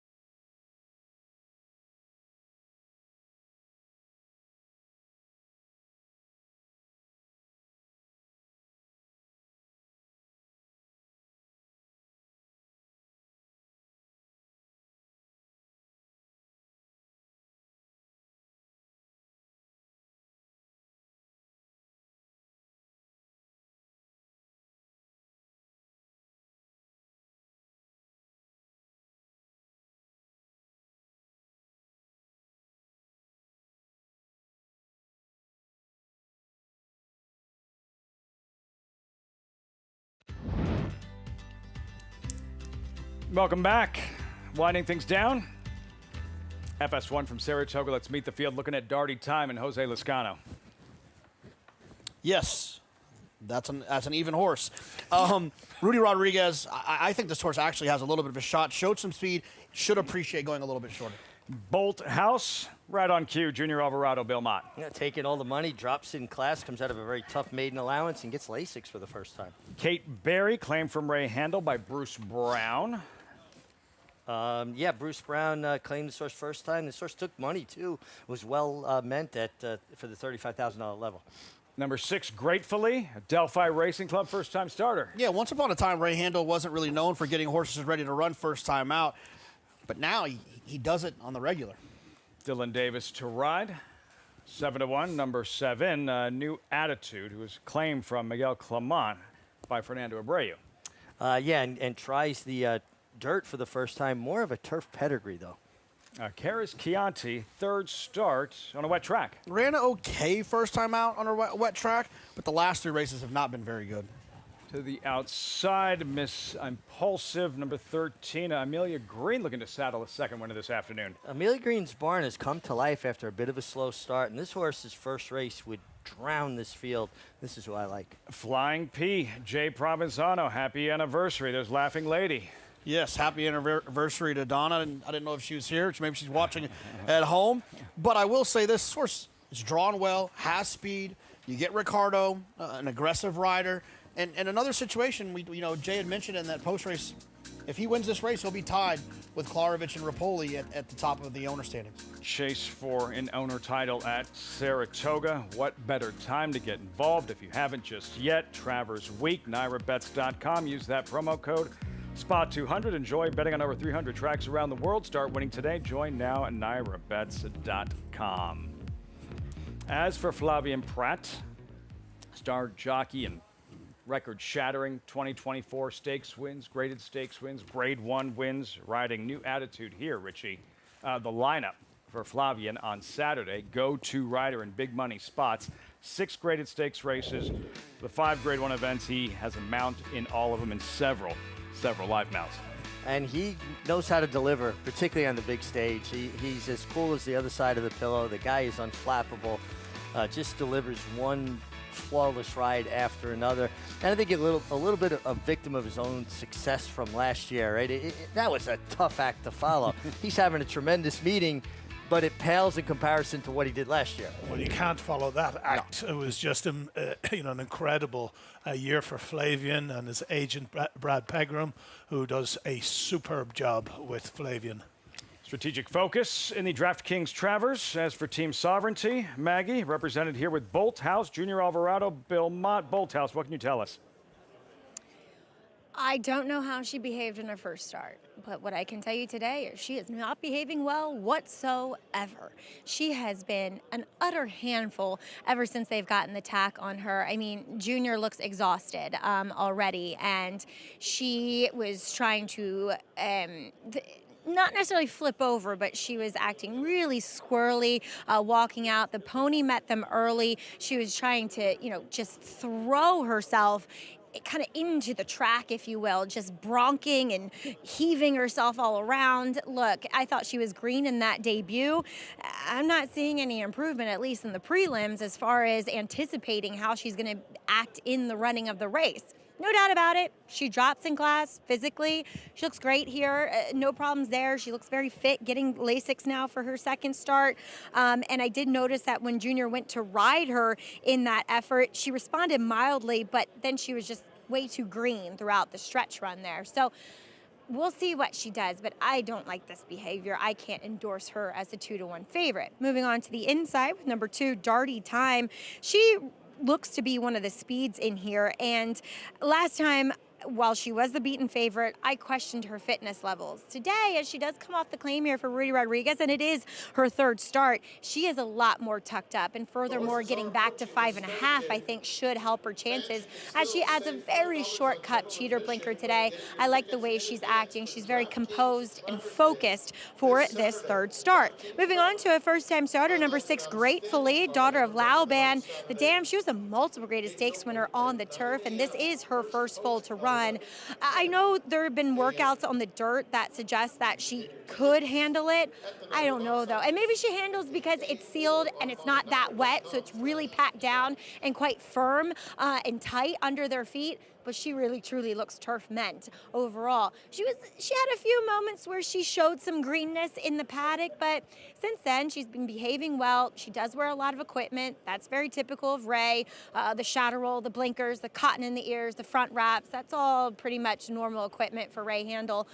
So we'll see. I'm just concerned that she might prefer the turf, which is where she was entered. And two, she might want more ground because she is a bit tall, long, and lean in her frame, which is reflective of a routing type. As we'll move on to a horse that's entered for the MTO and does get a drop in class, albeit from State Bred Company in number 13, Miss Impulsive. If she can get back to her first race, she can win here. As I was talking to her owner, Stuart Grant, he said, it's the 5.5, Mag. She needs the 5.5. She might have company up front, but at least she gets to do it from the outside. And I think she looks better than ever here for Amelia Green, who's looking for her second winner actually on the card. Just, she might be distance limited, but at least it's the 5.5. She's a bit smaller and very short coupled, really built downhill. You could see it as she was a little behind the pony there, but strong, incredibly fit, seems sharp, but is keeping it contained. So ultimately, I'm going to land on her Lafitte as my selection. Miss Impulsive for Maggie, Miss Impulsive for you, Richie. Yeah, I mean, for all the reasons Maggie just stated. I mean, her first race was really, really good. She regressed on turf, came back with another poor effort, going 6.5 here, drops to the $50,000 level. Amelia Green's barn, who did get off, admittedly, she said it herself yesterday, off to a bit of a slow start, has really come to life. And I think she's a top horsewoman, learned under Todd Pletcher. And you get Irad Ortiz, your leading rider as well. I think there's a lot to like here. What about the fact that she's by Into Mischief, a filly, 3-year-old filly? She cost $30,000. Well, that's a momentary pause, but that first race was good enough. I just need that first race back. Yeah, for sure. Jonathan, you're expecting the Flying P, Ricardo Santana late double? Yeah, I like Laughing Lady drawn outside. I thought her pace figures last time were faster than anything else in here. Is run early. She's drawn well on the outside. If she can take another step forward for Rob Falcone coming out of a race where it fell apart and she was part of that pace, I think she could run well in here. You told too many people, Frank. You just told way too many people. I only told two people, House. the Army and the Navy. Volthauser is 2-1. Team Sovereignty. Here's Frank Mirmati with the call. Going in. They're in the gate, and they're off. It was a very even start. Bolt House narrowly. Here's Darty Time coming through, though, to take the lead.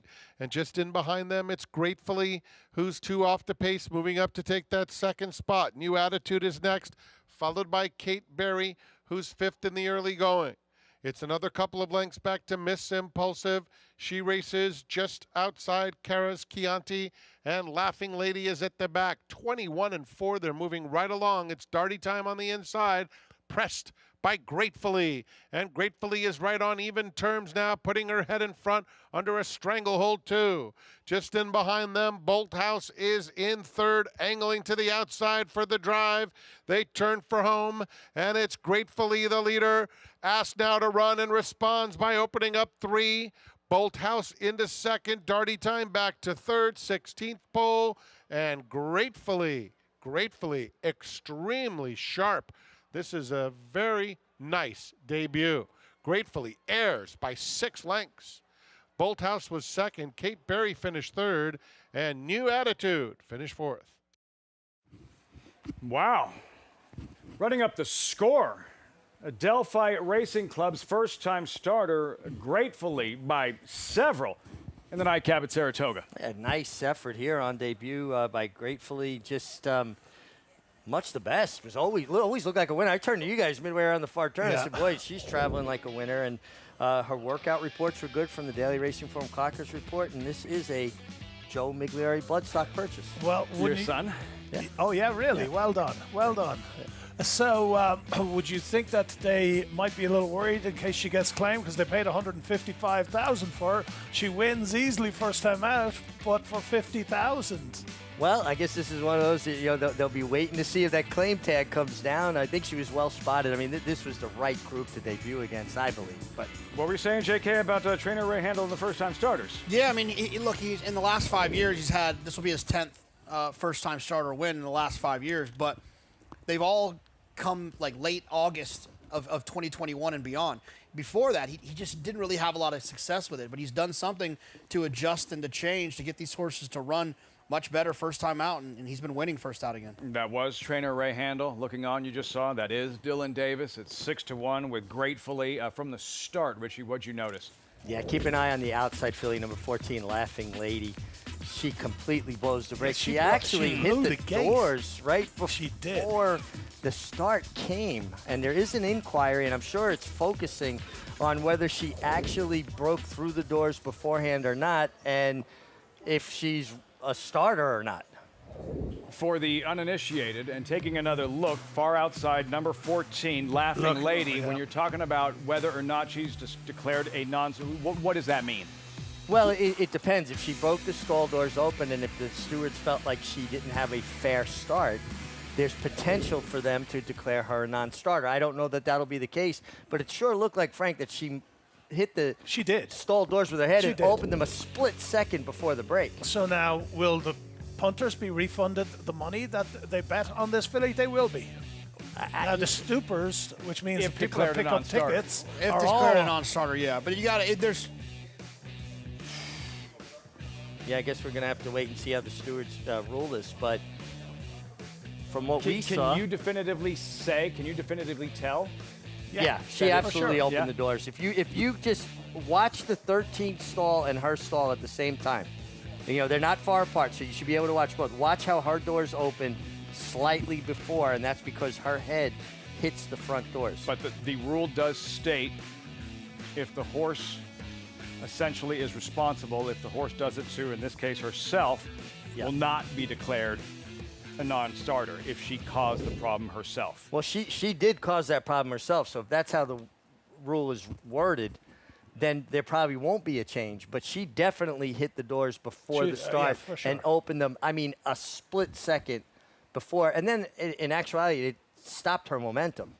You know, it wasn't like she hit the doors and kept going forward. It was almost like she kind of recoiled a bit and then jumped out. As for the first-time starter, though, gratefully, I mean, wow, went out there and made it look all too easy. Absolutely. I mean, popped away from there and opened up. And when you get a first-time starter like this on a racetrack like this, to find the front end like that, it's a very advantageous place to be. Winning trainer, Ray Handel, with Maggie.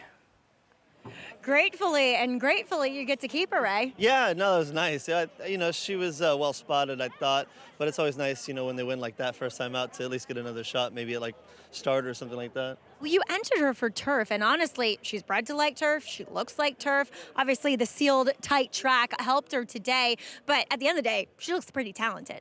Yeah, she's fast. She's always been very fast in the morning, and, you know, she did things really easily on the dirt back home at Belmont. But when I brought her back here, or when I brought her here and we started breezing on the Oklahoma dirt, she's the first time I ever saw her go off the bridle, and she just really had, like, showed me that, like, she had that big, high kind of knee action, and she kind of struggled with it. And I put her on the turf, and she was breezing really well with some pretty nice grass horses. So I said, you know what, let's just, you know, be with the pedigree. Like you said, the mom was a stakes winner on grass or stakes place on grass. She's a great stakes winner. Yeah, great. Yeah, she won the Miss Gorilla. Yeah. So I was like, let's, you know, she's nice on the dirt, but she'd probably be better on the grass. So, but we'll see. She ran fast today, so. And as we just heard Frank Miramati say, no change or action will be taken with regards to number 14, Laughing Lady. But always fun to win for Adelphi as well. Big group here. Very happy. Yeah, awesome. Yeah, happy to win for them.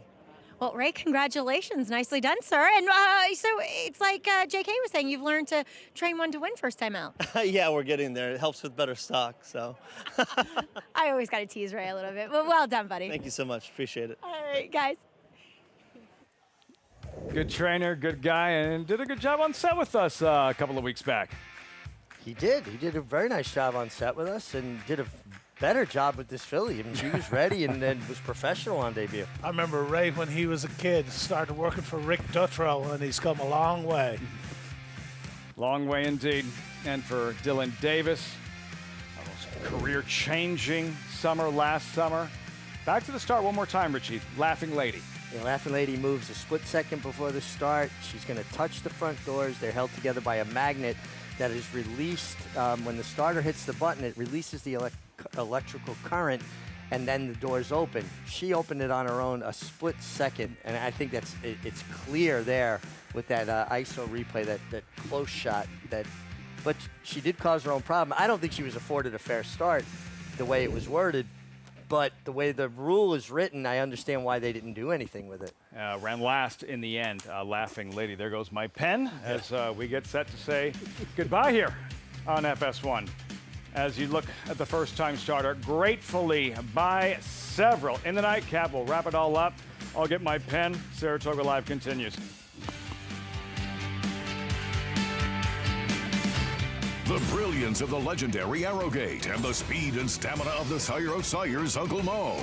Introducing Petulante, the first son of Arrowgate to stand in New York after winning handily at first asking. Petulante! He's got a kick here, and he's going to prove much the best. He won or placed in all 7 of his lifetime starts, including the Grade 3 Salvatore Mile. Petulante, Nimbus class, Petulante! Petulante, now standing in New York. For information, visit IHDVStallions.com today.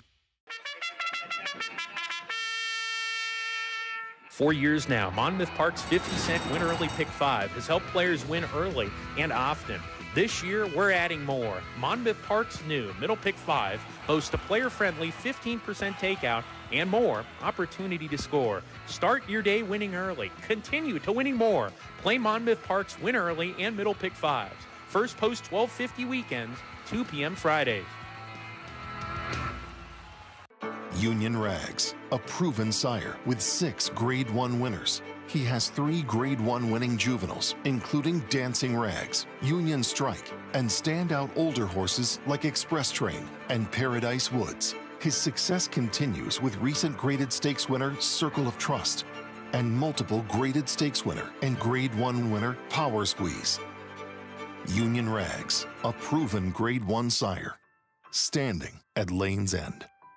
Racetrack Television Network brings you every race, from every track, on every screen, every day. With monthly packages starting as low as $5, RTN gives you great value and access to more live HD streaming and race replays than anyone. Visit RTN.tv today to sign up and watch on almost any device, including Roku and Amazon Fire. RTN has packages that start at $5 per month.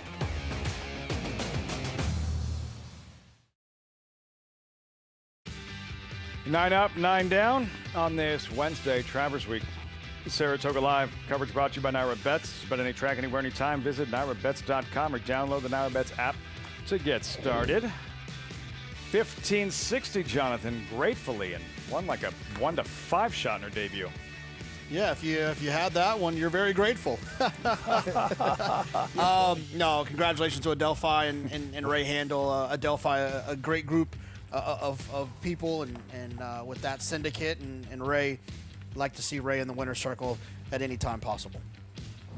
Gratefully, in the late pick 5, shaking things up to enhance the payout. In the end, $963, late pick 5 payout here at Saratoga. Right back at it tomorrow afternoon, and of course we have the marquee events on Saturday with the 5 Grade 1 races in the Travers. Tomorrow, the Albany, presented by Albany Distilling Company.